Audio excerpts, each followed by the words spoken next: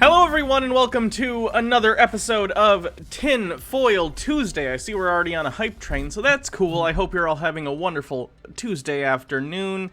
Let me get to the top of the thing so I can read some of these. Thank you, Sarah Celia, for your 3-month subscription streak.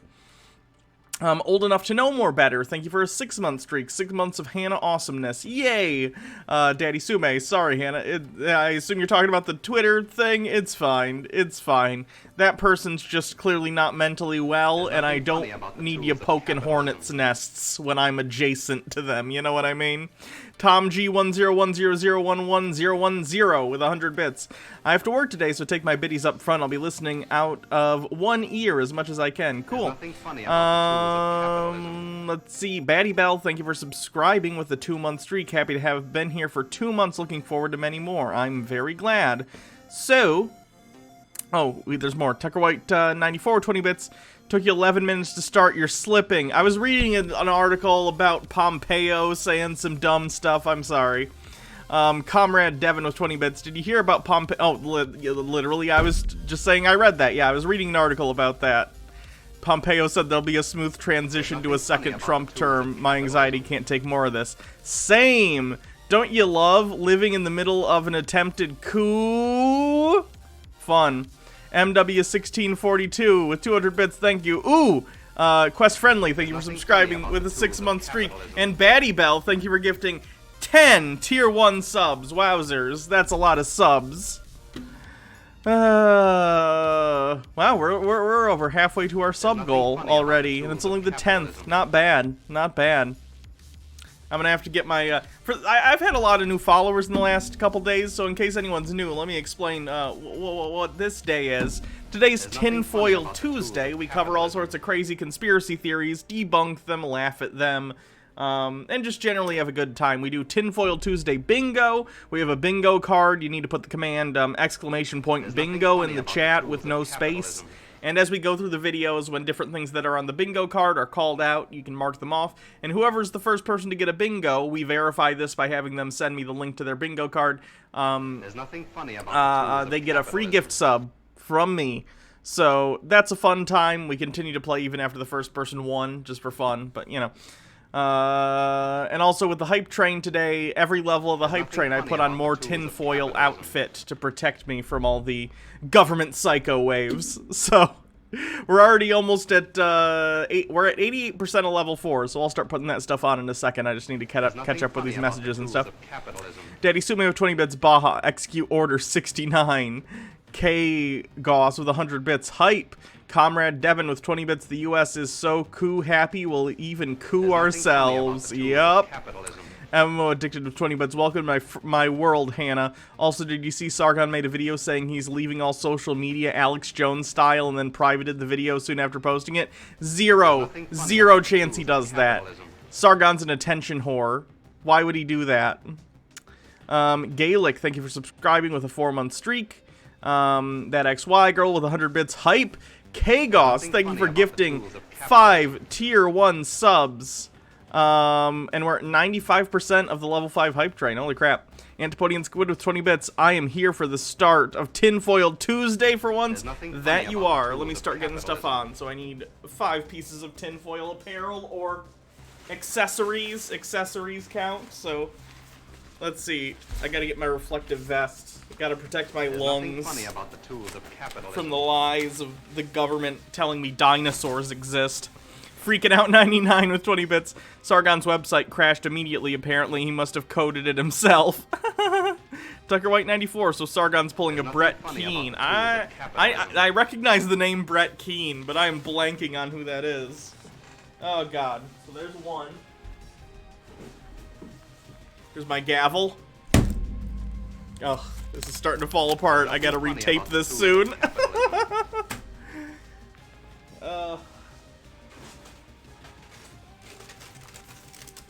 What happened to the glasses? Did the glasses break apart? I missed the tinfoil glasses.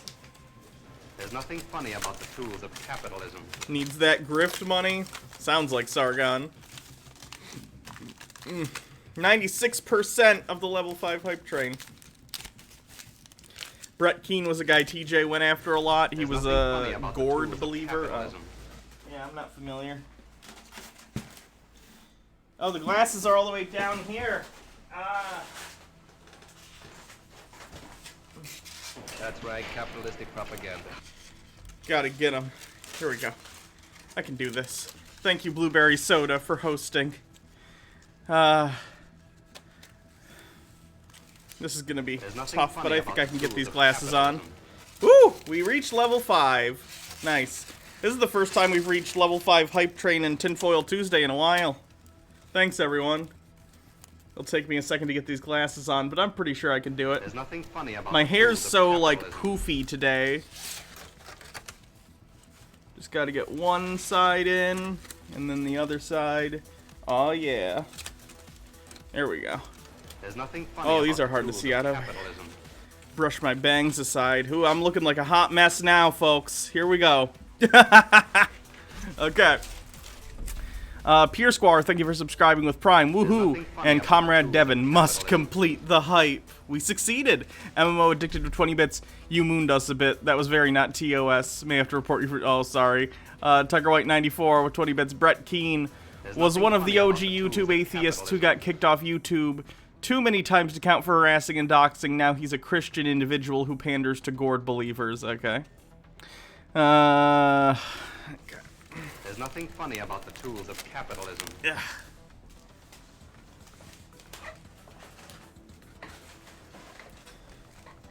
So I need 2 more tinfoil things. There's nothing funny about the tools of capitalism. Alumina rises. Beelzebub Twitch says I can't sub with Prime until the 10th, even though it's the 10th. That's weird. Software gore. That's right, capitalistic propaganda. There, I pulled my pants up.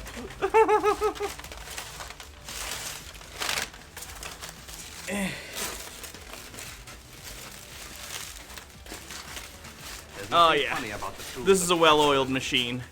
I can definitely do this without someone else here, and I don't look terrible. There we go, okay. Batty Bell, thank you for gifting a sub. Oh god. I ripped the tinfoil, it's fine. Nothing funny about the tools of capitalism. Okay. I'm tinfoiled. I'm relatively protected. Woo! 134% of the hype train. Not bad. Not bad at all.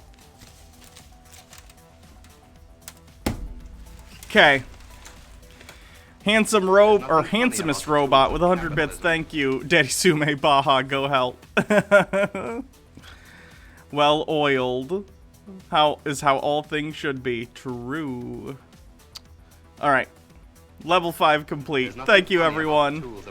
So let's see what we have today on the docket for Tinfoil Tuesday. We have Hans Wormhat with a new video on why Satan fakes animals. So maybe we'll finally get an answer to why Hans believes so many animals are fake. We have Nathan Thompson talking about the, quote, most common fallacies globe earthers use. So I guess we'll learn why us silly globe earthers are actually wrong and why the flat earthers are the real big brain boys. A call for an uprising talking about the recent election that Joe Biden won. Handsomest Robot. Nope, read that one. Or was it another one from Handsomest Robot? Thought I heard some noise. I'll say it again just in case. Handsomest Robot, thanks for the 100 bits, but it might still just be going. It's probably still going from catching up. We got a QAnon thing that we'll take a look at that came out on the 8th. So they're talking about the election and how they think it's fake. We have Owen Benjamin talking about Albert Einstein relativity and the Michelson-Morley experiment. And we also have a video of him talking about how he thinks dinosaurs are fake in the wings. We've covered his dinosaur skepticism, his dinosaur denialism, we've covered before, but that's a different video, so we'll look at that. Someone who's claiming the Apollo moon landings are fake, and we have this person who thinks that, what is this? Donald Trump UK visit in Virginia shooting building to Illuminati Freemason symbolism? That sounds terrible. Maybe we'll do that one. I don't know. Freaking Out 99 with 20 bits. When there's something strange in your local zoo, who are you going to call? Hans Wormhat. That's pretty good. Tucker White 94. Satan fakes animals, so the dog that's sitting in my lap right now isn't real. Not all animals, silly. Just koalas and giraffes and zebras. There's me mispronouncing a word again, like it's funny. I've continually said mispronouncing words is the lowest form of comedy. And here I am, at rock bottom. Welcome to rock bottom with me, folks. Daddy Sumo with 20 bits. Wait, isn't that the guy who played Shaggy in the live-action Scooby-Doo? No, it's not. It is not. Although he does look a little similar. He doesn't think giraffes exist. Has he ever been to a zoo? Okay, I gotta be more specific on that one. He thinks koala bears and gorillas and orangutans and a bunch of other animals. God, I gotta trim these bangs. Jesus. He thinks that those are fake, like they're animatronic and they're like CG, presumably because he's never seen them in person. However, Hans believes that giraffes are real, but that they are the result of genetic experimentation on horses. So, I assume that's probably because he's actually seen a giraffe at a zoo or something. So instead of saying it's outright, you know, a fabrication, he has to, you know, come up with some other reason that this thing that he thought wasn't real is real. Yeah, he's crazy. He's absolutely crazy. What does Hans think a mule is? I have no idea. Insane in the membrane? Very much so. Alright. I guess let's get it started in here, as the Black Eyed Peas once said. Black Eyed Peas. Anyway, you know what? Let's start with Hans. We need to start with something familiar that we can all get behind. And today we're gonna start out with Hans Wormhat explaining why Satan fakes animals, according to him. Today's Thursday, November 5th, 2020, and today I'm just gonna explain as simply as I can why people make up animals. And it's nothing new. Way back in the day, if you've ever looked at really old maps that have oceans on it, you'll usually see a few scary ocean monsters drawn on the map. And Hans is talking about, let's take a look. I know what he's talking about. Old maps with sea monsters. Sorry for all the crinkly. He's talking about how on old maps sometimes they draw like little pictures of like sea monsters because seafaring traditions tend to involve a lot of superstition because, of course, you know, being on a boat in the middle of the ocean is scary business and people make up little myths and stuff, you know? Mermaids, sirens, the Kraken, whatever this thing is.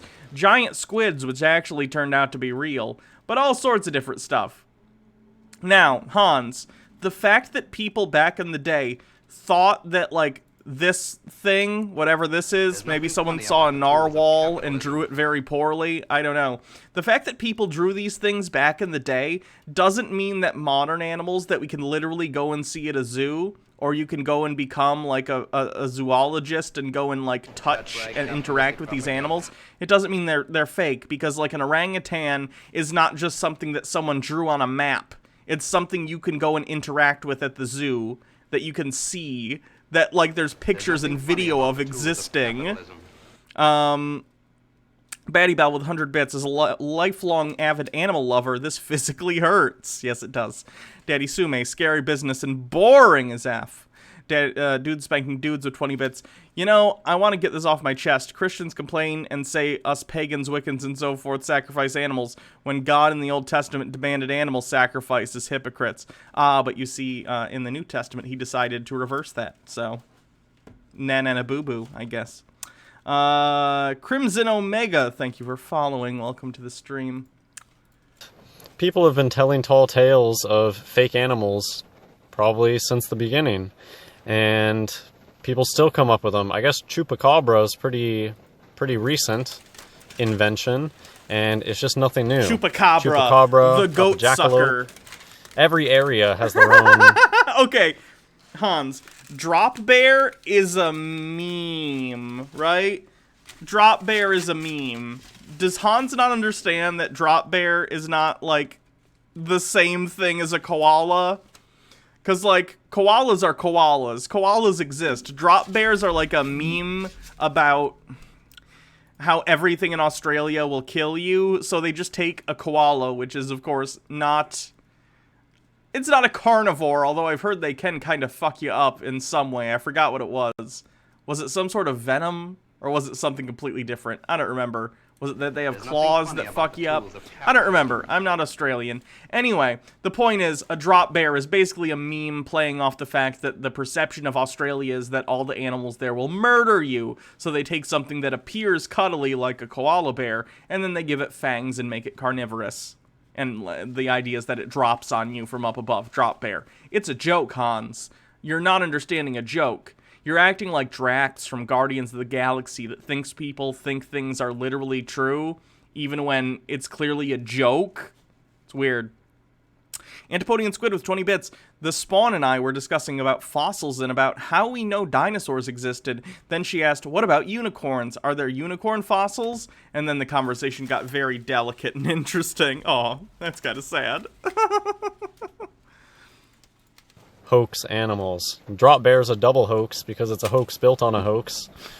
Koalas are not real animals. They're just little plushies that people used to build a taxidermy bear and stick it up in a tree, and they tell people that it's an animal. And now, point of order, koala bears are real. I'm not gonna... Every time Hans says this about koala bears, I want to go and get videos of koala bears and show them on stream. But I've done this multiple times. How many times can I show videos of clearly alive, active, moving, making noise, eating, pooping, living koalas in the face of this insane person claiming that they don't exist? I don't know. At a certain point, don't you have to just trust the audience to know that you believe koala bears exist? To know that you know koala bears exist? I trust you guys. I trust you enough. And I think that's good. Dudes spanking dudes with 20 bits. My theory, completely baseless by the way, was that the native people of Spain and stuff may have thought that bears attacking livestock were chupacabras. Maybe some of them were high on something and mistaking a creature, aka a bear, to be... I have no idea. I don't know the origin of chupacabra. I'm not gonna speculate, because I have absolutely no idea. All I know is that the chupacabra means goat sucker. That's it. Tucker White 94 with 20 bits. Do maps with sea monsters count as ancient wisdom? No, they do not. I'm making that call, and I don't think they do. nowadays it's just a little bit more advanced. They have CGI and animatronics. There's Wolpertinger. Hans, the koala bears existing, obviously, but let's say recorded history of the existence of koala bears goes back further than either animatronics or CGI. How do I explain this to him? There's nothing funny about Animatronics are a relatively recent invention, like in the last 50 years or so. I don't know when Disney built their first animatronic, but, you know, whenever that was. 50 to 70 years. Koala bears have been known to exist before that. And of course CGI came way later than animatronics. So what are you talking about, Hans? Daddy Sume, goat sucker, huh? Sounds like, Toriel from Undertale on Rule 34. I don't know. I know what those words mean. Some of those words mean separately, but when you put them together, I don't know. I don't know what that means. I assume it's lewd. It's just nothing new. The platypus, people knew that the platypus was a hoax when they first came out with it. The platypus is so weird that scientists, even the scientists, thought the first specimen was a hoax. Okay, Hans. I gotta get into this now. Dude spanking dudes with 20 bits. One more thing. You trust me, Hannah? You must have poor trust instincts since I believe in tarot and stuff. But yeah, koalas and animals exist. That is true. You do believe in woo-woo nonsense. Right, capitalistic propaganda. Hamster Titan, thank you for following. Okay, so what Hans is talking about here, I guess I don't know if this is true, although there's an article from the Washington Post, so maybe it's true. It could be a pop cultural myth, but when platypuses, if you don't, I assume everyone knows what a platypus is, but just in case. Platypus.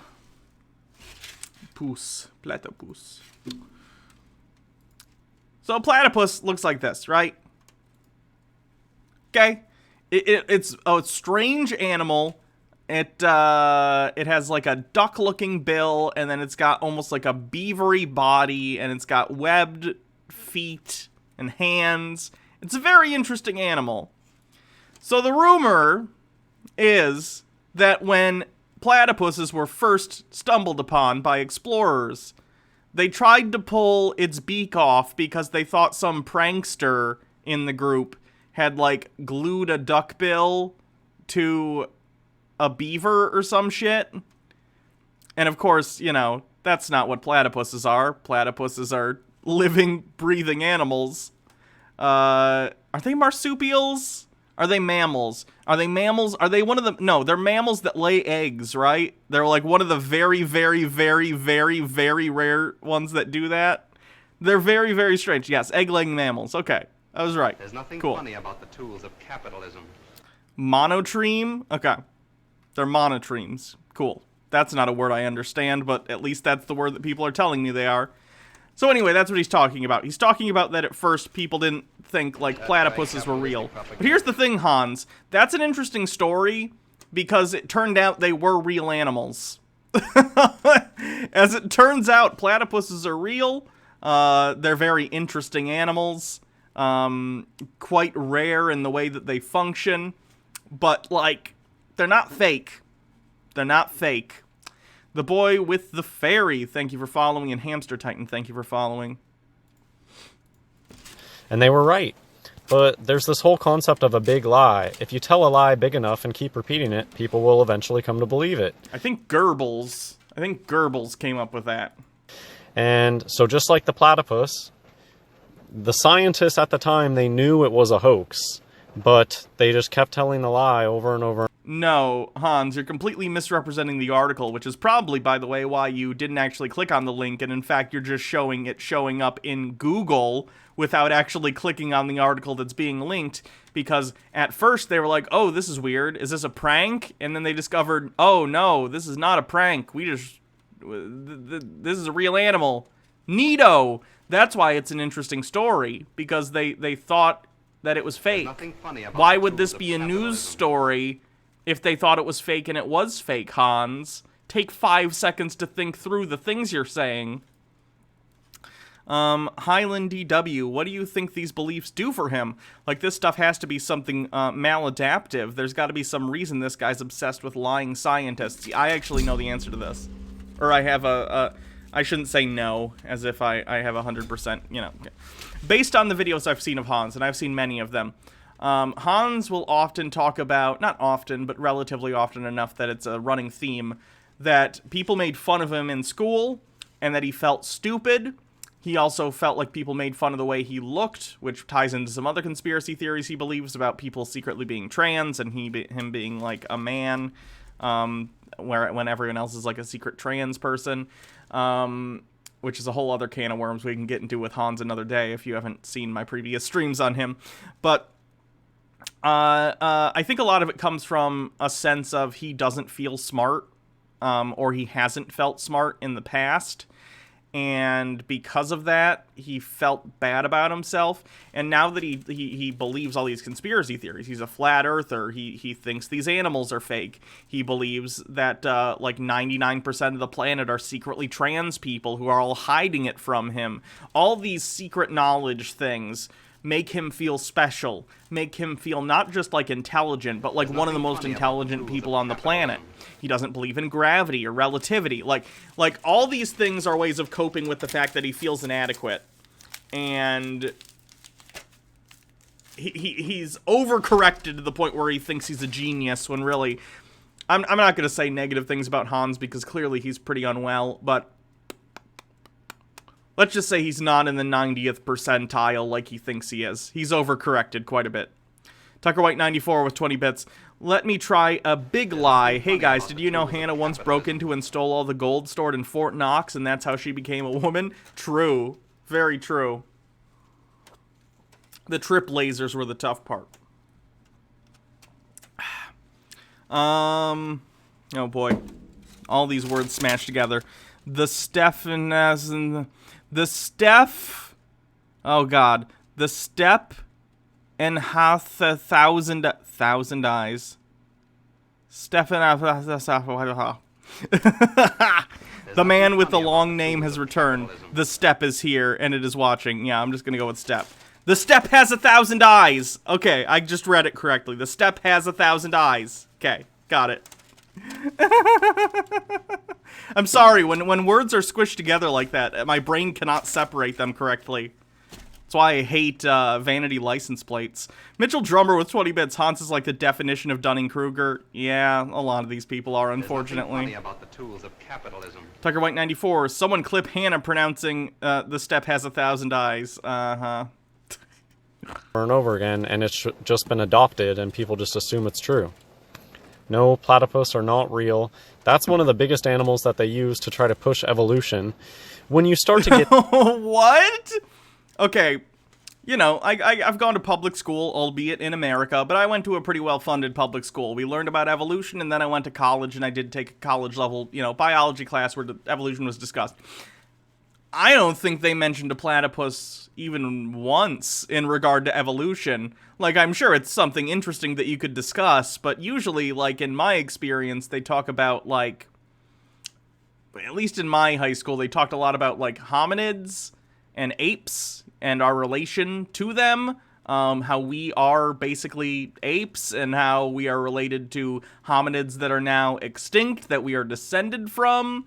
I don't think they brought up platypuses ever. I don't know what he's talking about there. Get the hang of what the fake animals are. The fake animals are the ones that you don't just see running around outside like squirrels and cats and dogs.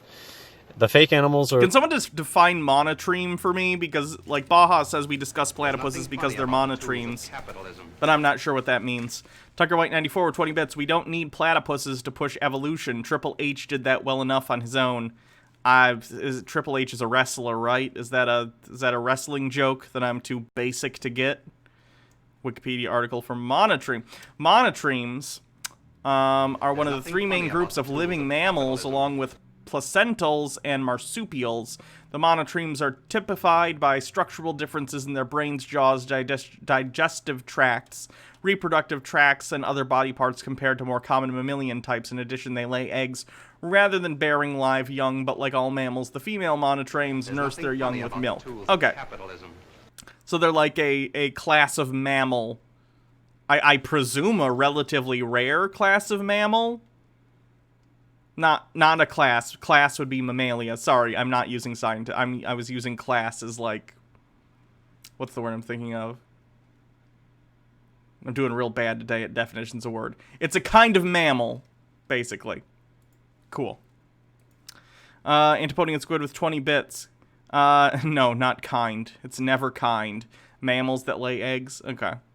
They're probably pretty rare, I would imagine, relative to other kinds of mammals. Antipodian squid with 20 bits. I've seen people use it because it's a mammal, but it lays eggs, and its venom is more reptilian in nature. Monotreme is an egg-laying mammal. The only ones still around are the platypus and the echidna. Interesting. Echidnas have weird penises. Have you seen them? They're weird. Dr. Gamble with 20 bits. Look, can we point out the glaring detail he's leaving out? Platypuses are secret agents tasked with toppling the evil empire of the deranged scientist with a troubling childhood. I understood that reference. Perry the platypus. Monotremata is the order class mammalian. Okay. Thank you. Thank you, biologist among us, or geneticist among us, rather. Thank you. The special ones that you need to see on the TV or at the zoo, and we're going to get into one that you see at the zoo in particular in a second. But anyway. The platypus is a creature from the impossible creatures that ascended and became part of reality.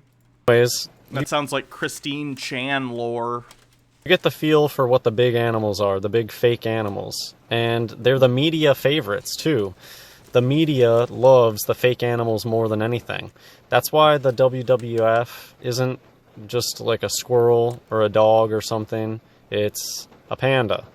And It's because pandas are endangered. Squirrels are not endangered. They're using a panda because there's very few of them left, and they're like the World Wildlife Foundation. The point is to, like, promote ecology and promote saving species that are on the brink of extinction. Hans! And that's why Australia is all about the koala. I mean, they're all about the kangaroo, too. But kangaroos are real, so... Okay, good to know. Hans believes in kangaroos. If Hans believes an animal is real, I just assume he's seen one in a zoo or something, because that seems to be the only common thread between animals he thinks exist, or that he's actually seen them with his eyes. You really see the koala pushed a lot more than you see the kangaroo pushed. And if you can think back to the wildfires, they were constantly having stories about koalas in the wildfire, but I think I saw one story about kangaroos in the wild. All right, Hans, let me explain to you why that's a thing. So koala bears, their environment are eucalyptus trees, because their only food source are eucalyptus leaves. So they spend a lot of their time just hanging out on the tree, most of their time, in fact, because eucalyptus leaves are pretty low in calorie density, so they have to spend most of their energy and time eating eucalyptus. Koalas are incredibly stupid animals. They're nothing against koalas. Like I don't want them to go extinct by no means, but they are the stupidest evolutionary dead end ever. Like, they are legitimately the dumbest animal that exists. They're very stupid. Their brains are smooth. They feed their young with what's called fecal pap. They literally have like partially digested eucalyptus poop come out, and their young has to eat it. They're incredibly stupid. So they spend most of their time in the trees, and they're not good at doing basically anything other than eating eucalyptus leaves, because it's what they do 90% of their life. Anyway, kangaroos aren't that dumb. Kangaroos, in fact, I think are relatively intelligent. They're probably on par with, like, a deer or something, which aren't, like, genius, but they're smarter than koalas. If there's danger, a kangaroo's getting the fuck out, right? They know what to do. They're gonna run away, and they can do so relatively quickly because they can, jump quite quickly. A koala being caught in a wildfire, you might as well have, like, a 2-year-old caught in a wildfire up a tree. They're not going to know what to do. They're not going to be able to respond effectively to that danger. They can't run away quickly. They're just going to die. Not to mention, their habitat, the trees, are literally a way that fire, like, moves. Like, it's fuel for the fire. So the environment that they live in, the eucalyptus trees in the forest, it's going to spread through there much quicker than an area that a kangaroo's going to live in. So there are multiple reasons why this is the case, Hans. and they taste delicious. Aw, that's not nice. Dr. Gamble with 20 bits. Dear God, nobody put this guy in front of an actual animal like a gorilla. This guy will do something stupid just to prove it's fake and get himself hurt. Honestly, that would be kind of funny, but yes, we gotta protect Hans. Hans is too stupid for his own good, and he's legitimately going to get hurt someday. Wildfires and kangaroos are actually real, and they just make all these stories about their stuffed animals. People would go out into the woods, wherever they keep these plushies up in the trees, and they would save the plushies, and then they love to make their viral video with all the plushies in their car. Oh, look at these things that I saved. Hans, they're not plushies. They're real animals. They're flesh and blood. Freaking Out 99 with 35 bits. If you take eucalyptus leaves off a branch and put them on a plate, koalas literally won't know what to do with them. Smooth brain. True, they literally have smooth brains. Koalas are not intelligent. And yeah, there was some bad footage out of that. Anyways. You were referring to kangaroo meat? There's nothing funny about the tools of capitalism. Who eats kangaroo? That's gross. That XY girl, Hans, is the koala. I'm going to spend probably the bulk of this video just talking about this one fake animal in particular. It's not a fake animal in that it's not alive. It's that they take an animal that is alive, say a donkey or a horse, and they camouflage it, they paint it, and they tell you that it's a new animal. And it's one that you can clearly see the brainwashing when you're able to step back. Is Hans' supposition here that the fact that the Bible calls donkeys asses is some conspiracy? Because Hans, that's just like a word that used to primarily be the word used to describe a donkey or a mule. That's not a conspiracy. What are you talking about? Gorillas are people in suits. I'll smile at them to show I know. Yikes. Antipodian squid. We all eat kangaroo meat. Well, some of us. It's very delicious. Ew, that's weird to me. But in fairness, maybe someone who's not from an area with, like, venison would probably find, like, if I ate venison, which I have, they might find that weird. So fair enough. Altered Rin with 20 bits. I desperately want to know what the criteria is for an animal being real or not, because he has definitely seen things like gorillas or chimps in a zoo before, and there are other animals he probably hasn't seen in a zoo that he believes exist. It seems like he has a hat full of animal names, and when he pulls out a name, believes that one doesn't exist. I honestly have no idea what the criteria is. Daddy Sume, Yahtzee does. Do not disrespect Yahtzee, Crawshaw, Teller Squid. Okay. And look from afar and see how many times were you told Z is for what? Z is for zebra. Gets told to you about 1 million times when you're growing up. That's the only reason that you believe in zebras. No. Nope, I've seen zebras. Even if I hadn't seen zebras, I would recognize that as it's one of the animals that's, you know, a real animal as far as the way people discuss them. I would understand that it would make no sense for someone to make up a zebra. Like, why? Why would someone make up an animal? Honestly, even as a fake animal is concerned, stripy horse is like the laziest fake animal you could come up with. At least a unicorn, like, has a horn. A zebra is just a horse that has stripes. That's so lame. It's a painted horse, Hannah. It's obviously a painted horse. You joke, but that's literally what he thinks, so... It's because Z is for zebra has just hypnotized you into living in a place where... Can I explain why this matters? No, I can't, because he hasn't made it clear. That's what this video is supposed to do, so hopefully you'll get to it. There's no... You can't even question it. What do you mean zebras are painted that way? Well, that's the secret. So, this is from the Wikipedia article on animals in the Bible. And if you go and you read where it talks about the ass, and it talks about how it's such a huge, it's a very important animal in the Bible. And then when you just keep reading, get down to this part. The custom was introduced very early, as it seems, and still prevails, to paint the most shapely and valuable donkeys in stripes of different colors. And I don't know about you, but I've never seen donkey painted up with green and white stripes. It's almost like cultural customs change, and in one generation centuries ago, maybe it was the custom to paint your beast of burden certain colors, but nowadays, because people use beasts of burden less for agricultural work and for transportation, it's not something that's culturally significant. Weird.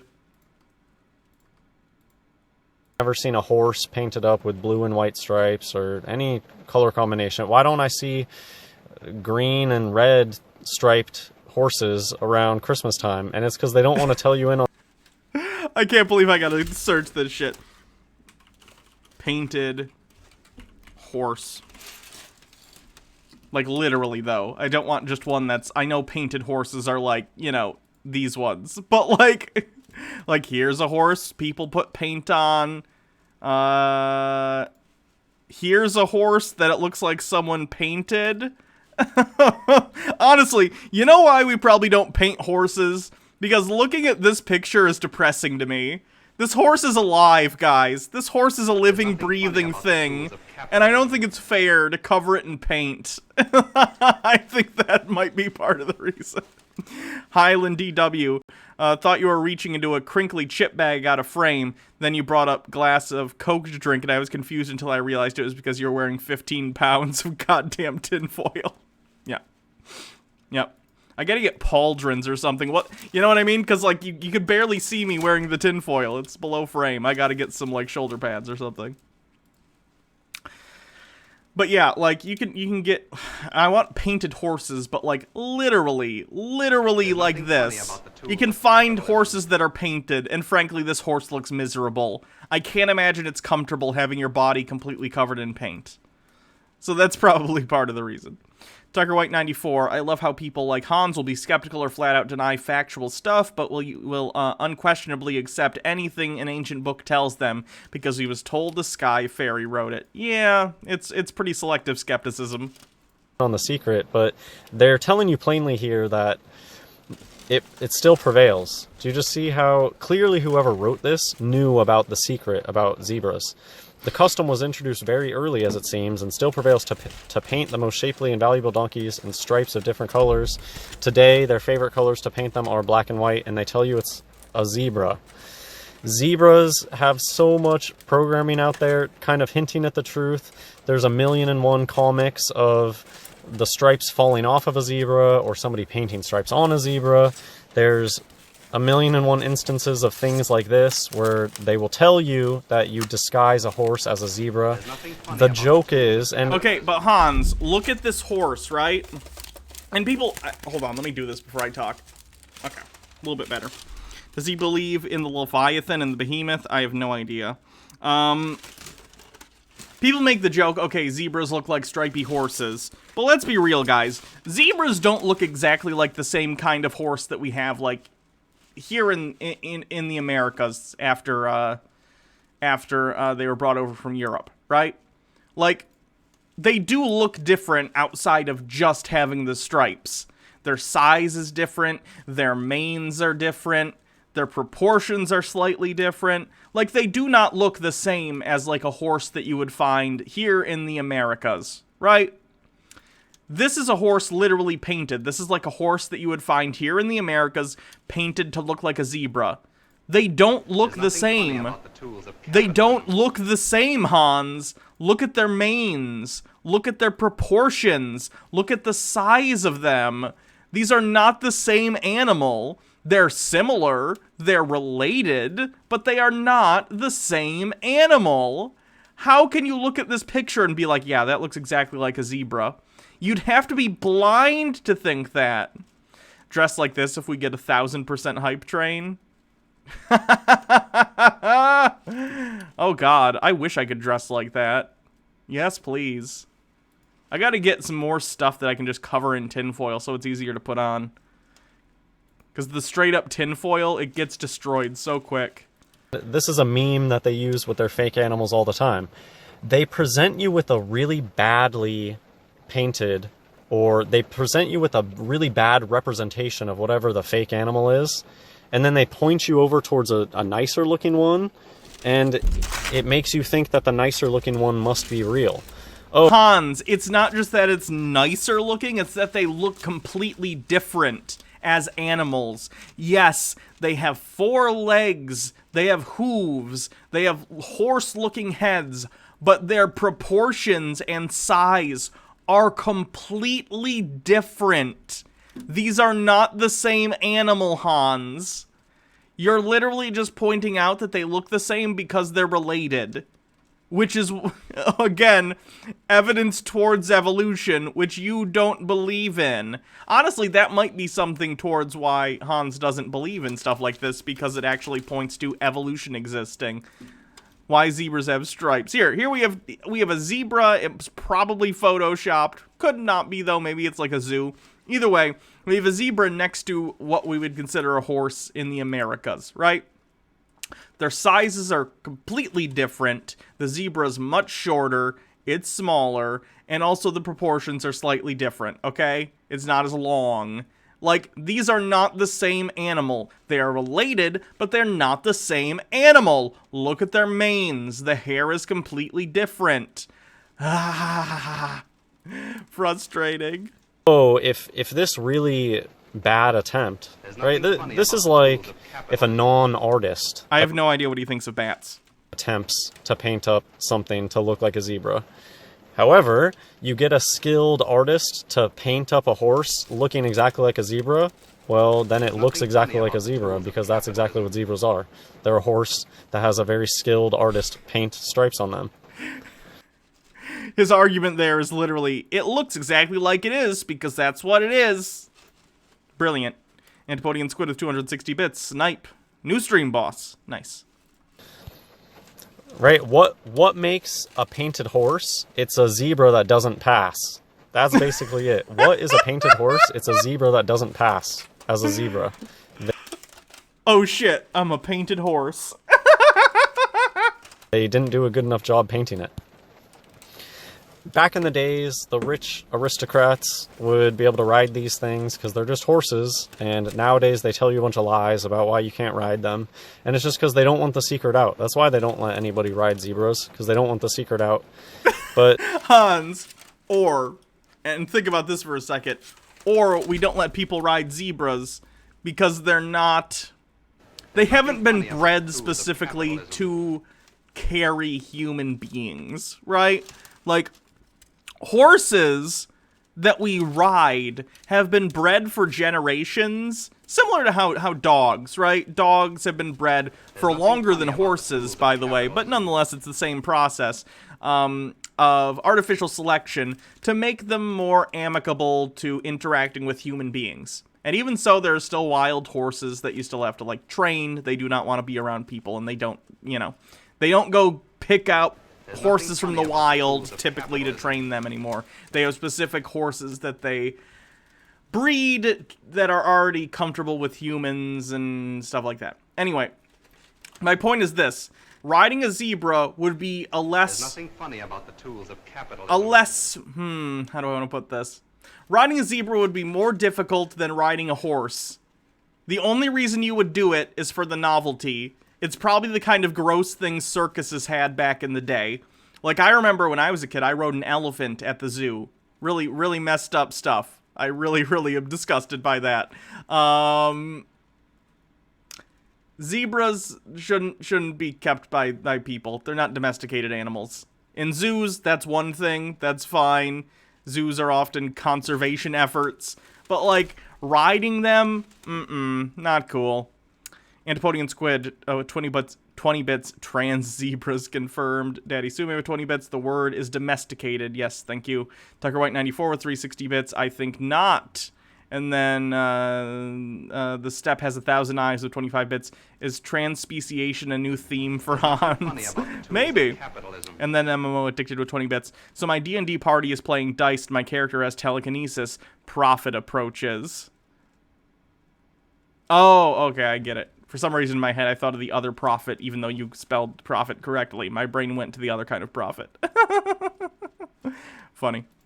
The Masons are really good at Careful, you're going to get caught cheating, and then people are going to attack you, and you're going to have to fight them.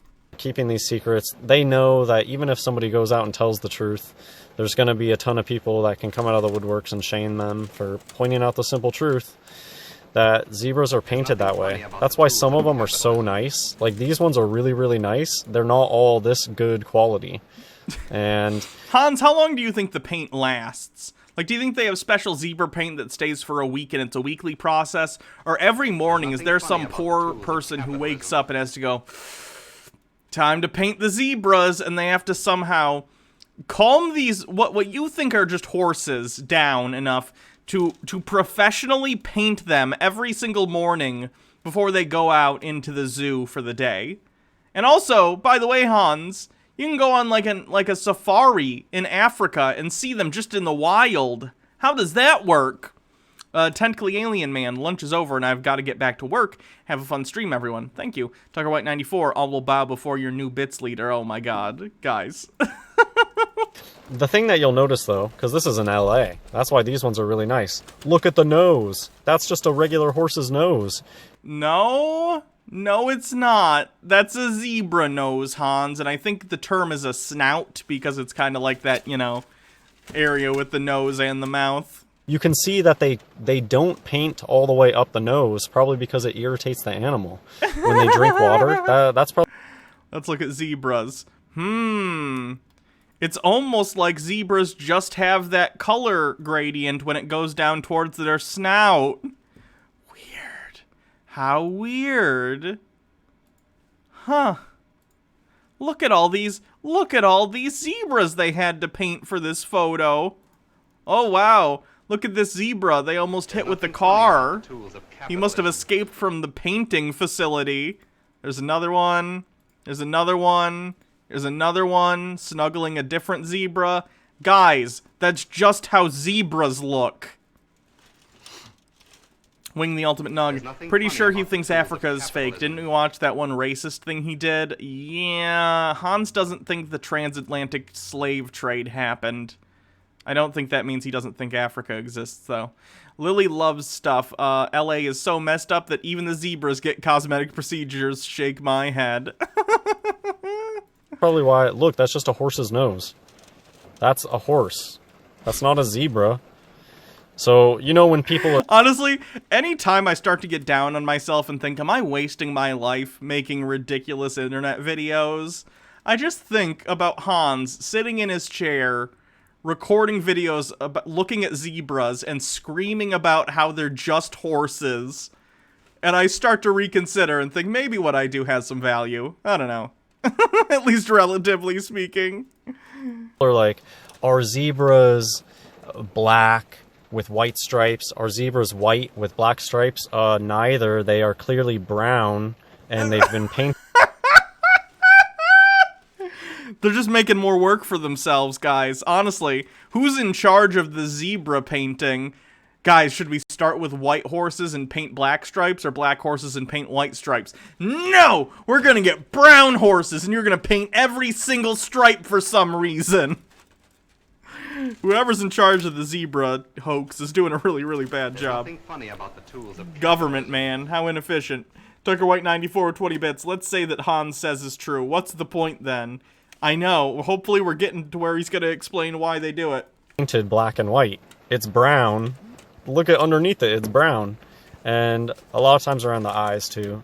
It's like you can even see the brown in the hair, too. Yep, they are brown, and they're painted black and white. Why are there so many different types of stripes? How come sometimes the stripes are faded, sometimes you'll see them smudged, and it's because it's up to artistic interpretation. Or, how about this? It's because animals who have patterns in their fur and on their skin often have variability in how those patterns actually turn out when they're born. The step has 1,000 eyes with 20 bits. Gotta use white primer to get the paint to stick. That's why you get some that are half painted. Is that a picture? I know they crossbred a horse with a zebra once.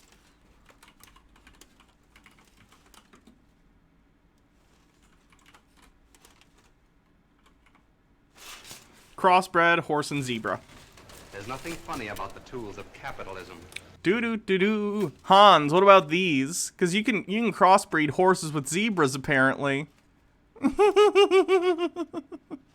Just curious. Oh, that's a cool looking animal right there. Look at that. That's neat. Do-do-do-do. There's nothing funny about Another thing that there's a million and one of is all the different combinations of, throughout history, everybody has claimed to make some sort of, a zebra and a mule, a zewl. Oh my god. I swear to God, guys, I have not watched this video yet. I'm just so in line with Hans that I just start, like, already looking stuff up before he even says it. I'm getting good at this, which probably means there's something wrong with my brain. Dr. Gamble with 100 bits. This reminds me of The Hitchhiker's Guide to the Galaxy, where you have the guys painting the mountains. Wouldn't put it past him if he thinks we're living in Earth 2.0. Oh, a zebra and a horse, a zorse. Oh, for every combination that you can think of, somebody has talked about it. And all it is, it's just... It's an extinct subspecies of zebra. I thought it was something like that, but I didn't want to say that out loud unless someone else corroborated, so thank you. Just a horse at various different stages of painting. Oh, we're gonna just paint its head a little. Okay, but Hans, look, like you can still see the stripes over here. They're just lighter. So did they just paint it a little bit, but like they didn't go on with the second coat or what? A little bit. That's a Kyoga or whatever. They're all horses. Horses are horses. And I guess that's another point. What's that meme from The Incredibles where he's like, someone make that meme, but it's horse is horse! Point of this video. Why do they fake animals? A big reason they fake animals is to push this false notion of evolution. There's no such thing as evolution, but God did... Okay. It's an evolution thing. Of course it is. Did create animals with the ability to adapt. That's why squirrels in one area might look a little different than squirrels in another area. You have big squirrels, you have small squirrels that filled.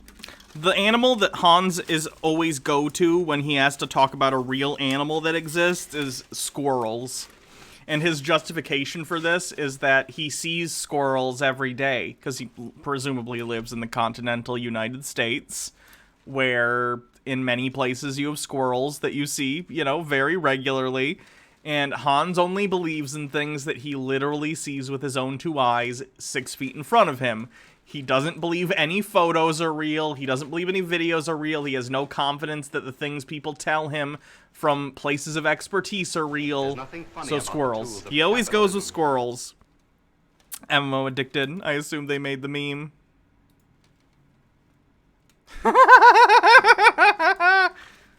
Thank you. I needed that. Good meme turnaround time, by the way. That was pretty quick. There's nothing funny about the tools of Different capitalism. areas. You've never seen the squirrels. Squirrels are fake. Hans is fake news. Right? That's what I'm saying. Like, he has such a solipsistic worldview. Like, Hans, you see squirrels every day and think they're real because you live in an area with squirrels.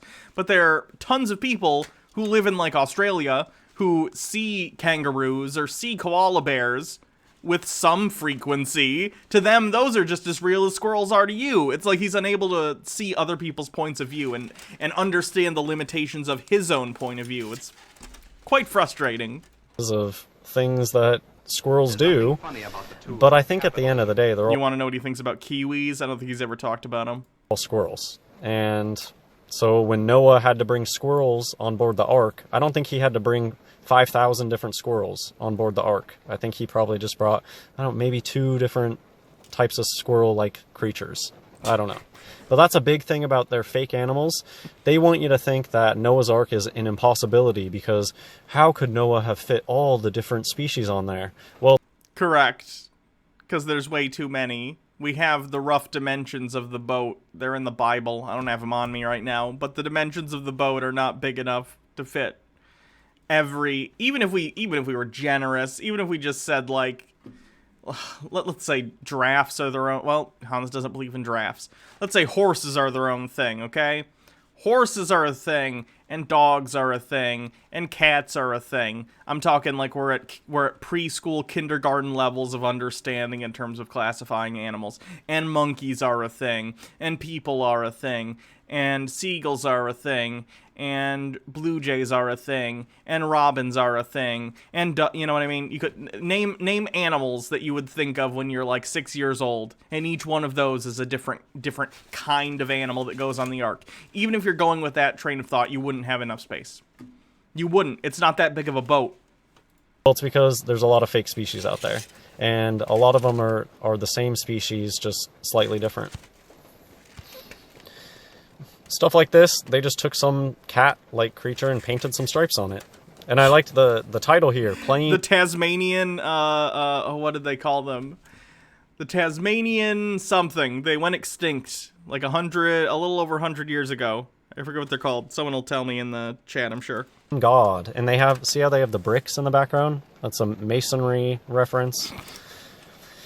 They love this idea of showing you why Tasmanian tiger, thank you. Tasmanian tigers, they went extinct. Have stripes because they are horses with stripes on top of them. No. Why would they use a picture of a horse with a zebra covering? Why don't... Because they think they're being funny. This is a BBC thing, and it's because they're showing you the truth. You take a horse and you put a zebra cover on it, and that's what makes a zebra. Can't you tell this one's painted different? Oh yeah, I totally forgot. I haven't been marking stuff off, although I don't think we've had a lot. On Bingo, get Freemasons, because he definitely just talked about Freemasonry. Yeah, I know. I'm going through right now. Sorry, I forgot. Where are Freemasons on here? It's like under Illuminati Freemasons somewhere. Illuminati Freemasons. I think that's it so far. Which is surprising coming from Hans. He normally has a little bit more than that, but... yeah, I think it's just Illuminati Freemasons so far. This artist really prefers the white. Not many stripes on this one. It's up to artistic interpretation. It's fades.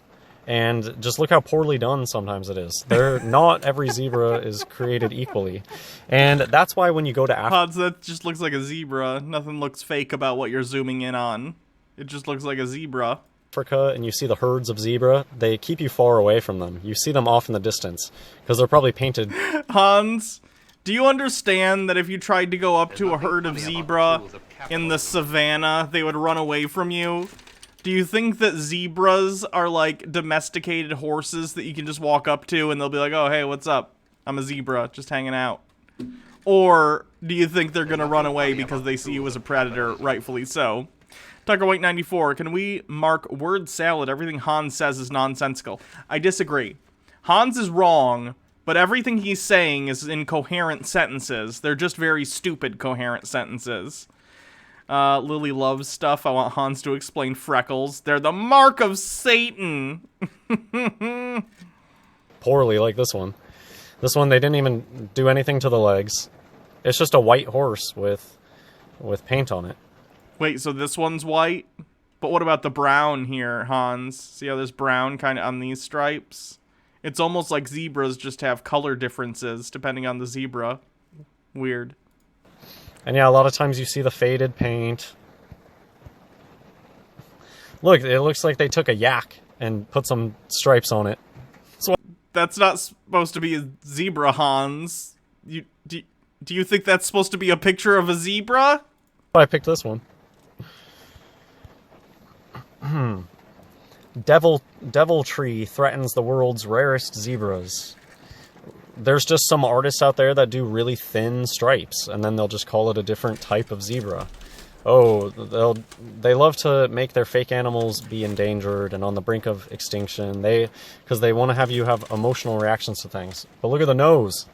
It's just a horse's nose. A brown horse. Okay, so this one's brown, but the other one was white. Okay.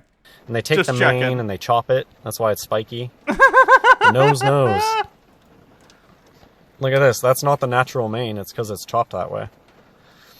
The natural mane is long, thick, and heavy, but is usually clipped in a distinctive crescent shape to between 5 and 10 centimeters so that it stands straight up. So that's...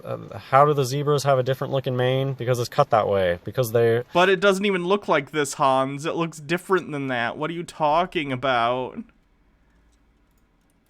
They're painted, and they have to maintain it, so they're manicured horses. And so they can keep the mane cut. And I guess I can talk about this. there's a place in California called Hearst Castle, and they would always talk about how Hearst Castle had zebras, but every time I would go, there would be no zebras there. And I think it's because it's just too much money. Tucker White 94 with 20 bits. Isn't it funny the inverse that goes on in the conspiracy community? People like Hans will look at real animals like zebras and go, that's fake as F. Yet conspiracy nuts will look at obviously fake footage of aliens and go, whoa, yeah. It's not about finding the truth. It's about believing something that's antithetical to the mainstream so they can feel special. You think the nose thing was thinly veiled anti-Semitism? Yeah, I'll count it. That sounds like it would be, so sure, fine. Let me see if I have it. Thinly veiled anti-Semitism. Doot. Okay. Let me just get this off the bingo call sheet real quick. There we go.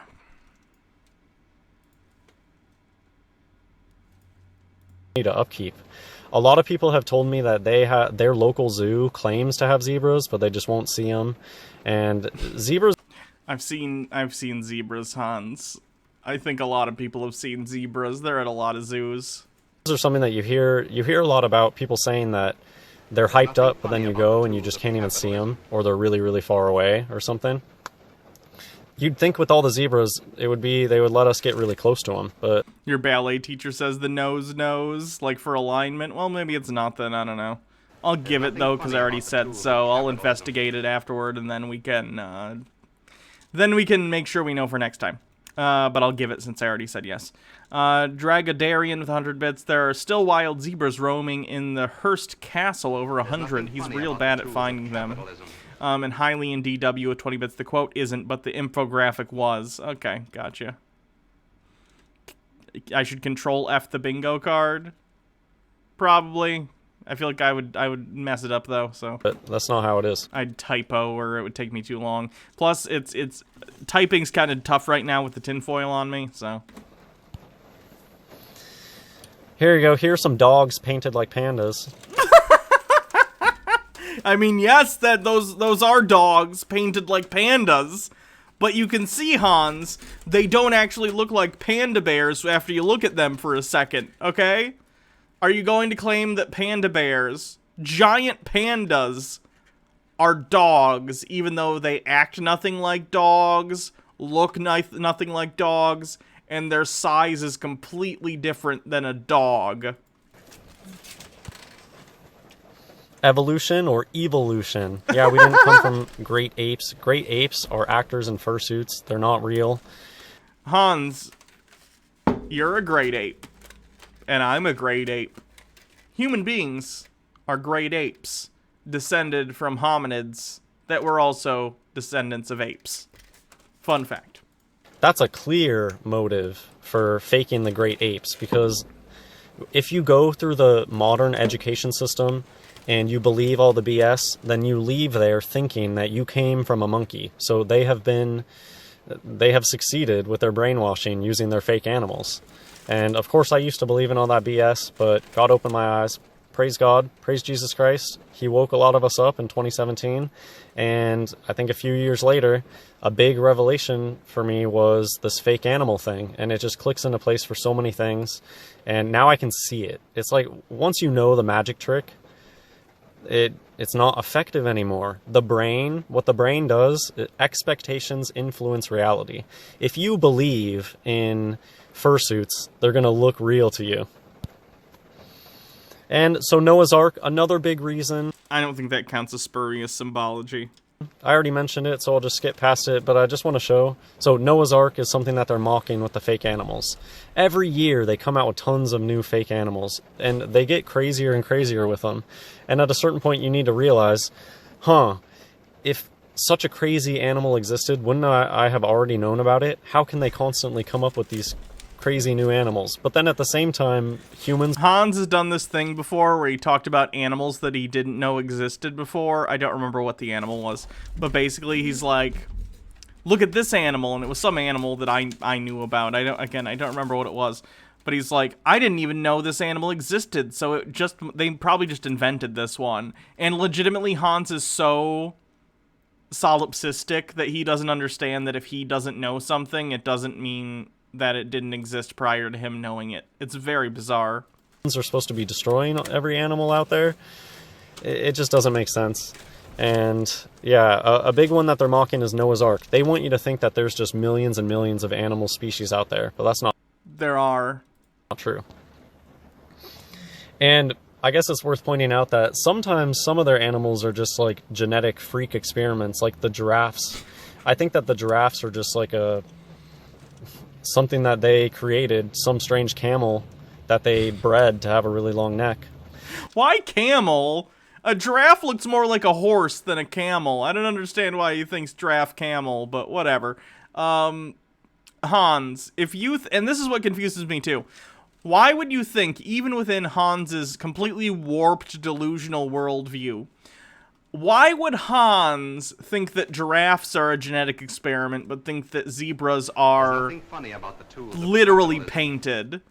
Because let's say we're in this fantasy world of Hans's where people can apparently use genetic manipulation to the point that they can turn a camel into a giraffe.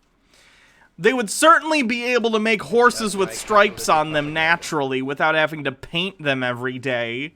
It's so weird. Even his own internal logic is not consistent. It is so weird. We need a cleanser. Here's a stupid infomercial. Listen. Okay. And then, thank you, Emotional Support Dad, for following. But look how... Trash truck going by. The quote wasn't, but the infographic was. Look how on Noah's Ark... I don't think so. The point I wanted to make about Noah's Ark. Look how on Noah's Ark, the animals that they choose to put on Noah's Ark are the fake animals. The painted zebras. They got penguins. I have videos about penguins. They got the pandas. Why? Hans, it's because these are popular animals with children, and the Noah's Ark story is most often told to children. Wing the Ultimate Nug with 20 bits, my guess is that when he was in elementary school, they went to the zoo and he petted a giraffe. Yeah, that sounds right. Why are those the animals that they choose to put on there? Because they're popular animals with children. And frankly, adults, those are cool animals. I don't know why... You have no evidence they're fake, Hans. They're real animals. That's why. And it's because it's a big joke. They know that those animals are not real. Here, they probably got more... Look, orangutan. It's not a... But Hans, look, there's also a horse, and you think horses are real. So what's up with that? Real animal. Koalas. Seriously. They almost always... Walruses are very suspicious. I think walruses are just like elephant seals that they stick big tusks on. So elephant seals real, walrus is fake. Again, where is Hans drawing this line? It's so ambiguous why he's deciding some of these are real and some of these are fake. There's absolutely no consistency. Tucker White, 94, because animals like penguins alone disprove the Noah's Ark story. Sure, I get what you're saying. Daddy Sume with 20 bits, because Hannah, a giraffe, can't be another animal that is easily made to look like another. A zebra is painted horse, but giraffes are unique in their bodies. Nothing else really looks like that. Sure, but it makes more sense to make, like, a stripy horse genetically than it does to make, like, a long neck thing genetically. Even though neither is possible, as far as I know, from our current understanding of genetics and our ability to manipulate them. Maybe Baja will correct me there, but, like, I'm pretty sure we're still at pretty infant stages of being able to manipulate genes like that. That XY girl with 40 bits, he selects them based on whether they eat cheese or not. What animals eat cheese? Oh, god damn it! God damn it. You know, if I had just read it verbatim, that wouldn't have counted, but the fact that I continued talking about it, yeah. Yeah, I deserve that. I deserve that. I gotta ready my body for when I do Tinfoil Tuesday. The step has 1,000 eyes with 20 bits. He mentioned going to Hearst Castle. That is within driving distance of where elephant seals gather in huge numbers on the beach. Alright, let's get this stupid. I hate you guys. I hate you all so much. Okay, where's Hannah mentions cheese? I hate it. I hate all of you. I hate this show. I hate me. I hate everyone. Let's see, do I have that? Okay, at least I got a spot to knock off too. So, I'll just finish up. This is just one of my daily videos, but this is something that people ask me all the time, so I figured I'd make it. And so if anybody ever asks me, why do they fake animals, I can just send them here. Another thing I don't seem to get... You think that giraffes and zebras are fake because you have a thing of a woman at a news place in front of a green screen? That doesn't track. Antipodians go to the 200 bits. No hating on the dark mother. We love you. It seems that a lot of people don't want to admit the animal thing, even though they know everything on TV is fake. Everything on TV is fake. So why do you believe documentaries? Why do you believe what comes out of Nat Geo? Because produced and fake are distinct. They're related, but they're distinct concepts. A Nat Geo documentary being produced, having a narration, them editing together the clips, that's being produced, but that doesn't make it fake. The footage itself is not fake. What is happening is not fake.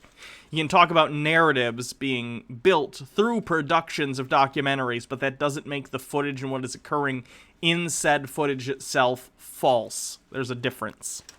And, I mean, you should just think about how pandas are just a media sensation. It's not like a real-life thing. Everybody experiences these fake animals through the media, not through real life. No, not everyone. People work at the zoos where these animals are. People do conservation efforts where they go and interact with endangered species. Just because you personally don't experience it, Hans, doesn't mean no one does. Revelation chapter 12, verse 9, And the great dragon was cast out, that old serpent called the devil and Satan, which deceiveth the whole world. He was cast out into the earth, and his angels were cast out with him.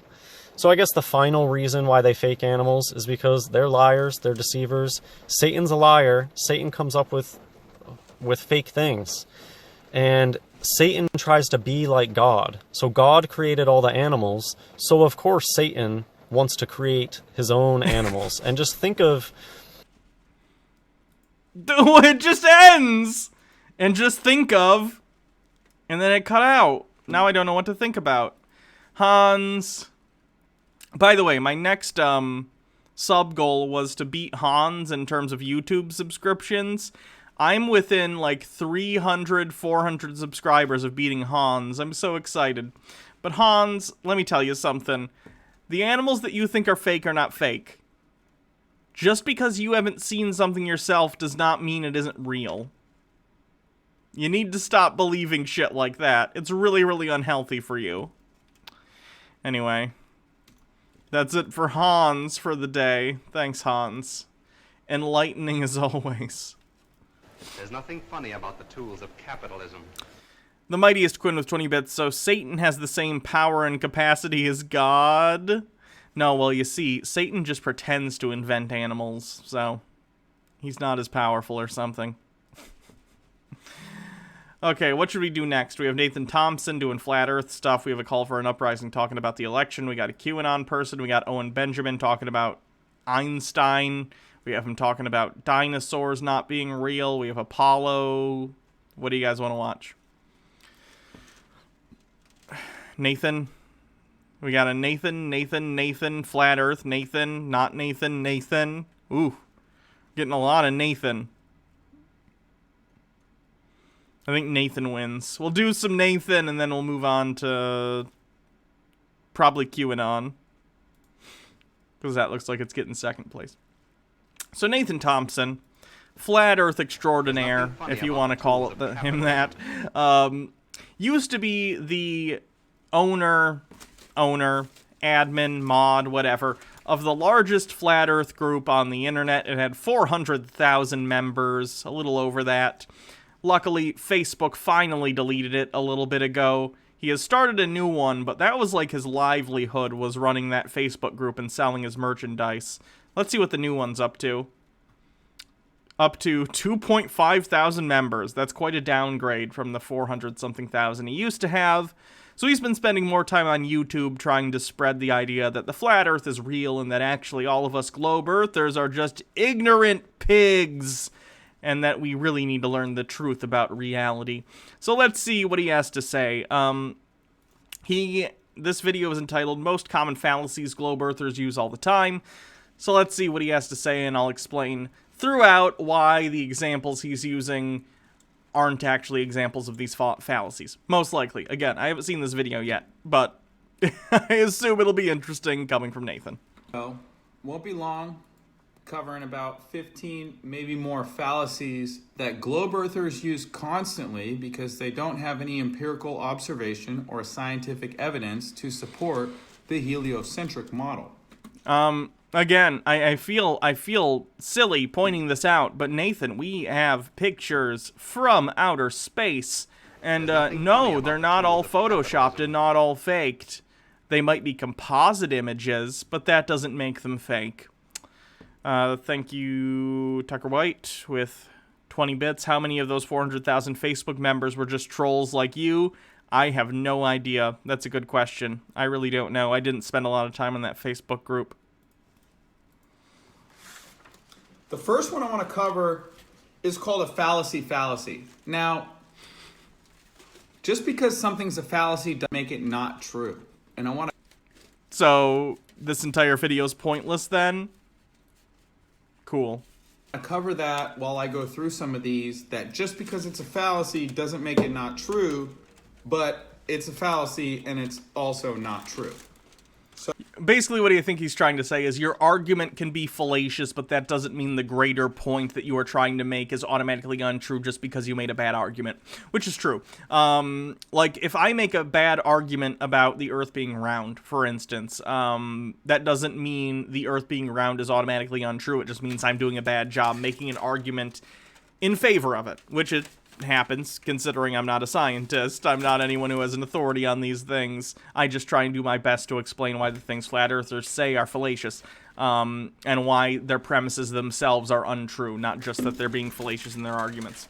So, I don't know. It's a fair point, but also it doesn't mean you shouldn't point out when someone's argument is fallacious, because if their argument is fallacious, it means they're doing a bad job supporting their argument, and if they can't support their argument, it is pointing in the direction of their argument itself being based on false premises. So the first one is the fallacy, and then we coined another one, which is the fallacy, which the Globers will use in debates sometimes because they just rattle off so many fallacies that they'll just say fallacy, as if you communicating that they're using fallacies is some sort of assertion that they're right about everything. So they'll do that sometimes. So I just want you to know there is a fallacy called the fallacy. And just because something's a... Did they make that up, or is that a thing? Let's take a look. Fallacy.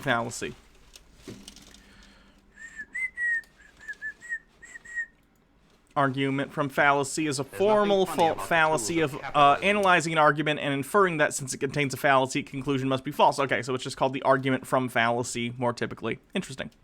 Okay. This is word salad, Tucker White 94 says. I don't think it is, because I understand what he's saying. He's not being incoherent yet. Guys, I don't think he's being incoherent yet. Fallacy doesn't make it untrue. But for example, like the first fallacy I'll get into that Globers use all the time is called a straw man fallacy. One of the most common ones I hear is, where is the edge? Show me the edge. Now, we don't claim to know where the edge is, just like you don't claim to know where the edge of space is. So both of us could straw man an argument, and I'd say, show me the edge of space, which is ever expanding. Well, if it's expanding, then it has to be expanding from a border or a limit or an edge. I don't necessarily think that's... Oh boy. Again, I'm not a physicist, which is why it's bad to talk about this. Whenever you get into internet arguments with flat earthers, it's usually between an idiot like Nathan Thompson and then an idiot like me, who, well, I recognize that science is real because I'm not stupid and I understand basic concepts. I'm not a physicist who can get into the nitty-gritty of actually explaining why something is or is not true, outside of just the obvious, like, hey, as far as we know from science, this is or is not true, right?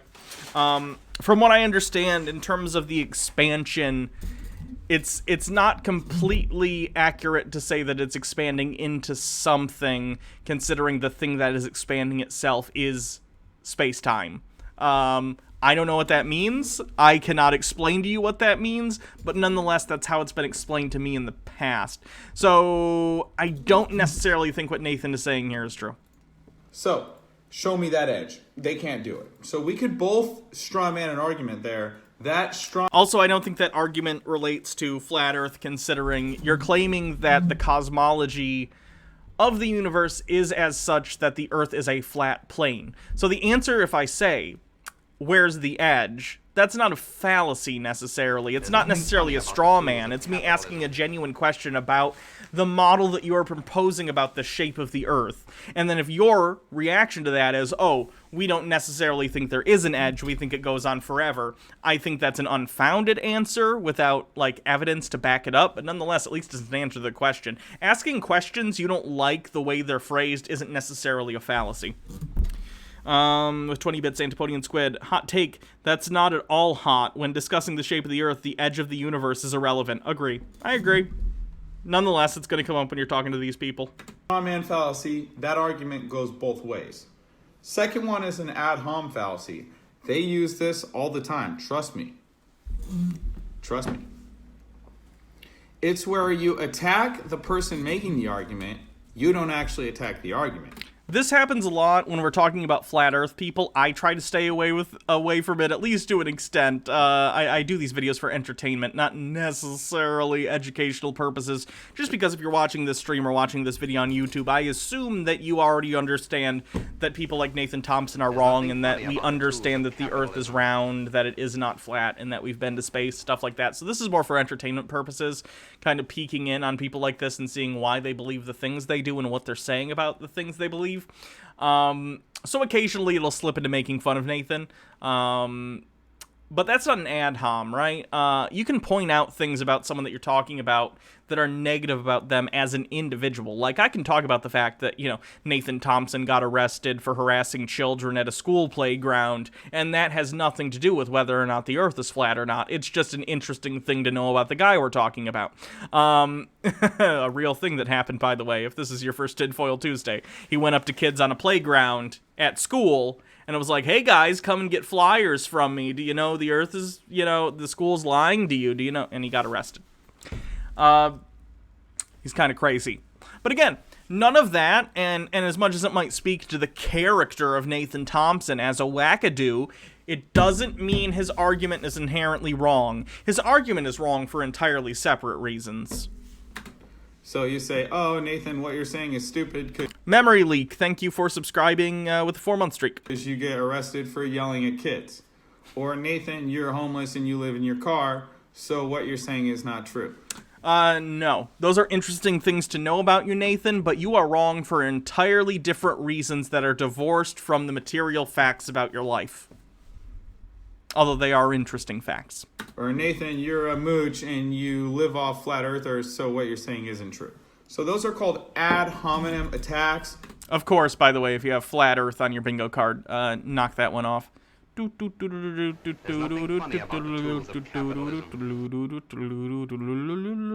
I not have flat Earth this time? That's a shame. He doesn't know what ad hom is. Also, what he's doing here is a straw man argument. I don't know. I'm sure there are people like hold on, let me knock this off. Where's flat Earth buoyancy on here? There we go.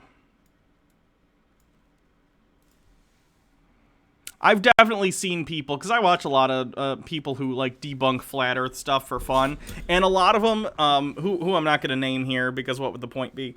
I don't like how angry and rude some of them get about Nathan. Nathan is an entertaining person, and he's certainly wrong about the things he espouses, but I find videos that do nothing but like take 20 minutes and they'll just like make fun of him or call him like ugly or like again making fun of the homeless thing, which by the way I don't think you should ever do. Nathan's like a messed up individual in that he's very wrong and he's holding on to beliefs that are untrue, but anyone who's going to spend time like making fun of him for being homeless is an asshole. Like, Nathan is probably not mentally all there if he's this deep into flat Earth. So to make fun of him for not being able to support himself, considering the kind of mentality he has, is pretty disgusting, and it's not something I'm going to involve myself with. But I see other people do that, and I find that kind of thing pretty rude. That, however, doesn't mean his arguments are true just because people are being rude to him. They are completely separate concepts. They'll also say things like, don't reproduce, or you should go back to school. Just know right away, when someone does that, it's not a good argument for the globe. That's a fallacious argument called... They're probably not trying to prove anything to you, Nathan. They're just trying to be mean, for the record. ad hominem. It's not a fallacious argument if they're not making an argument. They're not making an argument, they're just yelling rude things at you. Things that are probably informed by the fact that, yes, you probably could have stood to, pay a little more attention in school. But nonetheless, they're just trying to get under your skin. That's not an argument. They're not in a debate. Another one that's is called a genetic fallacy. That's where you automatically assume something is untrue just because of the source. Globers do this all the time. They'll say, oh, you saw it on YouTube, so it's not true.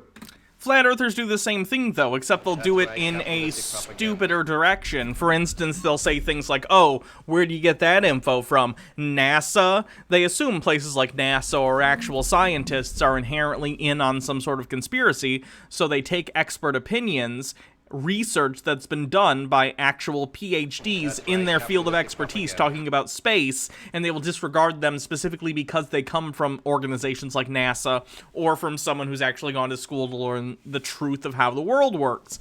So I don't think this is a one-way street, although I think there's a difference between a genetic fallacy and recognizing that someone's information is coming from a place of profound ignorance, right? There is a difference between getting your information from a PhD-level scholar who has published a paper in a renowned journal that is peer-reviewed and someone on YouTube like Mark Sargent who poops out 20-minute videos with complete nonsense. Now, don't get me wrong, I've gone through all of Mark Sargent's videos, like the flat earth clues that he did, although honestly I should probably go through them again just because that was a long time ago and I don't have it all cut up separately for the channel.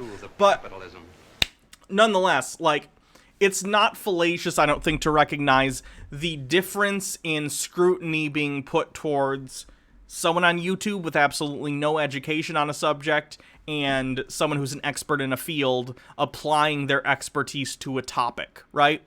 Like if I'm walking down the street and I'm on my way to the hospital and I'm about to get an operation, like let's say I'm going to get bottom surgery, which is something I plan on doing in the future because I'm trans, and I'm walking down the street and a homeless guy yells at me, hey, and I get in a conversation with them. I give them a couple bucks and I'm like, oh, I'm on my way to get bottom surgery, and they go like, you know what you should do for that bottom surgery?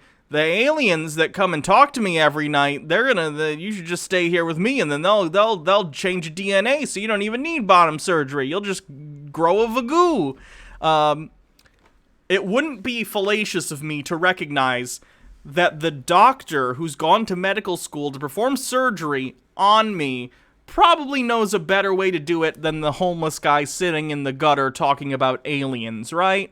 That's not a genetic fallacy. It's recognizing that authority is placed upon people with education on certain topics, whereas a novice or someone who knows nothing about a topic, their words shouldn't carry as much weight because they don't have expertise to back up the claims they are making. That's not a genetic fallacy. It's recognizing the strength of people's arguments based on their expertise. Let's see, what did I miss? Damn it, Roach, thanks for following. Vault48, thank you for following. Assassin of Narwhals, thank you for following. Phosphophyllite, thank you for gifting a sub to Comrade Devin. And Stello Gaming, thank you for following. Well, all the universities put their videos on YouTube. You can learn how to repair your car. You can learn how to cook almost about anything. Gordon Ramsay puts things on YouTube. Right, and Gordon Ramsay is a world-renowned chef. He's a 3-star Michelin chef. So he has expertise to back up the claims he is making, whereas someone like Mark Sargent or Nathan Thompson does not. Is he not a legitimate 3-star Michelin chef? Because he's on... Right, but you're talking about his credentials. That's what makes him There's legit. nothing funny about the You're tools of pointing out that he capitalism. has credentials in the field he's talking about. You, Nathan, don't have those credentials. Neither does Mark Sargent or any of the other people who talk about flat Earth. YouTube. Okay, so the genetic fallacy. Every fallacy Nathan listed can be easily applied to him too. I agree. Like, fallacies are fallacies for a reason. It's not because only one specific group uses them. Everyone who makes arguments, including myself, can be prone to fallacious arguments. It's part of arguing as a human being. We all fall into these same traps now and again. But it's just funny coming from Nathan, considering that so much of Flat Earth is built on fallacious argumentation because the very foundation of their belief system is false. They basically have to use fallacies in order to bolster their argument, or make it appear that their argument has been bolstered. Has bingo already ended? No, it has not. We are still on it. See, that's what that is. Oh, you saw it on YouTube, so it's not true. Also, you could have an appeal There's nothing to funny authority about the tools of fallacy. capitalism. Antipodian Squid, that's the point, Nathan. Anyone can put anything on YouTube. It doesn't have to be backed with evidence. Therefore, YouTube is not a legitimate source. It's the same with books. Anyone can publish a book without real evidence backing it. A book isn't a credible source like peer-reviewed journal is. Again, I would argue it depends completely on the sources cited within the book, the expertise of the author, stuff like that. Like a book, again, let's just go back to Gordon Ramsay. A book written by Gordon Ramsay, not necessarily just a cookbook with recipes, but a book actually explaining, like, the philosophy behind his cooking, how he decides how to do things, whatever. That would hold some authority in the field of There's cooking, nothing although funny about cooking the isn't really a tools of science, capitalism. you know what I mean? It's more of like an art. But I'll still use it as an example. That cookbook probably is better advice than something I could write, someone who barely knows how to boil water, you know? Catalina Gearbox with 20 bits. Someone demonstrates a poor understanding of philosophy, Eastern religion. Are fallacies considered part of philosophy?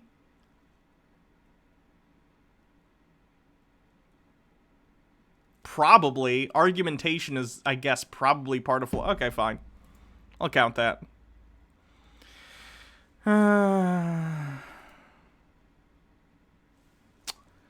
Poor understanding. Where is it?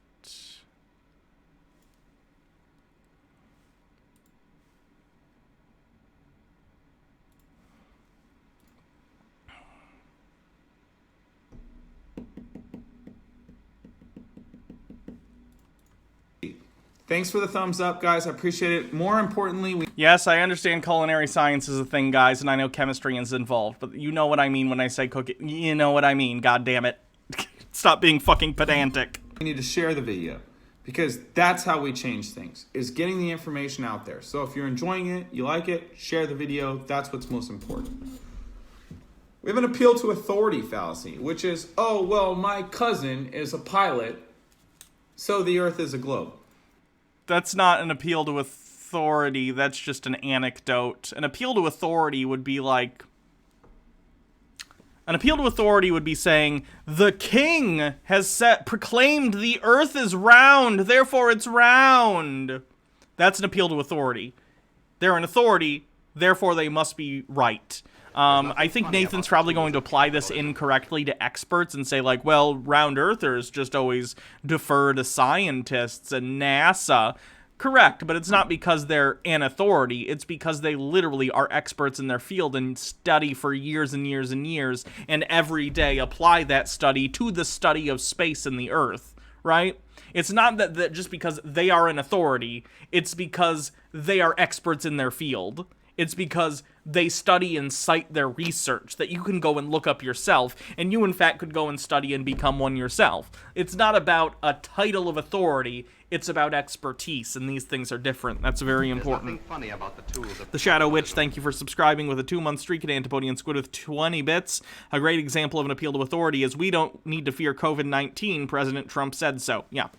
Appeal to authority fallacy. Agree. Not true. I have an uncle who's a pilot, and he refuses to debate me on my YouTube channel.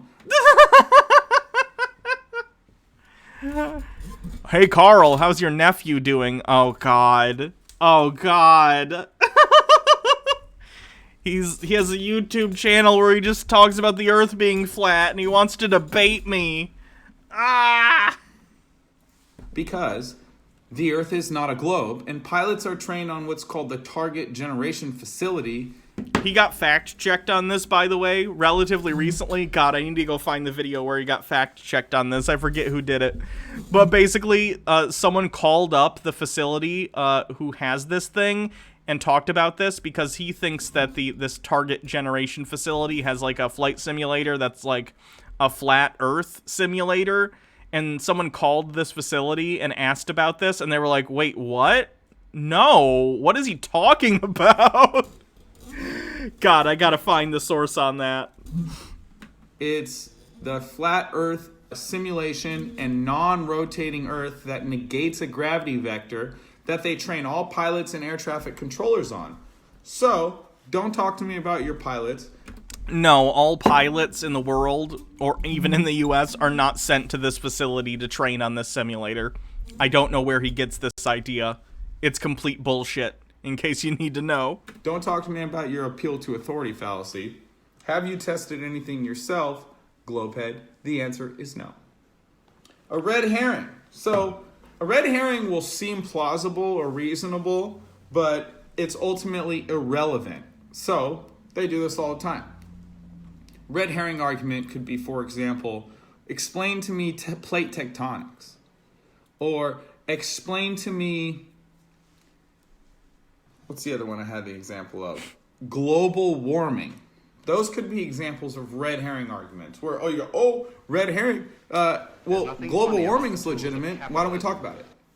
Oh, well, plate tectonics, that's legitimate. Why don't we talk about it? I mean, it would be relevant because our understanding of plate tectonics is pretty intrinsically linked to the shape of the Earth because they're plates that make up the various parts of the crust of the Earth that we understand to be a globe, which shift over time, causing both things like earthquakes and land formations and like all sorts of crazy stuff.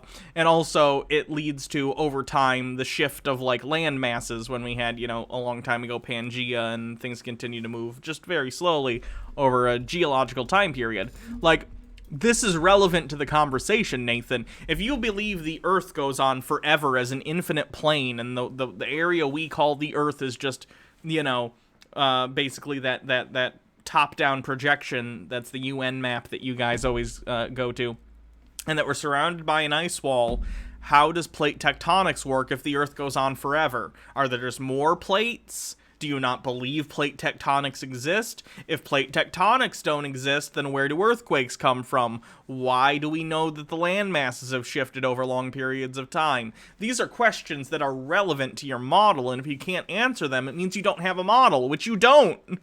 That's not a red herring. That's not a red herring at all. Global warming, again, while we do understand that global warming is real, I agree that I don't necessarily understand the relevance to flat Earth outside of the fact that I'm not sure what you guys think about the atmosphere, because global warming, of course, involves the atmosphere and releasing CO2 and stuff into it, thus creating a greenhouse effect where it's a thicker blanket that heat and stuff can't disperse from as easily. Again, I don't know what flat earthers think of the atmosphere, though, but that would be something that would be relevant in a discussion that we're having, right? That's an observed fact of global warming would need to be explained on a flat Earth model, just as it is explained in a round Earth model. Sorry, I'm stumbling over my words today. I'm sorry. Apologize. No. The argument This entire video was a giant red herring. Yeah. was there is no curve to the surface of the Earth. The argument was the Earth's not rotating. The argument was that we live in a closed container. Why are you talking about plates, which are flat tectonics, or They're not flat. They're round like the Earth. talking about global warming, which presupposes a globe and then presupposes that we're warming up? Okay, Nathan, but you understand that the concept of global warming is that our environment is warming up due to the release of certain chemicals into the air, right? Which we understand is because of a greenhouse effect. We understand this within the globe model. So if your model is that of a flat Earth, and I don't know what your thoughts are on the atmosphere, you would need to explain the effect that is observed on your model. That is something that you would need to contend with. That is not a red herring whatsoever. So those are all begging the question, fellas. If the Earth is domed, where does the heat go? Yeah, that's... Oh, yeah, they do think there's a dome. I forgot. They think that there's a firmament. So I don't know. I'm not sure what they think. These also, Flat tectonics is the new name for my modern jazz trio. That's pretty good. which I'll get to in a minute.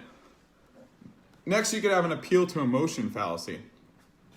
Appeal to emotion is anytime they don't have an actual... Did I watch the video of Tate beating a woman? Nothing What? funny about the tools of No, I didn't even know that existed. Tucker White 94, 20 bets. Here's an example of a red herring. Class. We've had tons of people literally circumnavigate the globe. We can see the Earth from space. Nathan was arrested once for harassing school children, and we can measure the roundness of the Earth. Yeah. argument or scientific experiment, empirical observation, and they just tell you they're right because otherwise it would make them feel bad, or it would make someone else feel bad. Now I've never heard anyone make the argument that the Earth has to be round, otherwise it'll hurt my feelings. This is not a thing that happens. can't say that the Challenger didn't explode because all those families that had relatives on the Challenger cried. Oh, I see what he's doing. Okay. I understand what he's saying now. Nathan, in those instances, you could say it's a fallacy if someone was trying to say, oh, the Earth is round because the Challenger thing happened. But more what I'm thinking is happening there is it's not an argument they're having, they're just calling you an asshole. And let me be clear, you're wrong about the shape of the Earth, Nathan. You're very wrong about the shape of the Earth, and all your arguments are absolutely terrible. We've discussed them many times on this channel before. But on top of you being wrong, and we've made plenty of arguments before, let me just be clear. When you go on about your conspiracy nonsense about the Challenger not actually exploding and killing all those poor people, you're an asshole. You're a huge asshole. Just like people who deny Sandy Hook happened are assholes. Just like people who deny the Boston bombing happened are assholes. Just like 9/11 deniers are assholes and Holocaust deniers. You're all fucking assholes. Now let me be clear though. You being an asshole has no bearing on how wrong you are. They're completely separate entities. You are an asshole, and you're wrong. I can say both of these things and not have it be a fallacy, okay? You are a monster, but you're also wrong. There's a period in between these sentences. Tucker White 94. Wait, Nathan denies that the Space Shuttle Challenger exploded? Yeah, a lot of flat earthers do. There's even a meme image macro, another strawman by Nathan. There's an image macro where they think these people are still alive and living, a different life somewhere, and they have images of different people who are not the people who died in the Challenger explosion. It's really, really sick. Misattribution of coincidence, post hoc ergo propter hoc. Misattribution of coincidence in what way? What do you mean? You can't just say things on the bingo card and expect me to know what you mean. You gotta explain what you think was that space on the bingo card. Shadow Witch with 20 bits. It's like a loaded language, aka appeal to emotion, like when right-wingers use words like gulag and communism to evoke a reaction. Sure. I cannot watch the video of Tate beating a woman on Twitch for obvious reasons. I might take a look at it later, but I can't. We can't watch it on here. That's TOS. Anyway. For a very long time. Oh, well...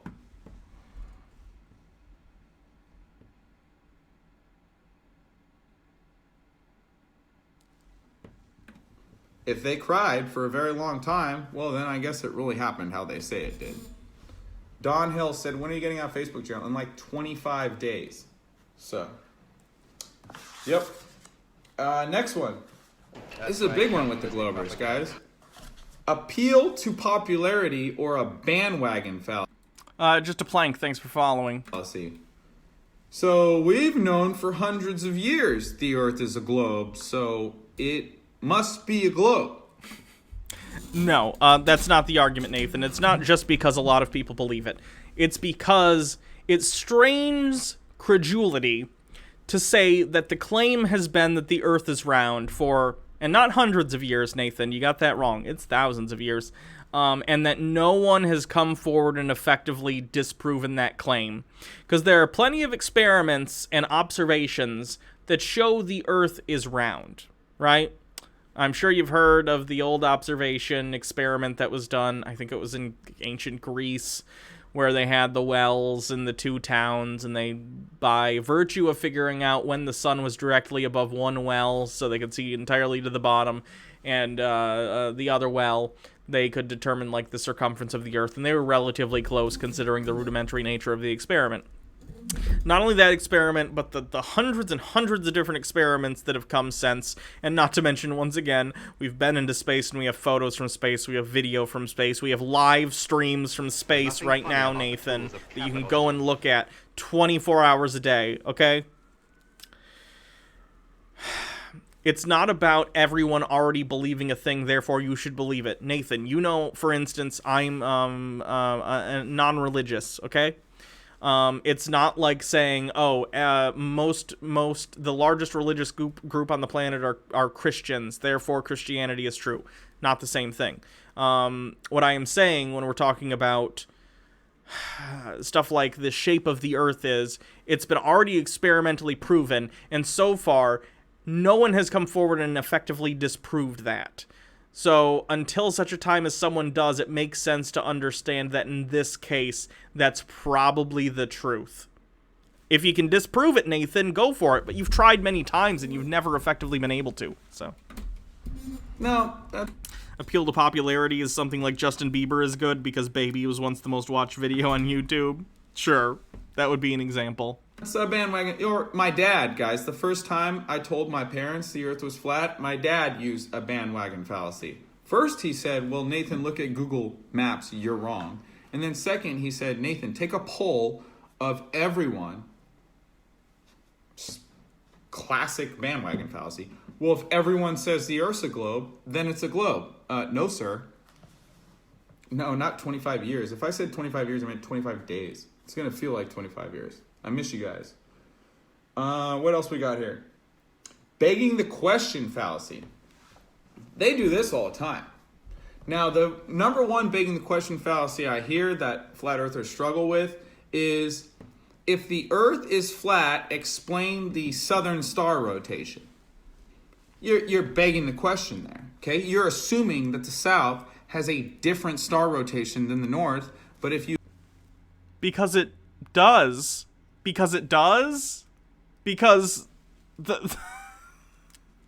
because the star, you see different stars in the southern hemisphere than you do in the northern hemisphere, Nathan. You see different stars. That's an observable fact. You get on your Googles and look it up, or Yahoo, whatever you want to use, all stars move east to west. The sun and the moon move east to west, and that does not change in the southern hemisphere. So what you're seeing, Globehead, is apparent, not actual, which means you're seeing it, but it's not really happening in reality. The stars on both models move east to west, right? Because you're moving one direction on a globe, or they move east to west because they're moving one direction on a flat earth, okay? Affirming the consequent fallacy. Now, affirming the consequent is if P, then Q. P happens, so it must be Q. Causing. There's nothing funny about the tools of capitalism. No, it's not word guys, word salad is like chili juice. He is not word salading yet. Someone really wants word salad on their bingo card. A good example could be in the morning the rooster crows and the sun comes up. So this sun coming up is... Just saying things that are wrong is not word salad. It has to be completely incomprehensible gobbledygook that means nothing. Him just being wrong is not inherently word salad. It's caused an effect of the rooster crowing. Now, obviously, everyone knows the sun doesn't come up because roosters crow, because the second your rooster dies, you don't have an argument for the sun coming up. The sun will still come up when your rooster dies. So affirming the consequent is if P then Q, P happens, so Q. We see the sun come up after the rooster crows, so it must be the rooster. Tucker White, no Nathan, that's the plot to Rock-a-Doodle. Growing, causing the sun come up. Now, one way that they will use this is the sticks and shadows with Aristophanes.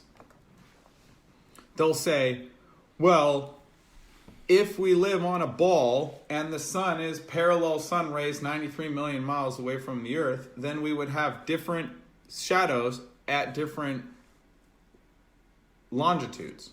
Now, we do have different shadows at different longitudes, but your faith-based science assumes distance. That's not how science works.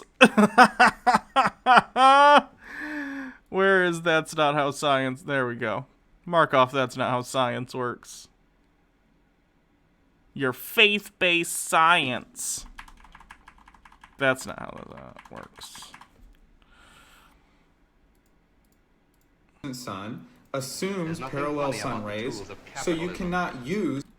This step has 1,000 eyes with 50 bits. Gotta go to class to pretend our big band is functioning remotely. Thanks for the fun. Faith-based Hope it goes well, thanks. Do I have that? Hold on. Doesn't understand how science works. There we go. science to say that that is the cause, because correlation is not causation. Now this... It's not about correlation and causation, Nathan. It's about them making a prediction that would be true on a globe Earth, and then carrying out an experiment to test whether or not their hypothesis of the observation would carry through. Their hypothesis is, hey, if the Earth is a globe, this would happen. Let me do the thing to test if that happens. Oh, it happened? We must live on a globe. That's not the same thing as the rooster thing you just said. It's them putting forward a hypothesis, testing it, and not falsifying the hypothesis that they've put forward. In fact, it found it to carry through exactly as they thought it would. In what way is that putting the cart before the horse? Shadow Witch. Faith-based. Did Craig fight the flat earth, not pound this into your head? Not a religion. Stop projecting. It's so weird, too, because Nathan's religious. It's weird to me when religious people try and denigrate a concept by calling it religious. Science isn't religious, but if it were, why would Nathan, a very religious man, denigrate the concept of religion? Seems very strange. It works very simply with a small localized light above a flat and stationary Earth. Now, if you have a small localized light and you put two different sticks and shadows into the ground above this small localized light right here, these two sticks will have different shadows. Neil deGrasse Tyson talks about this. I mean, this is nothing new. I've got videos with 100,000 views on my YouTube channel. Not lately, you don't. Let's take a look at Nathan's. This isn't a fallacy, by the way. I just want to point out that that's a funny statement. Let's see, this video got 1,000 views. These all got a little over 1,000. 1,000. 2,000. 1,000. 2,000. 1,000. 2,000. 1,000. Almost 3,000. Ooh.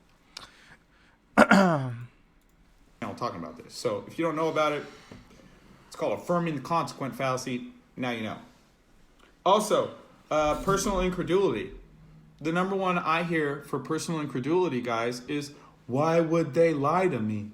Well, what is the reason for them lying to me?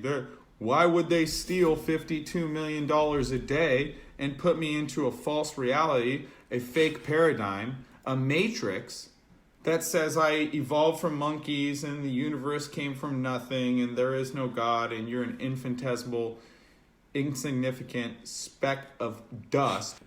Who took the time to make this photoshopped image of the ape with the mask and the gloves? It's kind of amazing. On a blue marble in space. If you can't see that, I'm sorry, you don't have eyes to see. You need to adjust the aperture in your eyes so you can let in some more light, let in some more information, bring in some more knowledge, and retain some more wisdom. Nathan, do you not see how you've committed, like, multiple fallacies by presupposing that this is all some matrix? That's what you said. Matrix. By presupposing this, like, matrix where all understood scientific concepts are not, in fact, scientific concepts as we understand them, but are entirely put into place to control you. Like, that involves multiple fallacies. A lot of that is so much presupposition. So much of it is just assuming the worst for absolutely no evidenced reason. You can't do that. Now, these are a couple I made Didn't answer the question, Nathan. up myself, guys. The Snoop Dogg fallacy, where they'll say, "You're not high enough to see the Earth curve." Sure, I'll say that counts as the Matrix thing, because we never get to use it. It almost never comes up. Do we have that on the board? Not understanding the Matrix as a metaphor for being trans? Right on. Where's my bingo card?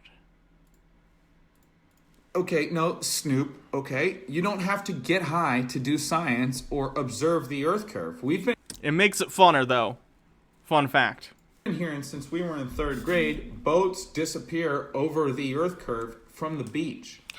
Because they do. And Nathan is going to point out, like, oh, if you use, like, a Nikon P whatever and you zoom in, you can bring it back into focus. Under certain conditions, yeah, a lot of that's due to refraction. But if you continue to watch it, it will once again go over the horizon. And again, Nathan, why would a boat disappear bottom up in the first place if it wasn't going over the horizon? You gotta explain that. You could use a telescope even, Nathan. You use something with a really, really long, like, what would you call that? With a they can see really far away and you can watch it go over the horizon. It's an observable fact, and I understand that, like, it annoys me that the laws of physics are in such a way that it causes it to come back into a focus due to refraction sometimes, because it gives these people ammunition. But at the end of the day, it's not the laws of physics' fault that these people are stupid. So, you gotta live with what you got, I guess. The Matrix would be better suited for Chud Bingo. True. We falsified the radius of the heliocentric model with the black swan. Also, when we first started hearing about flat Earth, everyone was going out with their P900s and P1000s now and filming boats not disappearing bottom first. They go out of your field of view. They disappear due to angular resolution limit. The atmosphere is most dense near the surface. It's inhomogeneous and anisotropic, so it's constantly moving around and I have a feeling if someone asked Nathan what those words mean, he wouldn't be able to define them. Now, let me be clear. I can't either. But I really don't think Nathan can. it's different in all directions. It's not static. Yeah, I'll count that as word salad. That's fine. Word salad. Ooh, I'm one away. I'm gonna get bingo. Will this be the first time I win bingo? That'd be nice. Word salad. It's dynamic. We live in a closed dynamic system. So the horizon, how far you can see, the clarity of distant objects, all changes hour to hour and day to day because globers have hijacked perspective and atmospheric conditions, atmospheric magnification, refraction, miraging, and they said all of that is the curve of the Earth. Anything else that you see is just distortion and will make it look flat. Jouster's end of 20 bits. Here's some ad biddies for you, Hannah. You look very flashy in that tinfoil. Thank you. They'll say when it's distorted, it'll look flat, but when it's clear, oh, well, that's the Earth curve. No. What's Planet X Nibiru? It's, basically there's some conspiracies. It's not as common anymore. But there are some conspiracies that basically think there's an extra planet in the solar system that's very far away that we can't really detect, that sometimes does stuff or has aliens or other stuff, and it's called Planet X or Nibiru. Sorry for missing the bits message initially, by the way. We see way too far. So when it's distorted, that's obviously not Earth curve. And when it's clear, we see way too far, we live on a flat stationary Earth. Second one is the Ron Jeremy fallacy. You'll ask them, show me things stick. Did you just say Ron Jeremy fallacy? Ron Jeremy's a porn star. Why is there a fallacy named after him? Sticking to other things, or show me water sticking to a spinning ball, and they'll say, well, we don't have one that's big enough. Yeah, because you're misunderstanding, Nathan. Water doesn't just stick to any spinning ball. It sticks to the Earth because the Earth has a really, really, really high mass relative to the things we see on the Earth, I should say. Which, of course, makes sense because things on something are going to have a lower mass than the thing itself. The Earth is huge. The Earth is huge compared to us human beings and the objects we deal with on a day-to-day basis, you know? I can't just pick up a ball. I don't think I have a ball around me. I can't just pick up a ball and pour water on it and expect it to stick because the ball doesn't exert a large enough gravitational force because it's not massive enough. The Earth is.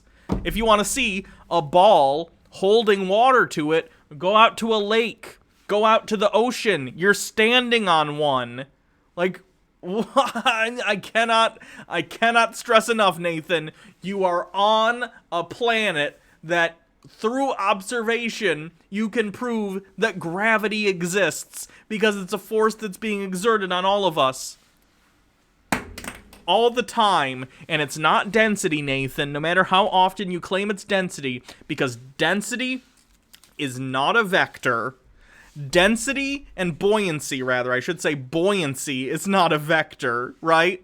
The vector that causes, like, it to go down towards the center of the Earth is gravity, because gravity attracts objects to each other, the Earth being the most massive object around us, therefore everything appears to fall towards the center of its mass. Buoyancy itself, and a lot of these flat Earth people will be like, oh, there's no gravity, it's all buoyancy. Things are falling because they're being pushed around by the immense pressure of the atmosphere above us. That doesn't make sense, though, without gravity, because if it were just buoyancy and there was no such thing as gravity, why would it fall down? Why wouldn't it fall left or right or up? It wouldn't make any sense. There would be no pressure. There would be no, how do I put this? There would be no pressure being exerted in any given direction without gravity. Tucker White 94, hydrostatic equilibrium, how water sticks to a ball like Earth. I don't know anything about hydrostatic equilibrium. Okay, well, too bad. That's a Ron Jeremy fallacy. I don't want to hear it. They'll also say that, oh, you can't see the bottom of buildings in the distance, or you can't see the bottom of boats, right? Which is true. You can look across, let's see.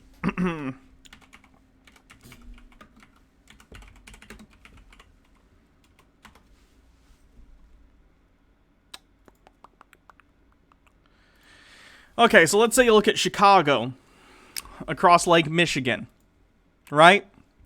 The bottom of the buildings, and of course the shore and everything, are cut off because you're looking through it, or you're looking towards it, and it's behind the horizon because it's far enough away that, in fact, it does cut off the bottoms of these things, though you can still see the tops of the buildings because, you know, they're higher. They have higher elevation, and it can breach the horizon. Now, I know there's at least one time that atmospheric conditions were perfect enough that you could see more of it, though the bottom still was cut off, just not as much of it. But, like, yeah, this is basically what happens. Stuff gets cut off by the horizon because there's a curve. There's absolutely no getting around this. Well, that's a bottom-up Gravity is literally just massive objects bending space-time. Yeah, I know. fallacy. Things disappear bottom first on a flat Earth too.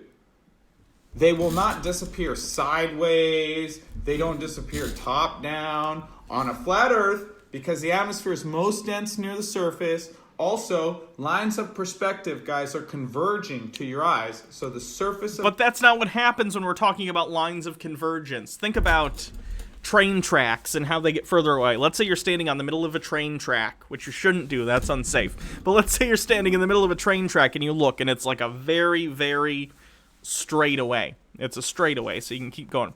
Things appear to get, like, closer and closer and closer and closer together until they sort of, like, meet at some sort of center at the horizon, but they don't disappear from the bottom. They just seem to get closer and closer and further away and smaller. That's not the same as disappearing from the bottom up. the Earth is Combat Tech Support with 20 bits. I'd like to point out that Nathan started the video by explaining the argument from fallacy, yet the entire video is just him doing that fallacy. Yes, I'm aware of the irony of the situation. Converging upwards, the surface of what's above you is converging downwards, but there's nothing above you to block the things in the distance. But there's things below you that can block things in the distance. What? That if we were on a flat Earth, that is absolutely not how perspective works. What are you talking about? Such as topography, atmosphere. Flat Earthers don't understand the third dimension. There's a lot of things flat Earthers don't understand. Buildings, all sorts of things. So, to assert that any bottom-up disappearance is Earth curve is a bottom-up fallacy because that's how things disappear on the flat Earth also. Bottom-up fallacy is not a fallacy. That's not a fallacy. He's just pointing out an argument that is against his worldview and calling it a fallacy because it shows that he's full of shit. And then you have the hat trick fallacy, guys. Is this just gibberish now? Please tell me it's not just... Yeah. Don't worry, we're almost done.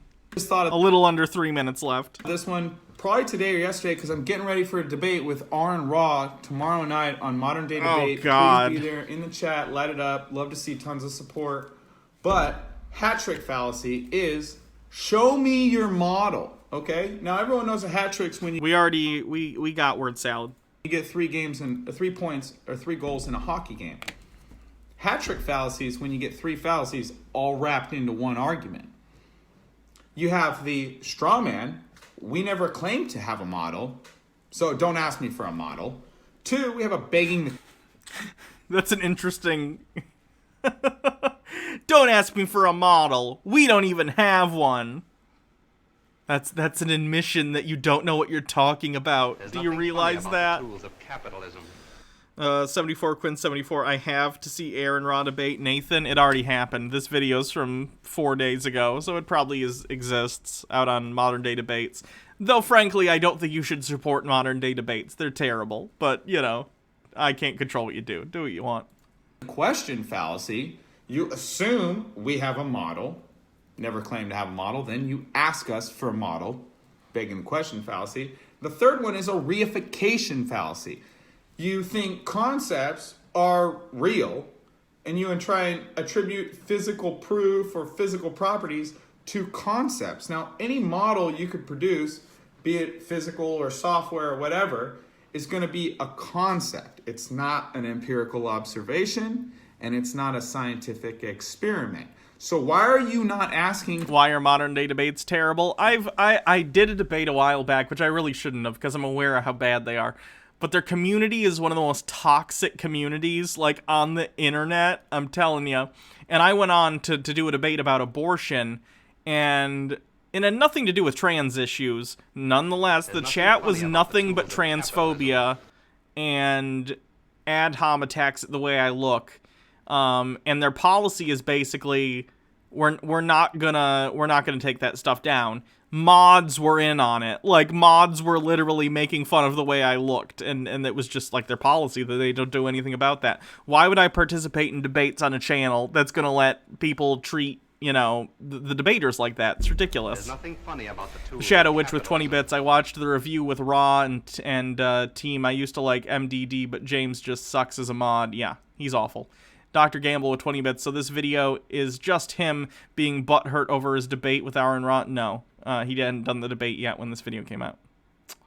For empirical observations and scientific experiments, why are you hat tricking? Oh, and then like the next day on Modern Day Debates, they had another debate and they changed their policy, and their policy then became, because you know they do the super chats where they'll read them out.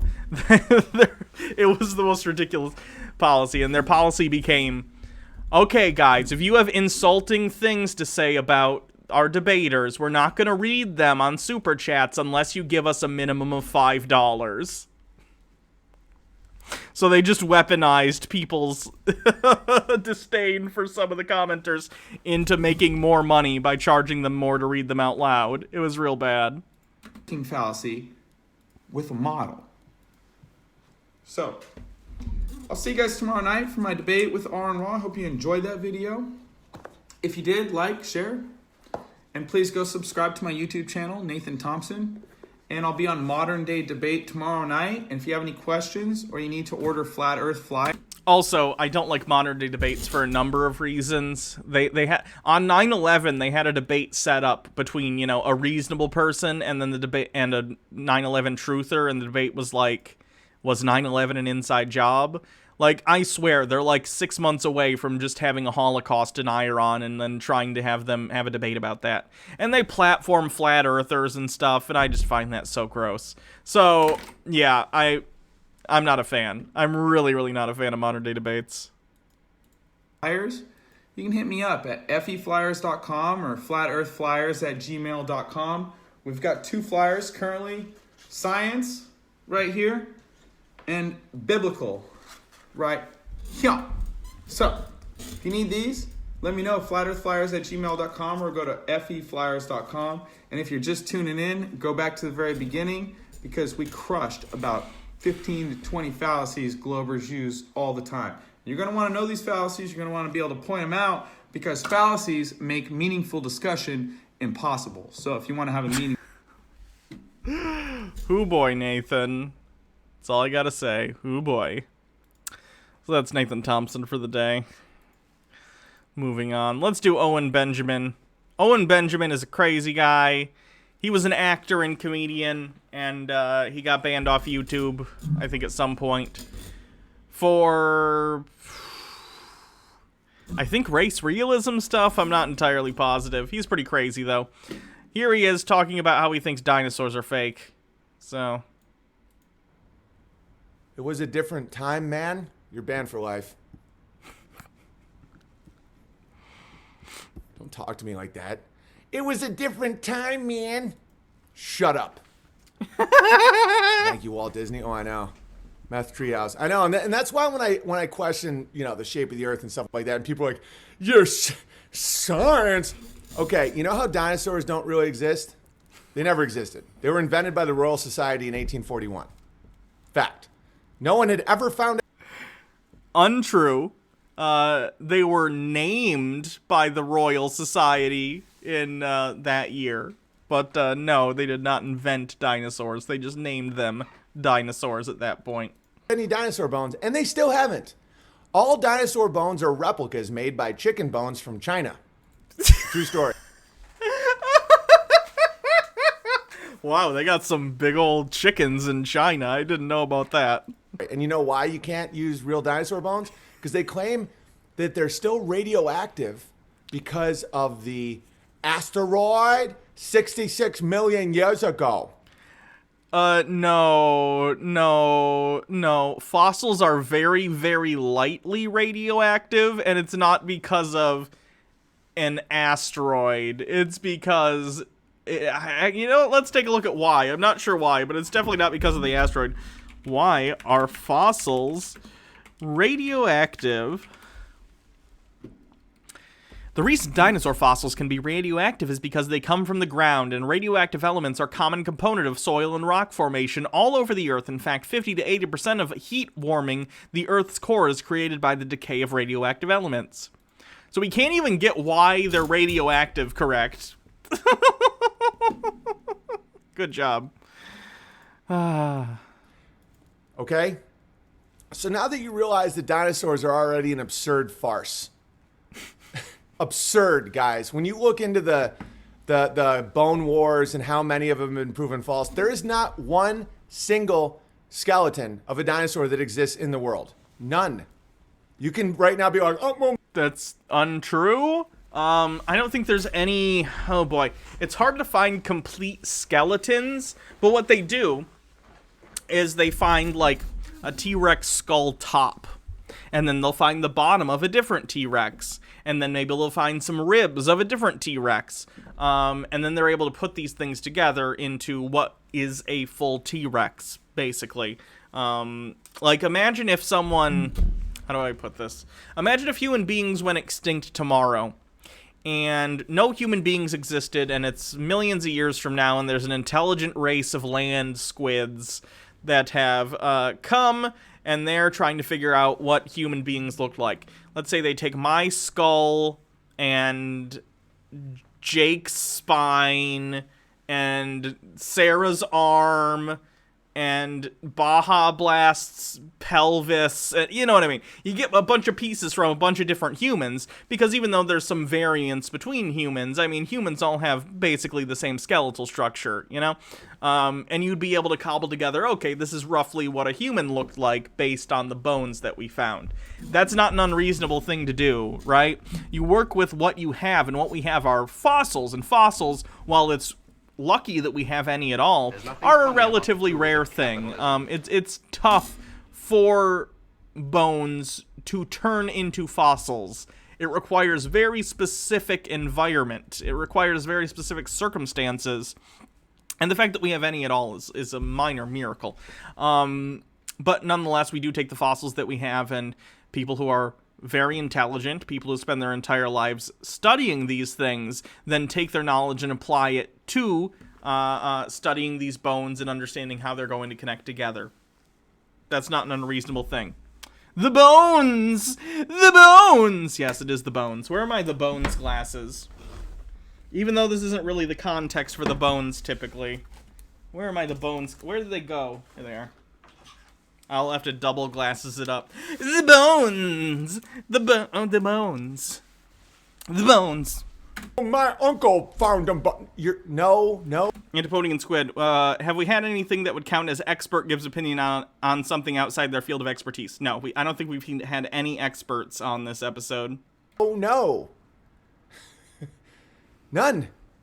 And the engineers have proven that none of the... What's the context for the bones? The bones thing started when we were looking at, like, Hans Wormhat, talking about how he thinks a bunch of people are secretly transgender, and he'd do so by, like, look at this person's bones, and then I'd take the glasses and be like, the bones! And I have this caliper, and I'd be like, oh, we have to measure the bones, the tibia, the fibia, you know. Because he basically is obsessed with people's bone structure, so that's where the bones comes from. The bodies would work. All the guts would fall out. Like a brontosaurus steg. Is he doing a voice because he can't say the R slur? I mean, probably. I don't know if he's that against saying slurs, but yeah, probably that's part of it. Dinosaurs, all those giant, and like a T-Rex would be incapable of doing anything. Like, all their guts would fall out. They're, like, the weight Wait, why would their guts fall out? versus... Like, all the engineering is off to the point where they couldn't walk. Everyone's proven this. There's no doubt. Everyone's proven this. Let me tell you, the T-Rex bones, okay? They're the worst. All these scientists, these experts, they're trying to tell you, the T-Rex, okay? The T-Rex is a disaster, okay? They're all saying it, all these Chinese scientists trying to tell us that the T-Rex had tiny little arms. It's a disaster. Everyone is saying the T-Rex couldn't walk. I think my Trump impersonation's getting too good. That's one thing I'll miss pretending to be Trump, because once he's gone, I don't want to think about him ever again. Tucker White 94, Land Squid historian. In here, class, is what we believe to be the ruler of this species known as humans. Hannah and Jake, we found a huge pile of records of a band called Sex Abacus next to a pile of discarded cars, so we think they were put here during a concert.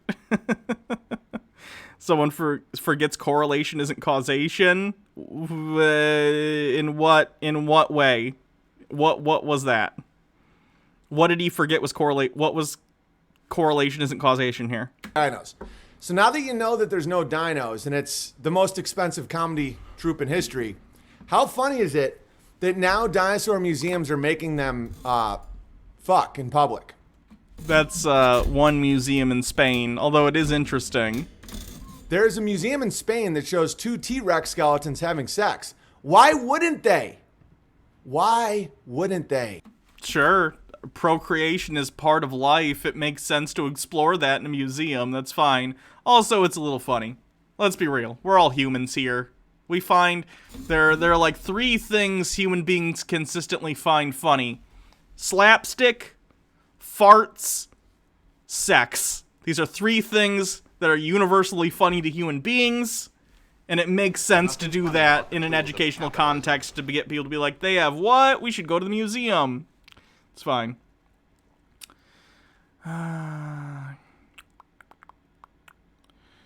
Highland DW. Look, fake satanic dinosaurs made from Chinese chicken bones is bad enough, but making them F is too far. I guess so. They're boning. You nailed that one. The fact that I didn't think of that joke is...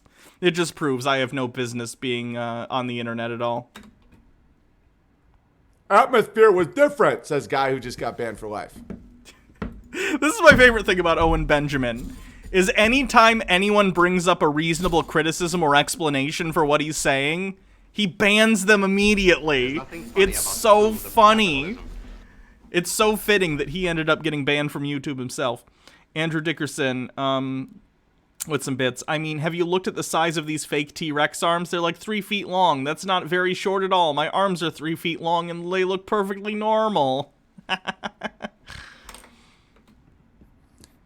Anybody that those arguments work on, you're all gone. You can't prove the Earth was here 66 million years ago. I'm not saying it was or wasn't, but there's no evidence of anything. Fossils themselves, for one thing. We can actually radiometrically date them. Not carbon dating, because carbon dating, I think, only goes back in accuracy about 50,000 years. But there are other forms of radiometric dating that can be used that can date things pretty reliably very far back in time. And that's based on the rate of decay for different elements, which is a constant rate, right? We know that these rates are constant. There's no known thing that could speed up the rates of these decay in a natural environment, which is why they're used for dating. Yeah, and there are other things too. Like we can figure out how old the Earth is, guys. It's not 6,000 years old, in case you need to know. None. You can't carbon date fossils. They're stone. Again, carbon dating is not the only form of radiometric dating. It's used for more recent things, like if I found a historical artifact maybe that was maybe 10,000 years old, they might carbon date it or something. But that's not what we're doing for dinosaur bones, because dinosaur bones aren't carbon. They've been replaced by, rock, which is why you use other forms of radiometric dating. Lily loves stuff with 50 bits. I literally don't understand how people don't believe in radio and carbon dating, but they believe in the Bible, something that's demonstrably untrue and cobbled together desert stories. People are very, very strange in what they choose to be credulous about or incredulous. It's very selective. There's no actual living anything in them. You can't no one knows anything about timelines. This is all nonsense. You not knowing something personally doesn't mean no one knows anything about it. Once again, we have an issue of someone using their own perspective as a measure of how much other people know, which is not a good way to do things. It was invented by the Royal Society in 1841. You can look this up. That's when they named dinosaur bones and decided that, oh, these giant bones are going to be in a, group that we're going to call dinosaurs, which I think means, like, terrible lizard or something like that.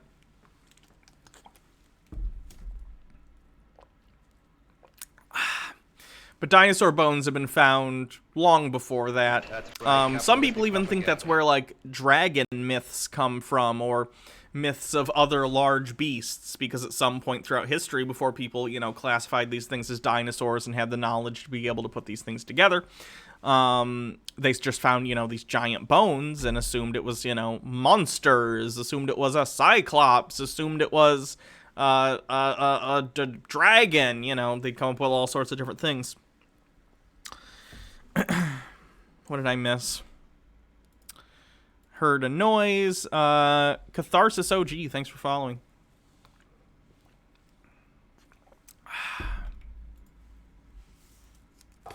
So why wouldn't you make them bang?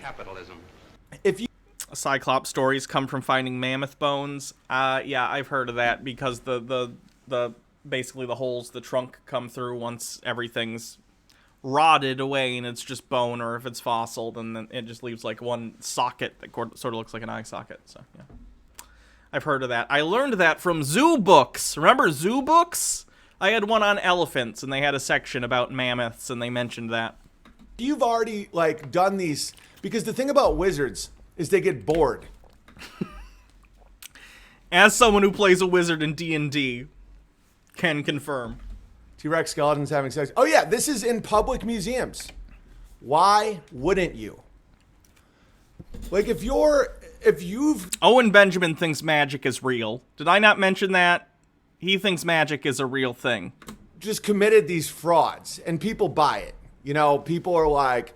I know people that have degrees in which they're paying off debt to this day in paleontology. They have whole degrees in things that are lies. Again, Owen Benjamin is a stand-up comedian who thinks he can, like, explain to paleontologists why their entire field of study is bullshit. The Mightiest Quinn with 20 bits, just gonna mention, we do have actual dinosaur tail encased in amber, complete with mites, proto-feathers, and actual bones, but sure, dino not real. I actually saw a picture of that once, it was pretty cool. It's like those things that you're looking at right there, those skeletons don't exist. They've never found a single skeleton like that. They're all invented. No, they're not. All. They find partial skeletons. I'm not sure if they've ever found there are dinosaurs they found basically full skeletons of, though that's pretty rare, because again, fossilization is a very particular process that you need very specific conditions in order to create fossils reliably. There's nothing funny about the tools of capitalism. So we find, partial skeletons, but the thing is, not one of every species gets fossilized, so you get maybe, the top half. I'm simplifying this, it's going to be more fractured than this, but let's say there's a species where we find one of the species that's the top half, and another one that's the bottom half, and then we can kind of look at those and go, okay, well if this was the top half and this is the bottom half, and we put those together, this is what it looked like. It's fractured more than that, but I'm just using that as a simplified example. Lily Loves Stuff with 20 bits. Have you ever seen the review of the zoo where an elephant had an erection and a woman left a 1-star review because her daughter asked what the extra leg was? This has the energy as that. What?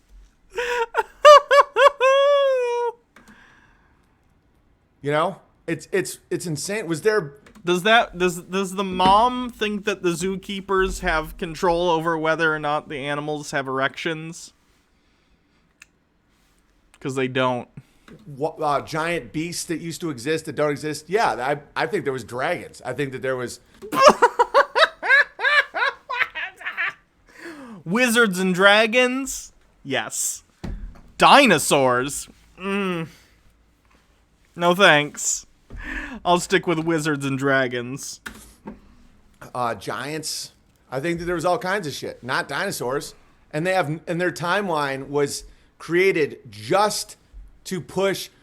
Think about how valuable the dinosaur narrative was. It pushed evolution because it gave a giant... Hold on.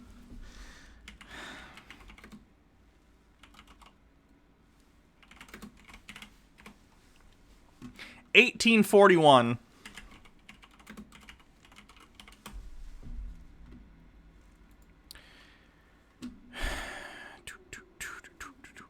There's nothing funny about the tools of capitalism.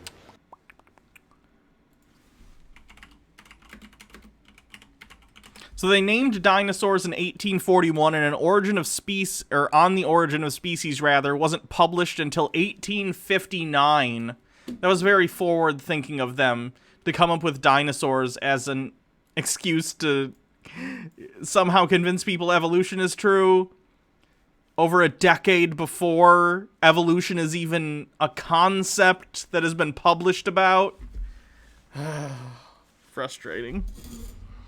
Timeline. In fairness, I'm sure there was some proto-evolution stuff going on before then, but just making a point that it doesn't really make sense. Oh, here's the review. Me and my Jesus Christ. Relieve the animals? Please, God, no. No one wants the job to jerk off the elephant. So it allowed people to abandon free will and common sense when it came to genetic mutation. Like people would say, well, how can someone go from being a, bacteria to a human being? And they're like, time.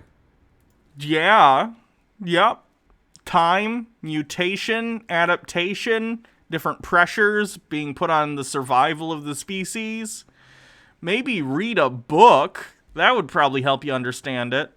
And it's like, I mean, I can talk to my great-grandparents, and they're like, no, millions of years.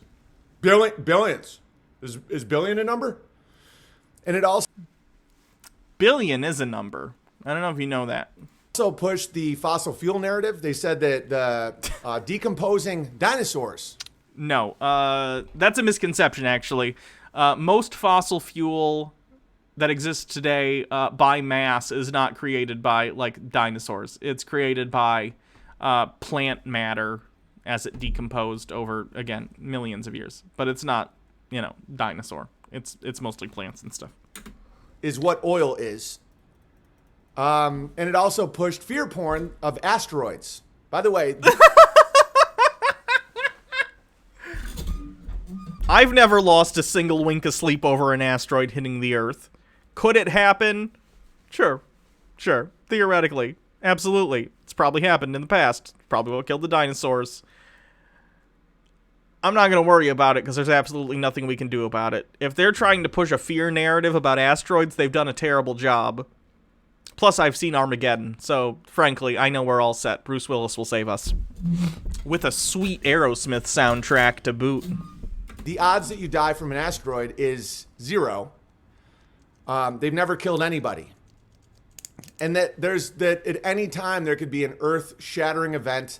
Has an asteroid, or like a, whatever you would call it, a little tiny meteor, has one ever hit someone and killed them? I know that the likelihood would just be astronomically small.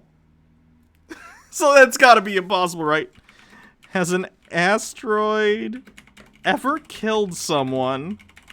I doubt it. I know. I just gotta look. There's nothing funny about the tools. No way. The Sylacauga meteorite fell November 30th, 1954 at 12:46 local time in Alabama. It's commonly called the Hodges meteorite because the fragment of it struck Anne Elizabeth Hodges. Oh, it didn't kill her, though. That's good. She lived like another 20 years. Good for her. Shadow Witch with 30 bits. Hannah, we have had 4 asteroids come close to Earth this year, and even the asteroids don't want part of 2020. They tease us. Logarth with 20 bits. An asteroid. No. A meteoroid. Yes. Okay. That's interesting. She got hit by one, huh? That probably hurt. Cool. That just is an asteroid, that they come randomly and for no reason. The NASA teams up with that and is like, enough. The astronomical chances of that, guys. Think about that. A piece of rock breaks off of something in space, or it's just floating around. I don't know. It doesn't have to break off of something, but and it gets caught in Earth's gravitational pull, comes through the atmosphere. There's nothing funny about on a planet that's 70% water, much less the amount of land that doesn't have a person standing on it. And it comes out of the sky and just, F you. God, how can that happen to you and you not think the universe hates you? That's amazing. It tore her stomach open. You saw a pic. Oh, that's disgusting. That really, I'm joking about it because it's like crazy, but like that really sucks that it happened to her. She did live though, so I'm happy she turned out all right. But that is some cosmically crazy stuff. Another asteroid barely missed the Earth. Why? Because if you're scared, you're in a constant state of animal. They're trying to make you an animal all the time. Why? Control. And pain. And it's also Luciferianism. But if you're going to pull off this hoax, you're going to get bored eventually. Like, imagine knowing the dinosaurs are fake and you have to just pretend. And you're just like, I've just uncovered another Stegosaurus toe from you. You know what? Screw it. Just make them fuck. Where? Publicly. Make little kids look at it. Why? Don't ask questions, just do it. I'm bored and I'm full of rage. Jeez, Owen. Out of 30. No, that's not what I wanted. This is another video by him. We won't watch too much of this. I just want to see what it's about. He talks about Einstein relativity and the Michelson-Morley experiment. Catalina gearbox with 20 bits. It's better than dying from space garbage from spaceships, I suppose. And public school has done its damnedest to convince people a world exists that isn't real. And that you should memorize and regurgitate. And I did that a long time. I know more about the fake space narrative than most people. You know, I did that one night. I was still drinking at the time. But I was like, come on, bro. So some show was in here. And I'm like, quiz me. And I fundamentally knew more about, like, pulsars and white dwarves and red giants and all this nonsense that they claim. And I know that world. I used to want to be a paleontologist and dig up dinosaur bones and all this stuff. There is no consistent speed of light. It's impossible. Light can't be a particle and a wave. Want some PragerU cope? Not today. Or I'm probably doing another episode of Chud Watch tomorrow. Maybe. I'm thinking I'm gonna. So maybe tomorrow, but not today. When you start seeing these things fundamentally, and then you ask yourself, so then why did Einstein get so much prominence? I'll tell you. There's a story behind all this stuff. The basic structure of light, they say that it's a particle and a wave. Because it has to be a wave because frequency is... I'm pretty sure they say it's a particle that behaves like a wave. I could be mistaken. Again, I'm not a physicist. But that's how I think I've heard it explained. It is a particle, photon, that, like, behaves like a wave. There's nothing is funny measured about the tools of capitalism. All these people have stubble and messy hair. You sense a trend. in waves. Yeah, John Doyle still hasn't put out a video. I hope he's okay. Weirdly. John's one of the only people on Chudwatch that I actually feel a little bad for because he's young enough that he could actually change his ways and learn that he's wrong, whereas Sargon's, you know, well past that. He's done. But John could maybe change. So I feel a little bad, but we'll see what happens. You know, like the visual light spectrum. If you just look at the visual light spectrum, it's like between 350 millionths of a meter or billionths of a meter, like a tiny amount, and 700 or 800 billionths or millionths of a meter, right? These tiny little things. It's all about frequency is the rate in which a wave happens. So light is clearly energy, and it transmits through a medium. That's what a wave does. But yet space, they say, is completely empty. So how could light transmit through an empty space? So then the Einstein world came up with a lie that light is both a wave and a particle. That makes... But it's not a lie, though. Owen, that's the truth. Makes zero sense. Because if you have an empty lake, let's say you have a hole in the ground, and how do you measure the waves? You need water to measure the waves because the wave is energy transferring through a medium. If there's no medium, there's no wave. So then what they say it's a wave and a particle. That's fundamentally impossible. Why? Are you a physicist, Owen, or are you a failed stand-up comedian? Because my knowledge of you is telling me it's the latter. Something can't be a wave and a stone. Like that's like saying the waves lapping against the shore is both a wave, like energy, and just stones. Like that if you throw a stone into... Let's take a look. Photons.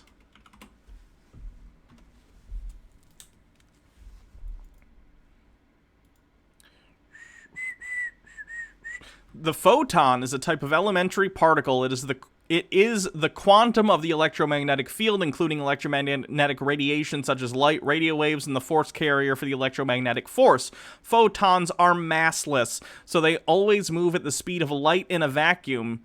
which is this number, 299,792,458 meters per second. Like all elementary particles, photons are currently best explained by quantum mechanics and exhibit wave-particle duality. Their behavior features properties of both waves and particles. The modern photon concept originated during the first 2 decades of the 20th century with the work of Albert Einstein, who built upon the research of Max Planck. While trying to understand how matter and electromagnetic radiation could be in thermal equilibrium with one another, Planck proposed that energy stored within a material object, should be regarded as composed of an integer number of discrete equal-sized parts. To explain the photoelectric effect, Einstein introduced the idea that light itself is made out of discrete units of energy. In 1926, Gilbert Lewis popularized the term photon for these energy units. Subsequently, many other experiments validated Einstein's approach, and then, of course, they have sightings for, they cited their sources, what I'm trying to say. Citation, that's the word. In the standard model of particle physics, photons and other elementary particles are described as a necessary consequence of physical laws having a certain symmetry at every point in space-time. I'm having trouble reading today, guys, I'm sorry. The intrinsic properties of particles such as charge, mass, and spin are determined by this gauge symmetry. The photon concept has led to momentous advances in experimental and theoretical physics, including lasers, Bose-Einstein condensation, quantum field theory, and the probabilistic interpretation of quantum mechanics. It has been applied to photochemistry, high-resolution microscopy, measurements of molecular distances. Recently, photons have been studied as elements of quantum computers and for applications in optical imaging and optical communication such as quantum cryptography. So basically, yeah, they're particles. They're particles that can behave as waves. It's the foil classes. They won't let you read the lies. That must be it. To the water, and waves come out like this. Each wave is also a pebble. It's just nonsense. It doesn't take IQ to understand this. It Apparently it does. takes a fundamental commitment to honesty. And so, the reason... This is something I really, really dislike about conspiracy people. And, of course, this is stemmed in, anti-scientific beliefs. The belief that, science itself is somehow corrupt or that it's nonsense.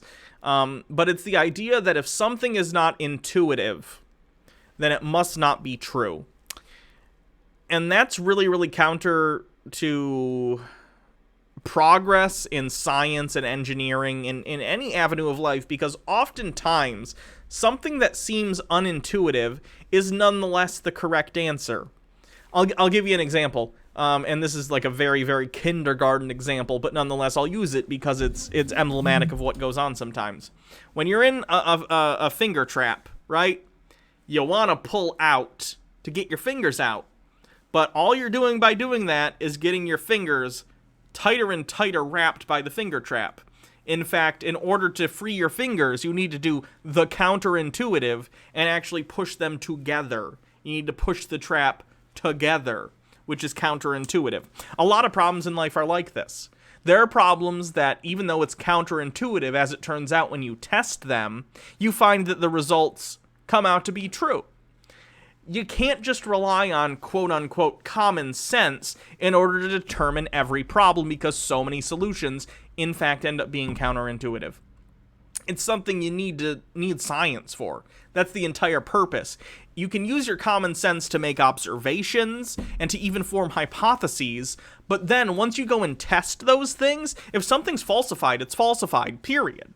If you test something and it turns out to be true, even if it's counterintuitive, fantastic. Then we learned a new thing. Not every solution and new piece of knowledge we're going to learn is going to be intuitive to us as human beings, because we have not developed to know everything. We've developed in ways to survive. We're very adept at forming patterns, but that doesn't mean every pattern we form is correct. It just means that sometimes, often, we can create patterns that lead us down right paths, but sometimes we completely miss patterns. It's all part of our perception, and that's the purpose of, the scientific method, to take out our bias, to take out our inability to see novel things. It's to test these concepts and have other people check our tests and then test them themselves and build off of the knowledge that we learn from these tests. It's frustrating to me that people who are clearly stupid, like Owen Benjamin, thinking that they are geniuses and they don't need science to learn things, that they can just intuit these things, when you can't. That's not how things work. It hasn't been that way for a very, very, very long time. And it kind of sucks. I understand. I understand how it can feel powerless that we're at a point in human development where so much of the things that we need to learn aren't just something that your average person off the street can intuit or figure out in their homes, right? The days of being in Greece and looking at a public well and using it and the position of the sun to determine the circumference of the earth are over, right? We're at the point where you need very specialized education and knowledge in order to continue to build on that knowledge for future generations. So in many ways, that can suck, right? But nonetheless, that's where we're at. We should feel privileged that we're at a point in history where in order to continue building on knowledge, you need literally years of schooling because of how much we've already learned. As a species, we have done a fantastic job at learning things about the world around us and using that knowledge to make a better world for ourselves. That creates complications, though, like needing a bunch of prerequisite education to understand the basic knowledge necessary to continue to build on that knowledge. Which is why I think, this is getting a little political here, but I think people should have free access to higher education so everyone has the opportunity to participate in that process of learning more, right? I don't know. It's frustrating because I know where Owen's coming from. It feels bad in some ways that not everyone can participate in this process at the level that is necessary to make progress at this point. But it is what it is. And you can't just feel your way into a world where your intuition is the end-all, be-all of knowledge, because it isn't. The reason they're pushing that is because of the fake space narrative. Everyone knew that space was ether, which was a medium. Everyone believed that space was ether, and then that was disproven. Newton It was falsified. said that there's an ether. It didn't move. Aristotle said that the Earth was the center of the world, of the universe, and nothing moved. These are not exactly morons, guys. You know, don't sound like that guy from Princess Bride. Plato. You don't have to be a moron to be wrong. Science is about being wrong. Science is about being wrong time and time again and testing the things and finding them to be wrong until you find a hypothesis that you don't falsify. If you don't falsify it, then, oh, there might be something here. But people are wrong all the time. Look at Newton.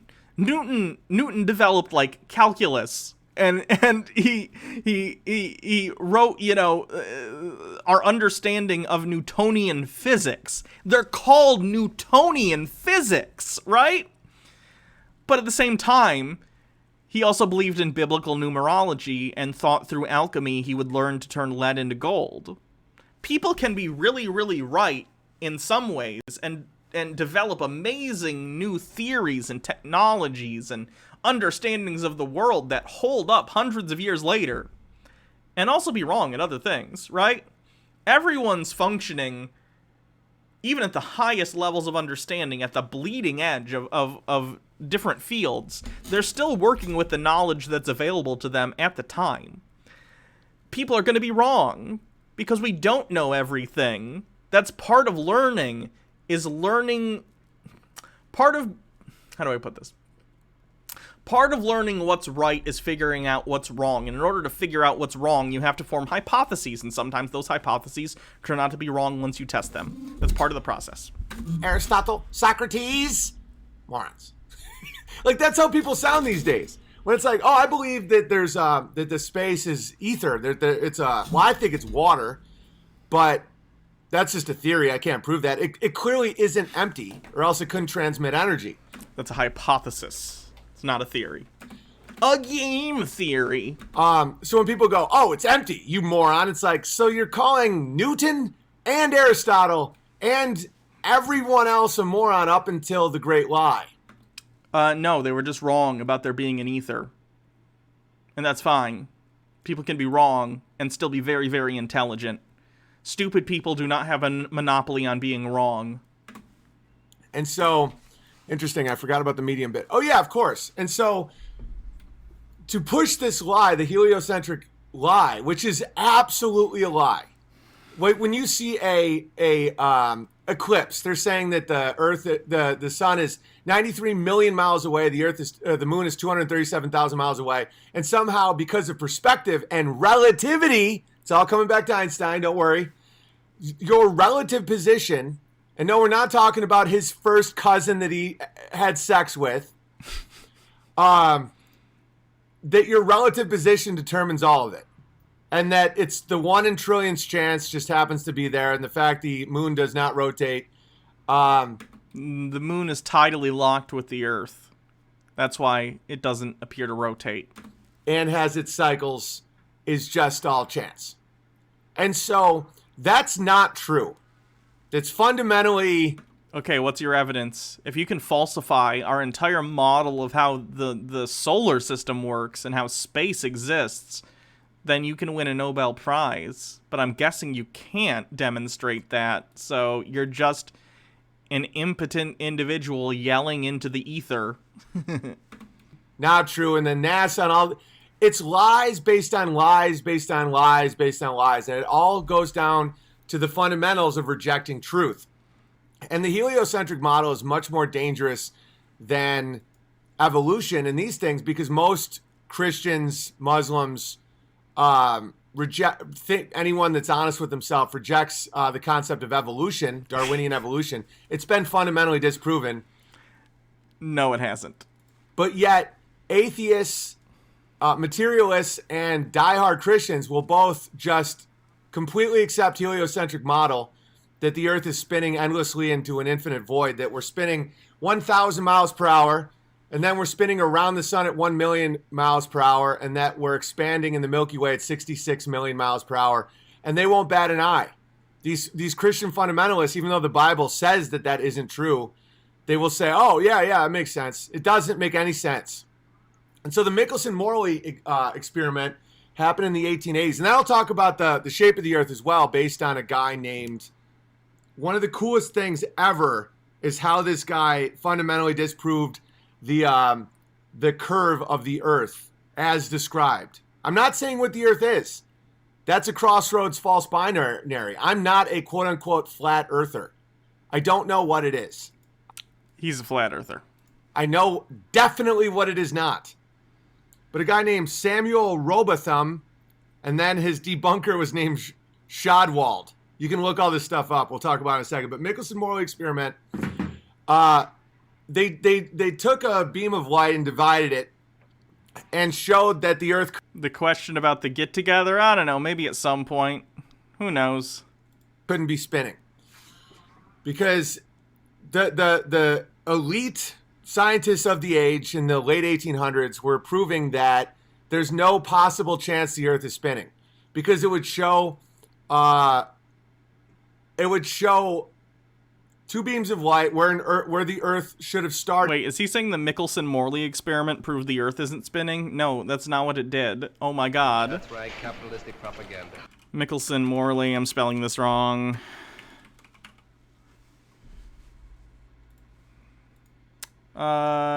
Echoes, thank you for following. The Michelson-Morley experiment.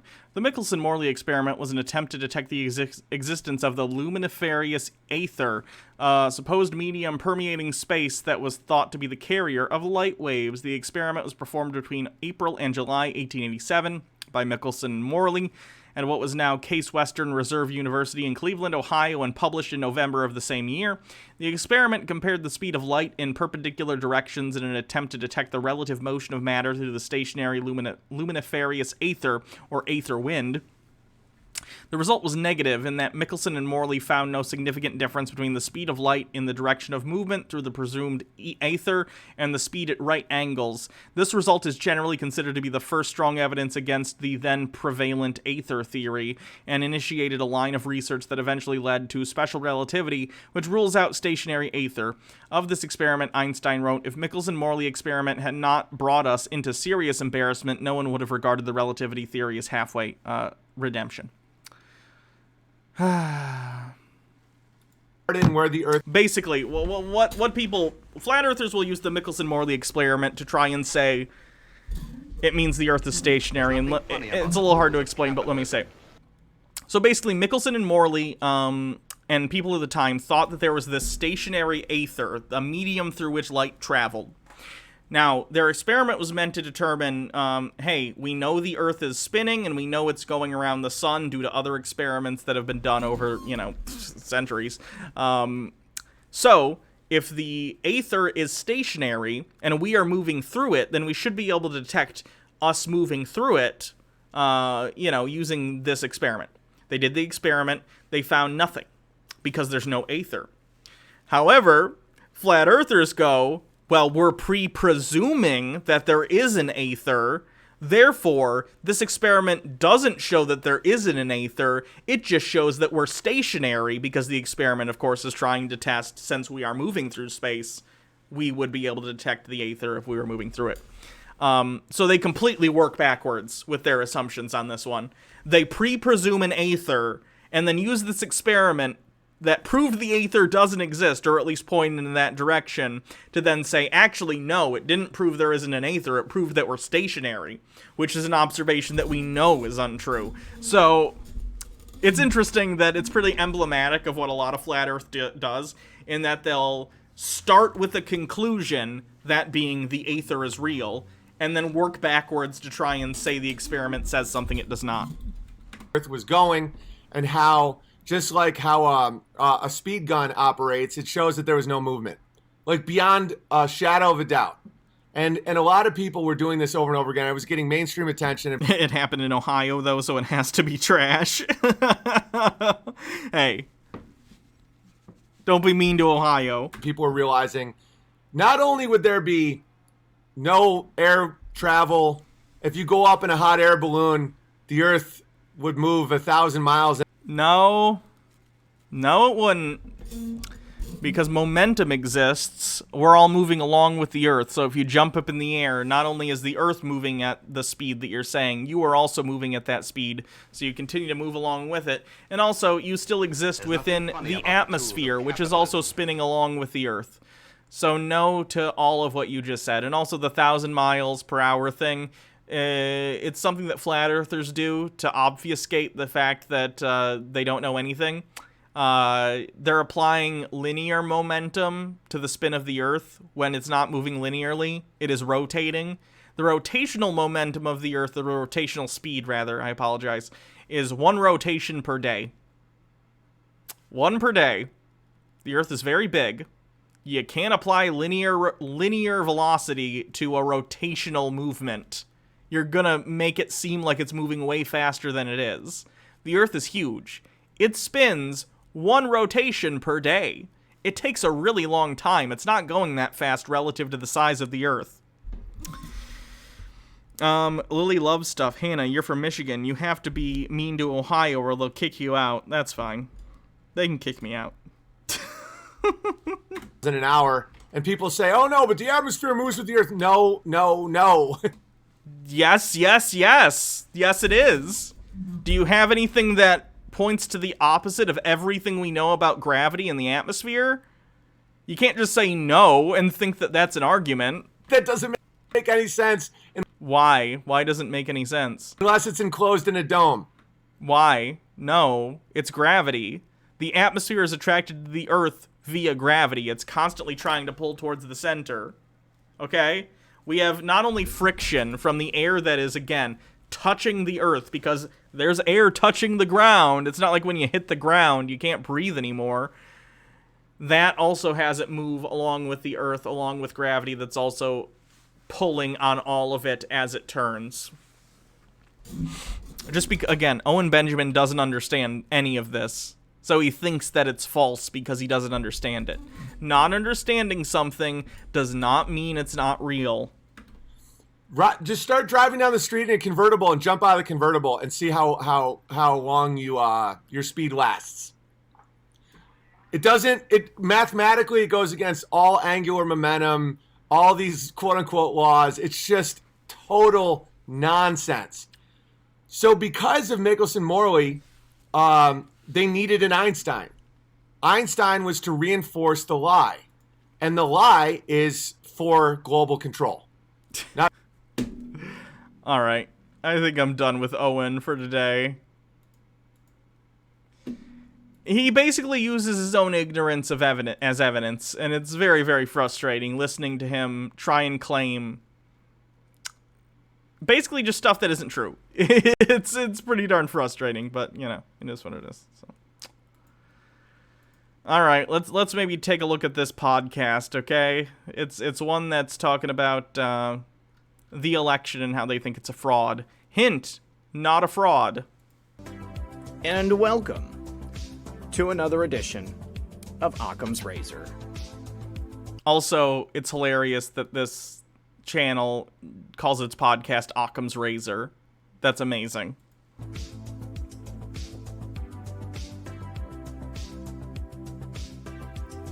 As always, I'm your host, RP. And joining me live in the studio, my co-host, M3. Hope everyone's having a lovely day. D-Live is still warming up, it looks like. Trump says we'll have proof of election fraud on Hannity tonight. Ballot corruption will be exposed tonight, Sean Hannity on Fox News. Yeah, when I have evidence of widespread election fraud, I definitely go and take it to a trashy political commentary show on Fox News, and I don't present it to the courts. That makes sense.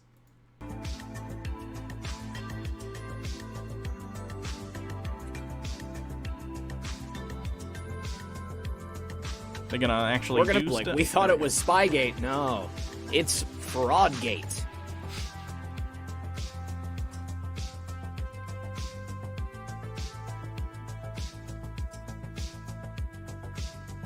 Yeah, I do like the music. I wish they weren't trash. Relax, grab your popcorn, and we'll be right back after a very brief word from our sponsor. They have a sponsor. You're facing some real challenges right now. There's a lot of unrest and uncertainty, and in some spots get better, but those be the ones who survive. That's why I strongly recommend My Patriot Supply. It's the only source I It's one of these prepper bullshit things. What a grift. Nothing funny Personally- about the tools of capitalism. Tweets on a mug social media guy is on point. Hold on, let me take a look.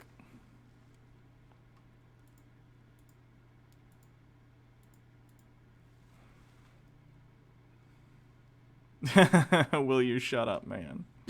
Yeah.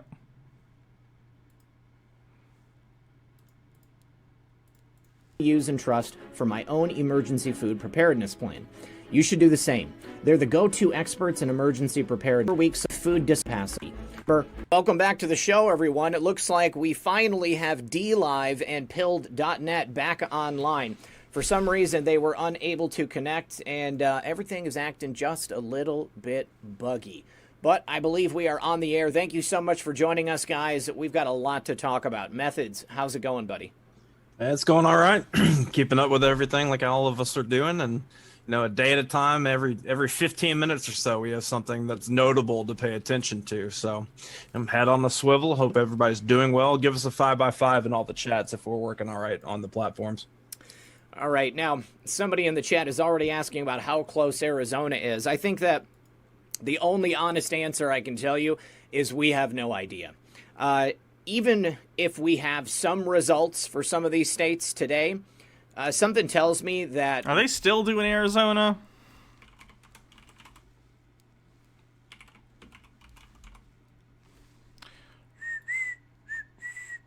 Oh. Well, they called Arizona a long time ago on AP. I'm not sure what it is today, actually. Does anyone know they still count in Arizona? Just curious. Doesn't matter at this point. I just want to know. Final results are going to be drastically different. Because the only thing we really are certain of is that there is massive fraud happening at... No, there's actually no evidence of that at all. A variety of locations. Whether it's Arizona, Wisconsin, Michigan, Pennsylvania, Georgia, all of them. And, you know, I mean, truthfully, if we had accurate counts, I'm confident in... We have accurate counts. We did them. They've been called. saying that President Trump would be well in the lead. If we just threw out all these Democratic votes, then Trump would have won. Yeah, that's how voting works. The person with more votes wins. Weird. The votes for Joe Biden that we're seeing, I am certain, are fraudulent. Based on what? Other than your fee-fees, other than your feelings, why do you think that? Every single one of these places has something in common. You keep getting just bundles of ballots delivered out of nowhere, They're not delivered out of nowhere. They're the mail-in ballots that the Republican legislature of these states said couldn't be counted until Election Day or after Election Day. They're not being delivered out of nowhere. This is a complete lie. This is a lie. 100,000 here. The Republican guy tried to make his dead Graham vote. Sure. Hold on, I gotta report this video. Let's see. Spam or misleading? Scams or fraud?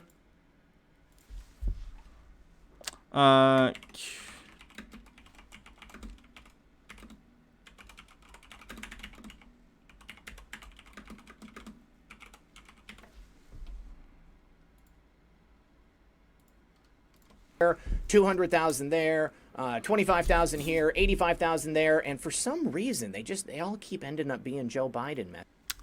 It's because Donald Trump spent the last year telling his supporters not to vote by mail. Weird how that works. Well, if it isn't the consequences of my own actions. I told all my followers not to vote by mail and that it's a scam, and then when it turned out that mail-in ballots were the deciding factor in this election, they mostly went to Joe Biden. How weird. Isn't it weird how that worked out? It's weird how that logical A to B to C worked. Funny. Methods, I mean, that's just that's statistically improbable for that to keep happening, but it does. It just keeps happening.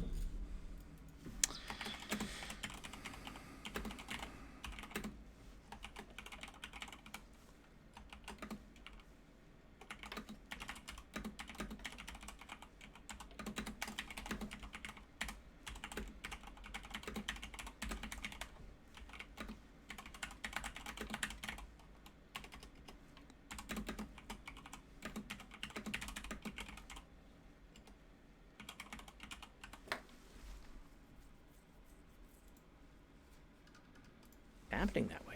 There's nothing funny Yeah, about go the figure. tools of capitalism. Craziest. Dan Rossi Draws, thank you for subscribing with Prime. Can I get thoughts and prayers for my lizard who hurt her hand, probably doing something stupid? That's a shame. Hope they're okay. If any of you guys want to report this video for, false information and shit, there's a link in the chat. Selection ever. But yeah, to me, as far as these numbers, when people ask that, like how close is he in this place or that place, it doesn't matter right now. Yeah. Because they're just cheating. The numbers are No, they're not. They're not cheating. garbage. Yeah. So what's more important that I see right now are what the legal team is doing, the all-stars that Trump's got on his team, whether it be Pam Bondi, Sidney Powell, Rudy Giuliani. When I think of all-star crack legal teams, I think of geriatric self-fondling man Rudy Giuliani. Rick Grinnell was out today, a few other people. That's where the fight is right now, is that they're going after the states for how they're handling these things. So as far as these numbers and what you see, it's that right there that was the whole intention of this, Red Pill, was they wanted to put out these numbers and give the talking points to the media. Why did they have Biden up on numbers, but they won't call North Carolina?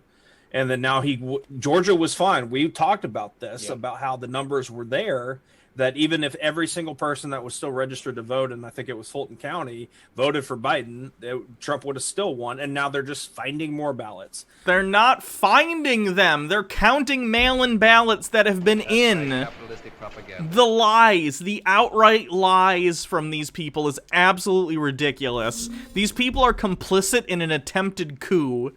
I'm not even exaggerating, guys. This is fucking ridiculous. Thank you, Oculus Vagine, thanks for following. Yeah. So it's all complete bullshit, and that's where we are right now, is the legal battle and the fight. And I'm very interested, and I'm look forward to talking about this today on what's really about to happen and what we think is going to happen with this. Yeah, and we're going to take you through it. We're going to take you all through it. Now, there's something we wanted to address. Methods and I both got asked a question today, so I might as well just get these thank yous out of the way. There's only 4. Nick from yesterday, thank you very much. Heather said, check your email, LibertyLover78. Heather, I did not see an email from LibertyLover78, so I'm not sure if I got it. Wheezy girl, she said, hope this helps a little. Thank you very much. Appreciate that. But the one that we need to address, Ken. Ken says, please tell me why POTUS is allowing this. I'm upset. Well, as it turns out, the president has no power over the elections. The states run the election. Donald Trump, as much as he would like to be, is not a dictator yet. So he has no power here. As much as he might want to whine, he can't do anything. Let's break it down, okay? Let's go with the simplest explanation here, Ken. Number one, as Method said, these numbers, they're bullshit. They're not bullshit. About the tools of capitalism. And we're addicted with a long message. So speaking of dead people voting, we have an amazing socialist mocking comedy in Poland. I can't recall the name, but the premise is the Glorious People's Republic of Poland is funding a new community center in a village to celebrate the fact that it is home to the oldest person alive in the country, but it turns out grandma's been dead for years and the family never reported it to keep getting her allotment and pension, so they dress up and obfuscate by direction of local... Oh god, that's only part 1. Jesus Christ. They're designed for one thing, and that's to demoralize you. It's the same thing with suppression polls, okay? They come out with these polls, they tell you Joe Biden is ahead by 10, 15, 20 points, and the whole idea is that you're going to believe it, and then you're going to stay home and say it's not worth it. No, it's not. The polls are not intended for any kind of voter suppression. They were just not super accurate. Not going to go out and vote. Or now that the election has happened, and clearly there were so many people who were voting for Trump, they're hoping that you're going to believe their tools of capitalism. Direction of the local government who is trying to hide their incompetence from the party central. It's amazing. Oh, I'm sure it's funny. Thank you for following, new follower. Bullshit that President Trump is losing and that Joe Biden's winning. Because that way, when they bring these fake votes in, and They're not fake. They're mail-in votes. I'm so sick of these people calling for basically fascism and having people's votes being thrown away because they don't like who they voted for. Already told you 100 times, Joe Biden for this, Joe Biden for that. It'll just cement in your head and you'll believe it to be true. But the reason President Trump isn't doing anything about this is because of our system of government. We do not have a dictatorship. This is not Venezuela. You guys sure seem to want it to be, but okay. President Trump can't just walk into your polling location and say, I decree that you stop counting votes right now because... Yeah, because that would be bad. Because it looks bad for me, or because... No. Not just because it looks bad, because that's literally fascism. I think that there's fraud. The fact is that just got some great slow-cooked barbecue chicken. Wish you could have some. Different agencies who handle a variety of different pieces. This is like a not so well-oiled machine, right? There's a bunch of different pieces. They're all working in tandem together, and some of them are getting ahead of the other ones, and maybe they're throwing some of the other ones out of whack. But in the end, our DOJ is going to have to take action. There will be something that's happening, and court cases brought by the Trump team, that's taking place. We're going to talk. They're entirely putting the cart before the horse. Before there's even any evidence of any wrongdoing, hint, there is none because there's been no widespread voter fraud, they've decided Trump lost. The only explanation must be that there's some sort of fraud. So they've already decided their conclusion, and now they're going to go hunting for some sort of evidence that will vindicate their already formed belief. This is the opposite of how you're supposed to form your belief systems. This is the opposite of how you're supposed to get your model of reality. These people are fanatics. About that. Got another one. Lily loves stuff with 20 bits. My sister's boyfriend got mad at me because he's a Trump supporter, and I asked him if he thought the U.S. were fascists, were good guys, and were if the U.S. were the fascists. What? I asked him if he thought the U.S. were the fascists, were the good guys in World War II. When he said no, I asked him why he's supporting fascism now. He turned so red. Ugh, these people. He's also got his surrogates out there speaking on his behalf. Methods, this is something that I wanted to talk. Combat tech sport. Y'all remember when the conservatives were all making fun of libs for crying about Hillary losing and claiming that Trump stole the election? Here's the thing. Most people were not saying Trump stole the election. That was not the narrative in 2016, guys. People were upset. People were crying for good reason because Donald Trump's a monster, has been a president who has, in fact, killed hundreds of thousands of people due to his negligence. They were right to cry. But you know what happened?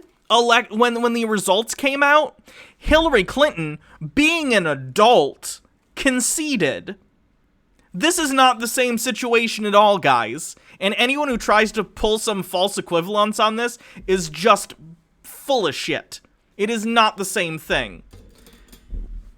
Time and time again, liberals and leftists are the adults in the room, and people on the right are angry, frustrated man children and women children who are absolutely frustrated with our democratic system because it doesn't let them win all the time. They don't care about democracy. They care about winning.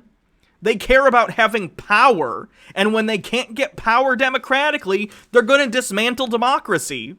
Because they don't give a shit. They don't. About. I think this is genius, okay? JR and I were talking yesterday, and he was like, why isn't POTUS out here talking about this? I want to hear him talk. I elected him president. He should be addressing this. Well, Methods, you're old enough to remember what happened in 2000, right? You know, Al Gore, George W. Bush. George W. Bush just said, "Oh, I'm the winner. I'm gonna tell I'm your president now. I'm your president now." And Al Gore goes out there and he's speaking like on the Capitol steps.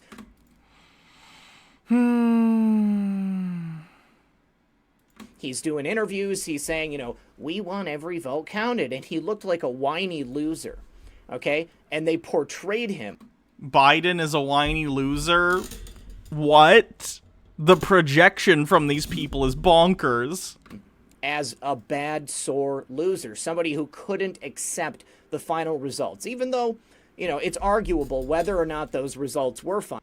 Oh, he's talking about the 2000 election. Or, who had cheated against whom. So, with President Trump not out there speaking about this on a daily basis, not going on television, making public decrees, saying, we don't believe this election count. He's got his kids out there. He's got people like Giuliani, people like Grinnell. They are speaking on his behalf. And it looks like there's a coalition around him, as there is. So he's got a coalition of very intelligent people who are smart enough to see that there is a massive fraud being hoisted upon the American public. Again, no evidence that anything not above board has happened. Zero. Zilch. None. You know why? Because if there was, it would be everywhere. Every right-winger would be putting forward actual evidence. And all they've had so far are lies and propaganda put out by misleading people. Like, I was talking to someone last night about this. They had this video from this right-wing propaganda site that was like, look, they weren't letting these Republicans in to view the votes being counted. And then when you actually looked into it, it turned out that there were actually Democrats and Republicans observing the vote count. And then outside, there were Democrats and Republicans who weren't being let in because of COVID restrictions. The room was already up to capacity. They're completely lying and fabricating evidence. They are making things up to try and convince the general public that there is some sort of fraud that there is no evidence for. This is a coup, people. It's a soft fucking coup. It's them, through their disinformation, trying to convince people to throw out legitimate votes. They don't give a shit about democracy. They care about winning. And if in order to win, they need to make your vote go away, your legitimate, legally cast vote, they will throw it in the trash so fast your head'll spin. They don't care. They do not care. And that we need to take this to court so that we can get to the bottom of it, invalidate votes that are not valid, and actually count the votes that are real. And there's all kinds of fraud going on. Don't get me twisted. We're going to talk about that. But you know, what do you think about that, Methods? Do you agree with me in this? Yeah, I agree with you. And just to add to it, like if they're trying to drag this into the legal system and make it about that, pulling it away from the American people. All the court cases so far, Michigan, for instance, they filed a lawsuit in Michigan and that got thrown out of court. You know why it got thrown out of court? For lack of evidence. There was another instance recently with one of these lawsuits where they went into the courtroom and the Trump campaign was alleging that they weren't being allowed into the counting room, poll watchers basically. And the judge asked, "Did you have people in the room?" And the Trump lawyer said, "We had a non-zero amount of people in the room." And the judge said, "Be clear with me. Did you have people in the room?" And they said, "Yes, we had people in the room." And the judge just responded, "Okay, what's your problem then?" They are making stuff up. They are literally making things up. People, this is serious. This isn't funny. It's not cute. Caesar is like standing right outside the fucking Rubicon. And I've used that analogy a lot in the past couple days, but that's because it's pertinent and it's important, okay?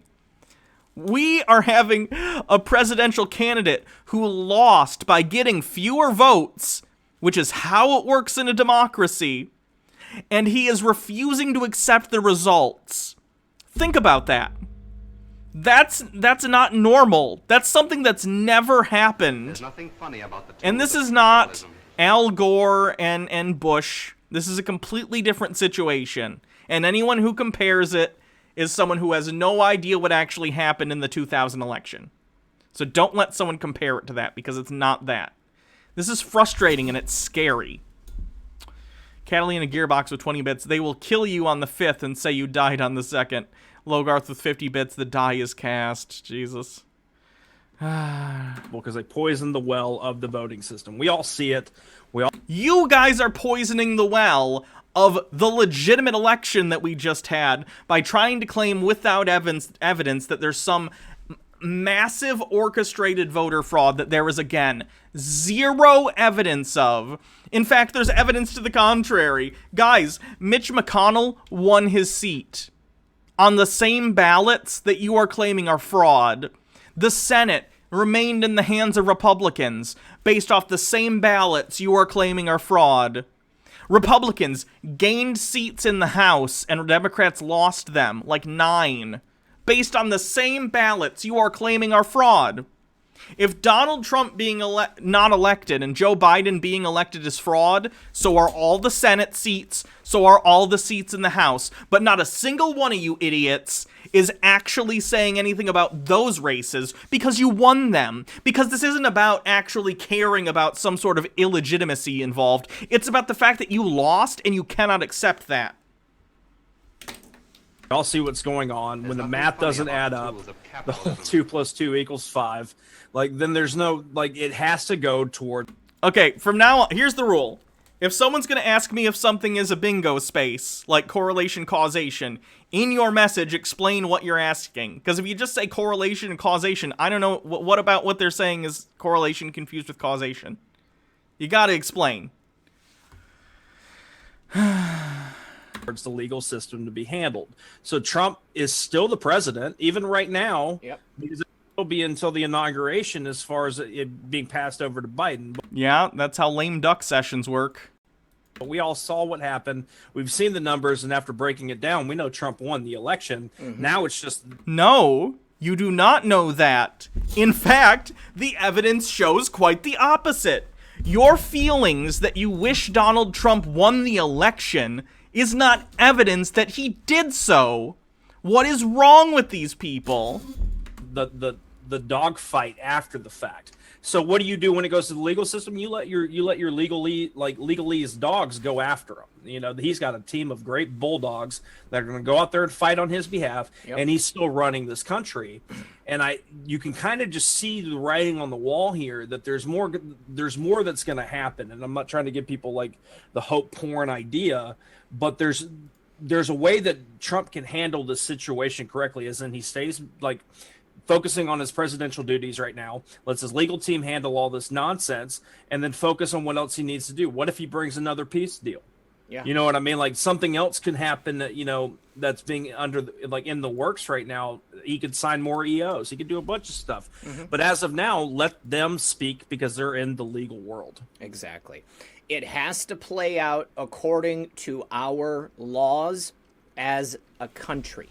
Okay? We can't skip a step. We can't take any shortcuts. I know that we've been used to watching... I was going to say, what do you mean another peace deal? What fucking peace deal do you guys think Trump has put into place? Highly in DW, wow, even QAnoners want Trump to STFU. Yeah. Me mentioning that is not QAnon yet, by the way. Until they mention it, if they mention QAnon, that'll count. But me just mentioning that chat does not count. Politicians and administrators do just that. Okay? But a major part of this movement is returning us to a country of law and order. Catalina Gearbox, they're saying the mail-in votes were cheating because most of the votes were for Biden. Correlation isn't causing... That's not correlation. That's not what that means. That's not correlation causation. Like, there's no correlation between... There's not even a correlation between mail-in votes being for Biden and it being... You know what I mean? That they're just wrong. That's not correlation, isn't causation. Okay? And in order to do that, we have to do it correctly. It has to be done correctly. Now, no, this is not Dave and not Dave. They got banned from YouTube. Sigma, something in the chat asked, what's my YouTube? Bro, where you been? I got deleted off YouTube. I got deleted off Twitter. I got deleted off Discord. The reason you're watching on DLive or Twitch or Pill.net or Clout Hub or on my website, redpill78news.com. I would love it if you guys went there because I do blog posts every day. I post my videos there. All of my stuff is right there on the website. That's the only thing you need to remember. redpill78news.com. Now, getting back to the idea of law and order, we have to do it correctly, okay? Our country is effed up. It has been effed up for a long time. They have completely destroyed the rule of law and the order that was meant to be established by a variety of laws and statutes that have been in place for centuries now, okay? The United States has been around for a long time. What the Democrats want to do is to fundamentally change the very nature of our country. They want to institute a brand new system. Oh no, making positive changes for the country? The horror. MMO addicted with 20 bits. Fun fact, one of Biden's dogs will be the first White House shelter dog. Also, let's move this to a more cleansy direction because I had a shit day. Anyone know if there was a White House cat before? I don't think there's been a cat, to my knowledge. I could be wrong, though. They want continuous... absolute power for the Democrats. They want to invalidate our laws. Again, the projection from these people going straight from talking about how they want Donald Trump to steal the election regardless of the fact that he lost, to claiming that the Democrats want ultimate power. It's ridiculous. If humanity survives like hundreds and hundreds of years into the future, I don't know how they look back at this and something like this and don't just lose their minds.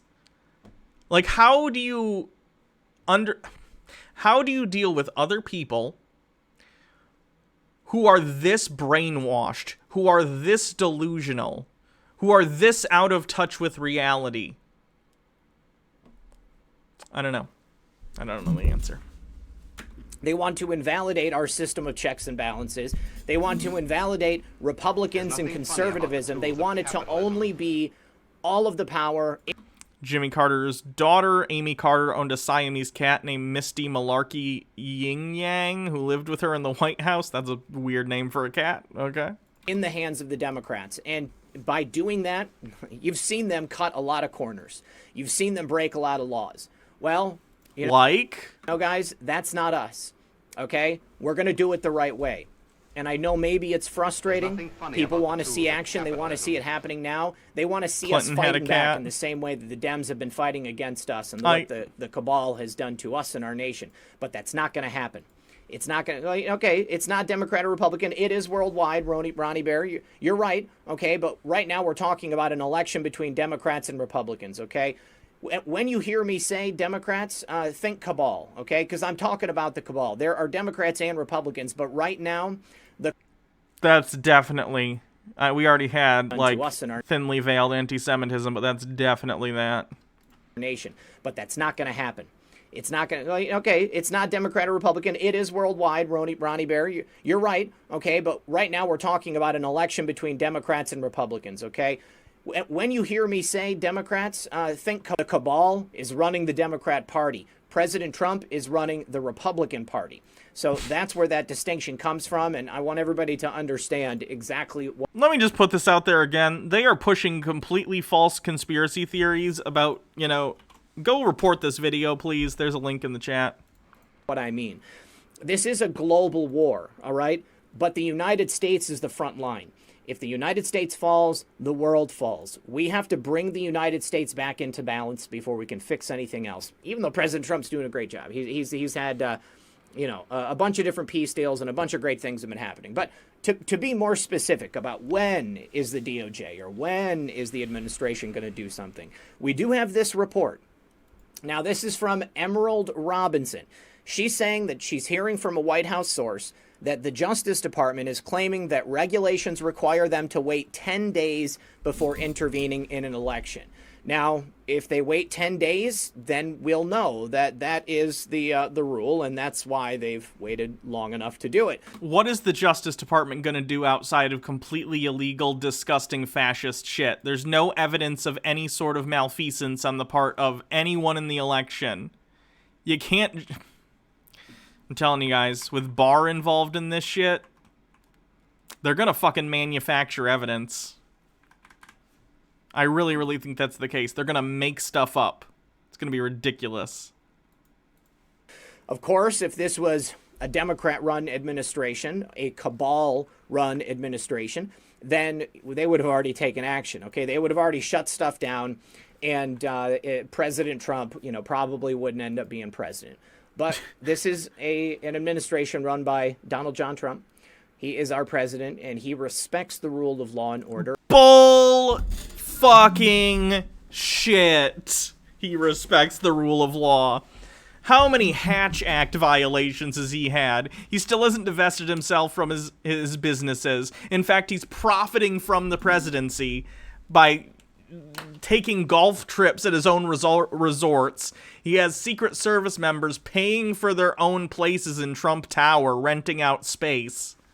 Ridiculous. And so therefore we have to stay and respect it as well, guys. The House Republicans... What? Republicans seem a bit investigation shy these days, don't they? Well, as you might remember from this election season, that wasn't always the case. During Bill Clinton's administration, House Republicans even called for an inquiry into Socks, the first cat. Socks was a fairly normal cat, and by most accounts he seemed to be a good and cute boy. Adopted by Chelsea Clinton as a lost kitten, he enjoyed the things most cats do, catnip, which press photographers used to lure him closer to the White House lawn, skulking around the grounds, and loathing his canine counterpart, Buddy the dog. So what's his crime? Indiana GOP Representative Burton Socks himself wasn't the issue. The issue was that constituents liked Socks so much, in fact, that they were sending him mail. Of course, since most of the letter writers were children, the White House would respond from Socks, and Burton wanted to know why taxpayers were fronting Socks postage. Oh my god. Republicans are such fucking trash. Cadaver Mouse, thanks for following. Right, and if we want to say that Emerald's correct, and for anybody who wants to know, she works... You don't think the legal team would make up evidence? Okay, I'm not talking about Giuliani, though, right now. Bill Barr and the fucking DOJ are gonna fabricate evidence, okay? And this is my tinfoil hat shit, guys. Feel free to disregard this if you don't believe me, but I'm telling you, do not assume that William Barr will not just make shit up. for Newsmax, and we're all kind of becoming more and more fans of Newsmax right now with how the election's been handled. If that's the case... Captain Rachel says it gets even better. The guy who complained about socks held a record for using the most amount of free government postage. Is there anything Republicans do that isn't absolute projection of the bad shit they do? Ridiculous. And they're trying to follow the rule of law, and just like how what Red Pill just said, like we've been run by a bunch of morons that have been like jumping red tape and doing anything that helps their interest for a long time now. So we're used to certain things happening. Postal worker admits fabricating allegations of ballot tampering, officials say. A Pennsylvania postal worker who claims have been cited by top Republicans as potential evidence of widespread voting irregularities admitted to U.S. Postal Service investigators that he fabricated the allegations, according to 3 people briefed on the investigation in a statement from a House Congressional Committee. Richard Hopkins claimed that a postmaster in Erie, Pennsylvania instructed postal workers to backdate ballots mailed after Election Day, which cited by Senator Lindsey Graham in a letter to the Department of Justice calling for a federal investigation. Attorney General William Barr subsequently authorized federal prosecutors to open probes into credible allegations of voting irregularities and fraud, a reversal of a long-standing Justice Department policy. But on Sunday, Hopkins told investigators from the U.S. Postal Service's Office of the Inspector General that the allegations were not true, and he signed an affidavit recanting his claims, according to the sources who spoke on the condition of anonymity to describe an ongoing investigation. Democrats on the House Oversight Committee tweeted late Tuesday that the whistleblower completely recanted. No shit. This is what I'm saying, guys. They're going to get people to lie. They're going to get people to fucking fabricate orders and evidence and stuff. It's going to be bad. Happening at a certain pace when it comes to cause and effect of they accuse them, whether they're guilty or not. If they want them locked up, they would do it. They'd find a way to do it. I'm not seeing any signs that Barr and them are just being completely complacent. They're not doing it. To me, I'm gonna skip ahead to see where this goes. They're following literally every 30 seconds, pump out a new anti-Trump meme and not say a word. And it was just like a machine that was just constantly putting these things out there. And that's where the narrative comes from. That's how they can make it look like an organic trending on Twitter. I'm not even allowed to see anything trending on Twitter anymore. It's literally gone. Yeah, well, there's nothing funny about the tools I don't see anything. Okay, Travis, thanks for subscribing with Prime. And look, this is nothing new, guys. I mean, we've been watching bot farms for years, you know. We can, but what if they're too far? And they get too far to the point to where they're at the polling stations and they're literally defrauding an election. Again, no evidence. You know, we're talking about that right there. That would be treason, right? I mean, at the point you are destroying an election or attempting to. You're trying to sabotage. So we can't have humans doing this. And I'm not trying to hand things over to Skynet, but I'm saying that we need to have, the voter ID to where we then have it registered through, whether it's on the blockchain or anything like that. We can't be having like people doing this because they're going to have one side or the other, and the whole world is now politically charged to the point of oblivion. Yeah, apparently people cannot be nonpartisan. It's impossible.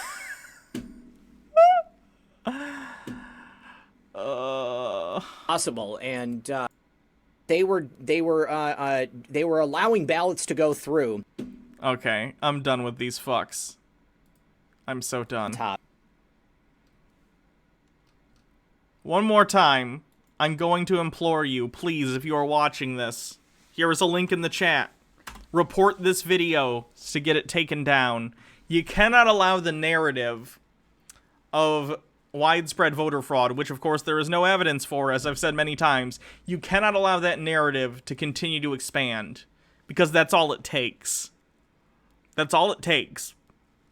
Anytime you see a video like this or a post like this, report that shit. Every single time. Every single time. You can't, because this is their plan to try and sow discord and basically throw a hand grenade into the U.S.'s confidence in its own elections. You can't do that. Anyway.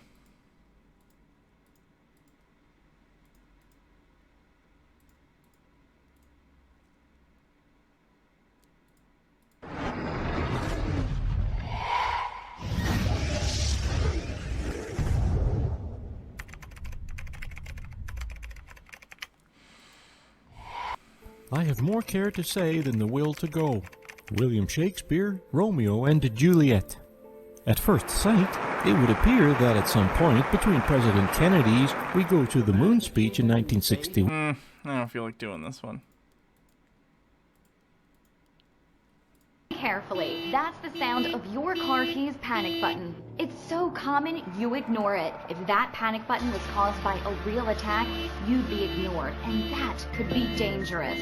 There's got to be a better way. Now, there's Style Screamer, and I promise you no one will ever ignore this sound. Just attach the Style Screamer to your keys or purse, and when you feel threatened, simply pull the tassel.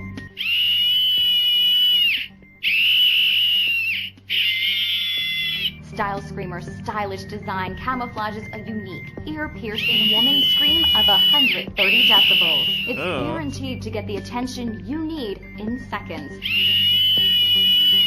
Perfect for isolated parking lots or garages. Style Screamer frightens away an attacker, giving you time to escape. And when you feel safe, simply... Jesus Christ. That is an annoying noise, and that's horrifying. Someone sent that as a cleanse. That's not a cleanse.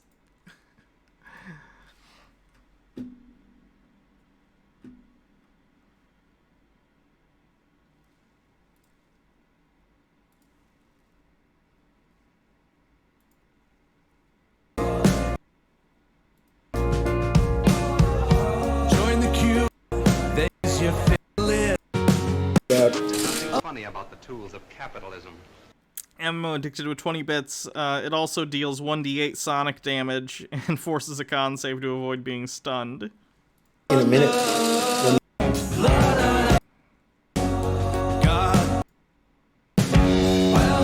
Yikes. Yeah, I don't want to watch that. Alright, let's do a Jillian and then I'm probably calling it a night.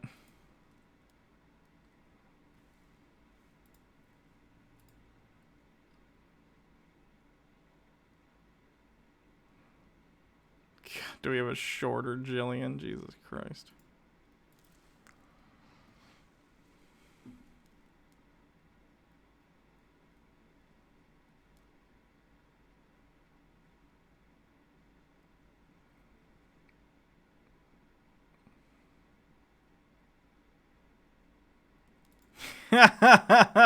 Hey, Baja. Let's hear what Jillian has to say about stem cells, okay? Since this is, like, up your avenue, let's see what Jillian has to say about stem cells. Here's a video called "Stem Cells Are Not the Answer." And I'm, you know, Baja, you and Jillian should probably get together and talk shop, you know? Because she's a medical expert, you know? Just like you know about genetics. She's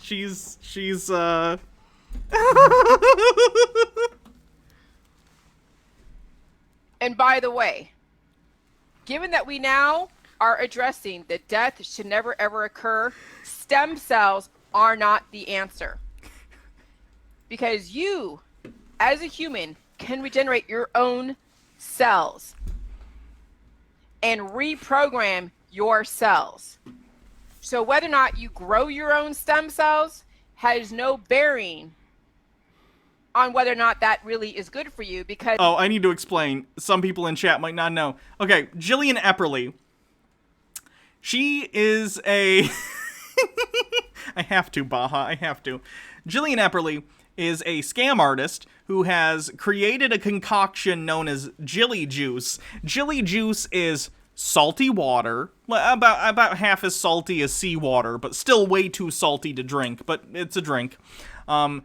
Salty water, blended up cabbage and kale, and then you set it on the counter to ferment, right? It's fermented, room temperature, salty cabbage and kale water. It is disgusting. And she sells this recipe to people. She sells her books. You can buy a subscription to her website. And she claims that this concoction will cure every disease. It'll cure every disease because she believes that disease is caused by candida, which is a real kind of fungus. It can cause problems in real life, like if you get it in your mouth and overgrowth. It's called thrush. I believe it can cause, yeast infections in genitals, stuff like that. But she thinks that is the cause of all illness, cancer, your common cold, coronavirus. She thinks it's all fungus. It's not. Logarth with 50 bits is basically crappy kimchi. Sure. So she claims this will not only cure all disease, but like if you're missing a limb or an organ, it'll grow it back. She believes if you're gay, this salty cabbage water will turn you straight and then turn you asexual, because she believes that asexuality is the natural state of human beings, because she thinks that this salty cabbage water will also make you immortal and make you stop aging. And the only reason people have sexual urges, according to her, is because your body knows it is dying and wants to, propel a version of you into the future via procreation. It's all nonsense, obviously. She's been on Dr. Phil. She gave someone a stroke by drinking the jelly juice, because you're effectively drinking, salt water. That's not good for you. Like a gallon or so of salt water a day, she recommends you drink. And she gave someone a stroke. Maybe killed someone. Killed at least a dog. She killed at least one dog, yes. She killed people's dogs, maybe multiple. So anyway, yeah, let's watch this. As if you're growing your own stem cells to then go and put them somewhere else in your body, you're still taking your body's programming and putting them somewhere else. But that's not the point. They are now taking other people's stem cells, from whether it's babies to humans to whatever, and putting that person's babies aren't humans. Did you know that? Person's programming into your body. That is not good. That's no different than a freaking organ transplant that you have to keep your body immunocompromised so you don't purge out somebody else's DNA. Stem cells are being sold as they're being sold as a panacea for helping somebody get through their, was it leukemia or lung cancer? I had a friend that I thought was on my protocol that was behind me, and she is advocating stem cells because it saved one of their friends, who's a Nobel Peace Prize winner, from, imminent death from lung cancer. And I'm like, guess what? This person really needs to be drinking my juice. Okay, you can get on Discord, but you can't say anything until the video's over. We gotta watch the whole video and then you can respond. And regenerating their own stem cells in their own areas without having to go and reposition them or relocate the stem cells. No, you should be making your own cells. But now you're taking on somebody else's DNA, seriously, taking on somebody else's DNA and putting it somewhere in your body. I mean, that now is what they're doing. They're resurrecting people with somebody else's stem cells.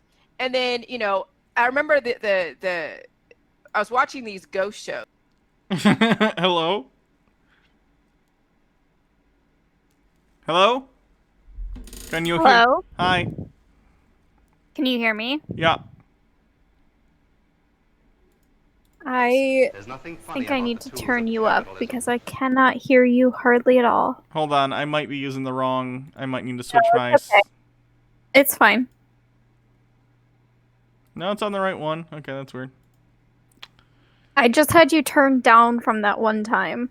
Oh, okay. Let me share screen with you so you can hear this in the correct time. Thanks. On TV. Before you play this, I for anybody in chat that doesn't know, I am a 4th year PhD candidate in genetics with a specialty in reproductive and developmental genetics.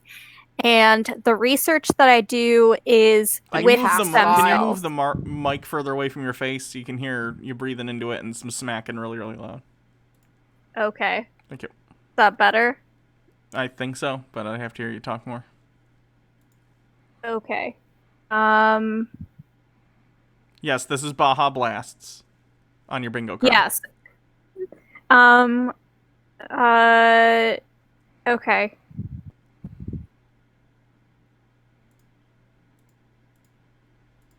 Cool. Good. Hello? Yeah, I'm good. Okay. And this kid allegedly had some past life, dreams and having nightmares. And I think you guys seen on my Facebook, they were talking about this, right? Well, yeah, you're taking on somebody else's energy. If you're taking on an organ transplant, okay, or any type of transplant, There's nothing funny about or the somebody tools of else's blood, capitalism. you're taking on their energy. Baja, what's your expert opinion on taking someone's energy? Fight it, Hannah. You told me not to talk until the video was over. Now you can talk. What's up? No. Okay, MMO addicted to 20 bits. Baja lips ASMR also missed some bits earlier. Nothing funny about the tools of capitalism. Hannah, I'm all into consensual sadism, but this may be a bit much. What did Baja do to deserve this? Nothing. If I suffer, she must suffer. Yeah, I'm sure. I don't care. All of their memories, all of their programming, the DNA, all the stuff that they've ever had in their life, and you're putting it into your body. So whether it's blood transfusions, to stem cells, to organ transplants, to any type of bone marrow transplant, all these transplants have taken somebody else's DNA, and even having sex.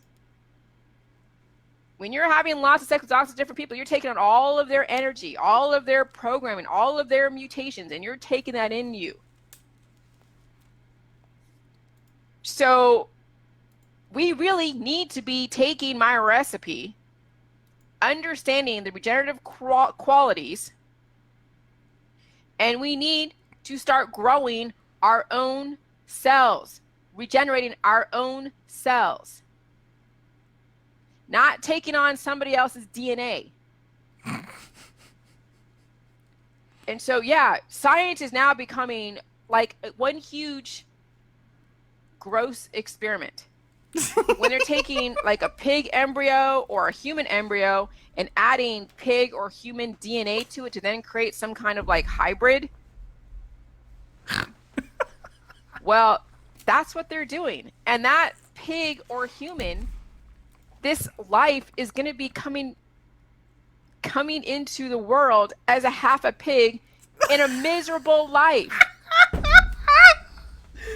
Baja, will you answer for science? Why are you making half pig people? So we are not making half pig people. What we are doing, or at least what I assume she's referring to, is trying to make transplants of like pig hearts into humans easier. And the way that you can do that is by what we call humanizing like an animal. So you can do this with like mice or pigs or other apes. It's basically just instead of having like the pig produce the proteins that are normally found on the outside of pig cells, we like splice their DNA so that they produce the proteins that are normally found on human cells, so that your body is less likely to attack the pig heart or the pig valve. I don't think it's normally full hearts that are replaced from pigs, but people do get pig heart valves if they need to be replaced. MMO addicted to 20 bits. I mean, the shit she spouts would make for an amazing modern fantasy D&D setting, but not reality. Also, we know Baja's making mutant mice army to come save me from Poland and conquer it, making the LGBTQ plus a new nobility and everyone else into peons. That's a fun side project. If it was a human embryo to begin with, then ply them with right, my juice, capitalistic and they propaganda. can start regrowing. They can start generating to the design of what they were before they had the pig DNA being infused into the egg or the sperm or wherever they're putting it. No, bit donations and stuff don't count towards bingo. It has to be in the videos, or if it's something that specifically says I say something, then it can be me, but you can't just bit message your way into bingo spaces. And if it was a pig to begin with human attributes, human DNA, then vice versa. And this is where science has gone completely freaking insane. Resurrecting the dead and creating hybrids. Oh, I haven't heard about this. Baha, why are you resurrecting the dead? Why did you become a necromancer? Okay. So, I have no idea what she's referring to here.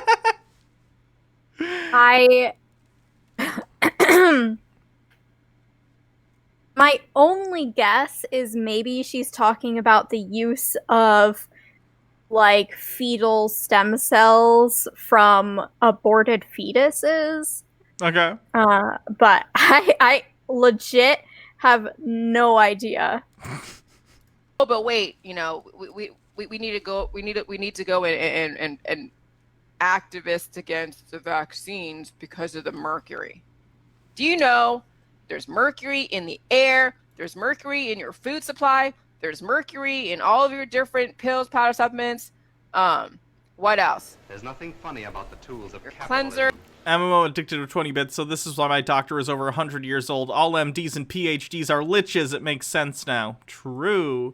I would imagine any mercury that exists in any medications or anything would be trace amounts that aren't going to affect you because we know mercury is poisonous in large amounts.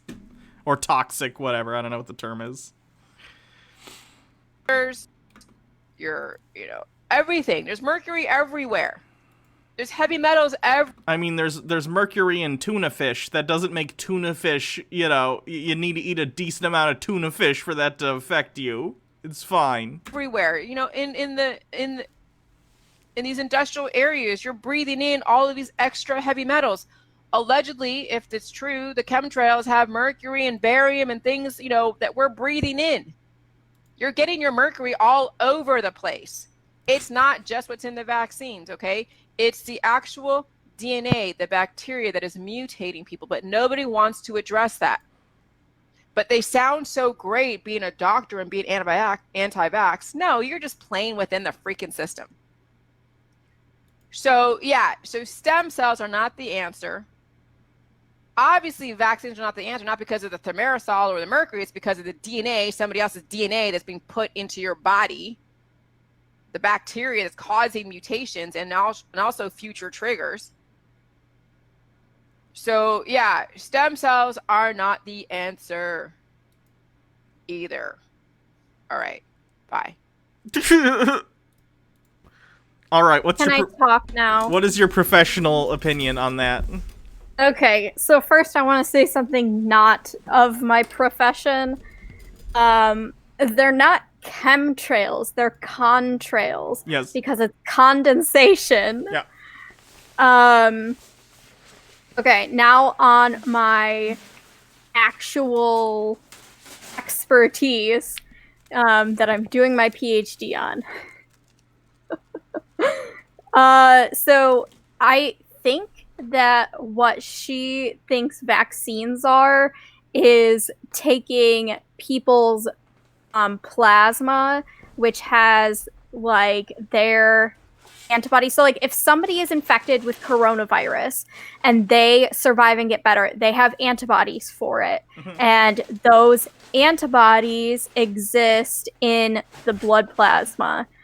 And so if you take that and isolate it with plasmapheresis, which basically just you're able to take blood and separate out whatever part you want. So you can separate out the plasma or the serum or the like red blood cells. Yeah, I've been through that before. I've had plasmapheresis done on my. They took out the blood and then it goes through a machine and they. Oh yeah, you donated plasma. Mm-hmm. Okay, so basically they'll take out your plasma and that will have the antibodies for the virus, and then they can give that to somebody else and try and help them fight off the virus better. It's usually those kinds of treatments, I think, are done when somebody is like super, super, super sick. And it's like a last-ditched effort. It's not the kind of vaccine that you would get in mass for a whole population. Those vaccines are normally made from what are called attenuated viruses. And that means a virus that is not active, or it can just be a small piece of the virus. Because what your immune system is doing is it is trying to bind onto things constantly that are coming into your body. And so that includes you.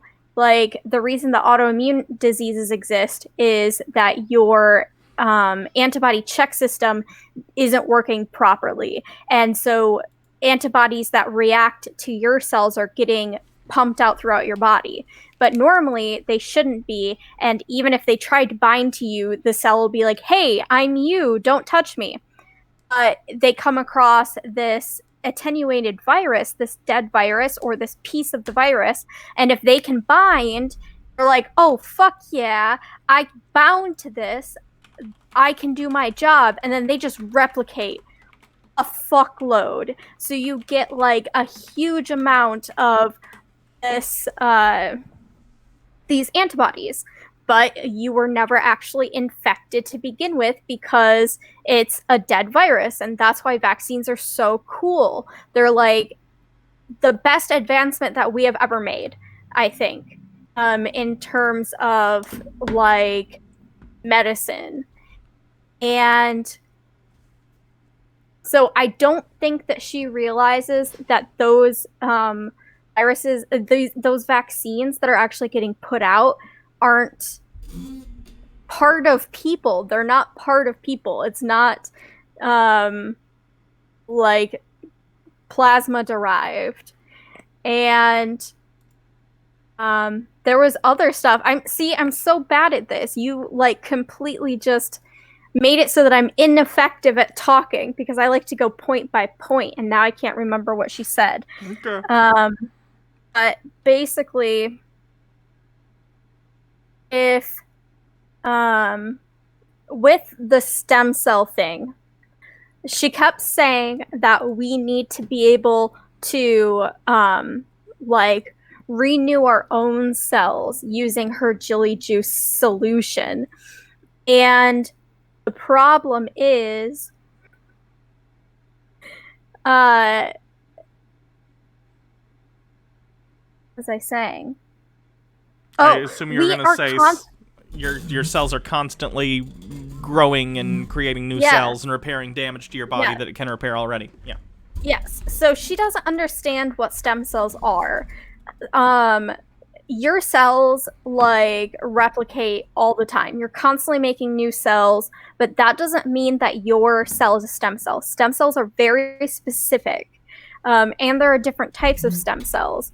So, and this is a chunk of my presentation that I give all the time for actual like lab and stuff, is stem cells are defined by their ability to both renew into that same cell and differentiate to be another cell. And that's their defining trait. Staying a stem cell or becoming a different cell. And then there are levels of potency from totipotent to omnipotent. And, or I don't know, there's one where it's like a stem cell, totipotent, that can become any cell. It can become a gamete, body cell. It can become a placental cell. And then there's like a stem cell that can only become a couple cells. Okay. And so she just thinks that we're not regenerating our bodies.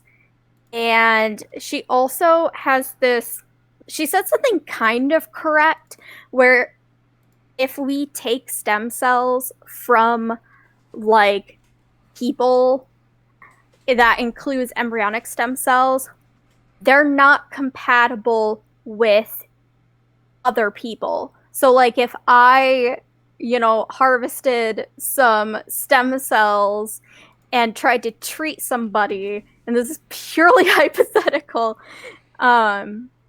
they could get graft versus host disease. Sure. Which is basically your body is fighting off the stem cells because they don't have the same. It thinks that they're invaders. It sees them as, yeah. Yeah. So that's something that my research is actually trying to, be a part in fixing. So there is a way that we're trying to figure out and trying to perfect and make efficient is taking someone's cells from their own body that aren't stem cells, so just like a regular skin cell, and turning it back into a stem cell, which would therefore get rid of the need to use, like embryonic stem cells. And it would also get rid of the chance that you could get graft versus host disease, because if it's a stem cell that's derived from your body cells, it has the same DNA. It's going to have the same allergens on the outside of the cell. So your body's going to recognize that it's itself and not try and fight it off. Sure. Okay. Someone messaged me on GoFundMe, by the way, which is a weird way to try and contact me, and said like, "Hey, don't cover Jillian. That video's from 2018." Guys, she's still current. She posts 2 videos a day. So no, I'm gonna cover Jillian. It's fine. So I do want to say something. Micro 102. People are semi-compatible with other people. So there are a bunch of things that dictate compatibility, and unless you're an identical twin donating to your identical twin, you're not going to be fully compatible, because there are like thousands of different ways that the DNA in the immune cells can combine, and if it doesn't happen in the exact same way, then you're not going to be 100% compatible. So when people get organ donations, they have to be on immunosuppressant therapies the rest of their life, or their body will reject it. So yeah. Okay. Well, thank you. I'm gonna wrap the stream up. So. Okay. Everyone thank Baja for coming on and explaining science-y stuff. So, we're gonna probably raid someone. Thank you, everyone, for coming to the stream. Appreciate it. It was a lot of fun, except for the stuff that was stressful. Yeah. Let's see who we can raid. It's probably Antipodian's good. So thanks, everyone. I'll be back tomorrow for something. I'm not sure what. It might be Chud Watch. It might be something else. I appreciate you coming to the stream. It was fun. Chat is valid, as always. I did write down the name of the person who won not Chud Watch, the person who won bingo, by the way, so I did see that. Thanks, everyone. I hope you all have a good night. Now I'm repeating myself. I'm a broken record on this, so hope you all have a wonderful evening. Go check out my YouTube channel. Bye, everyone.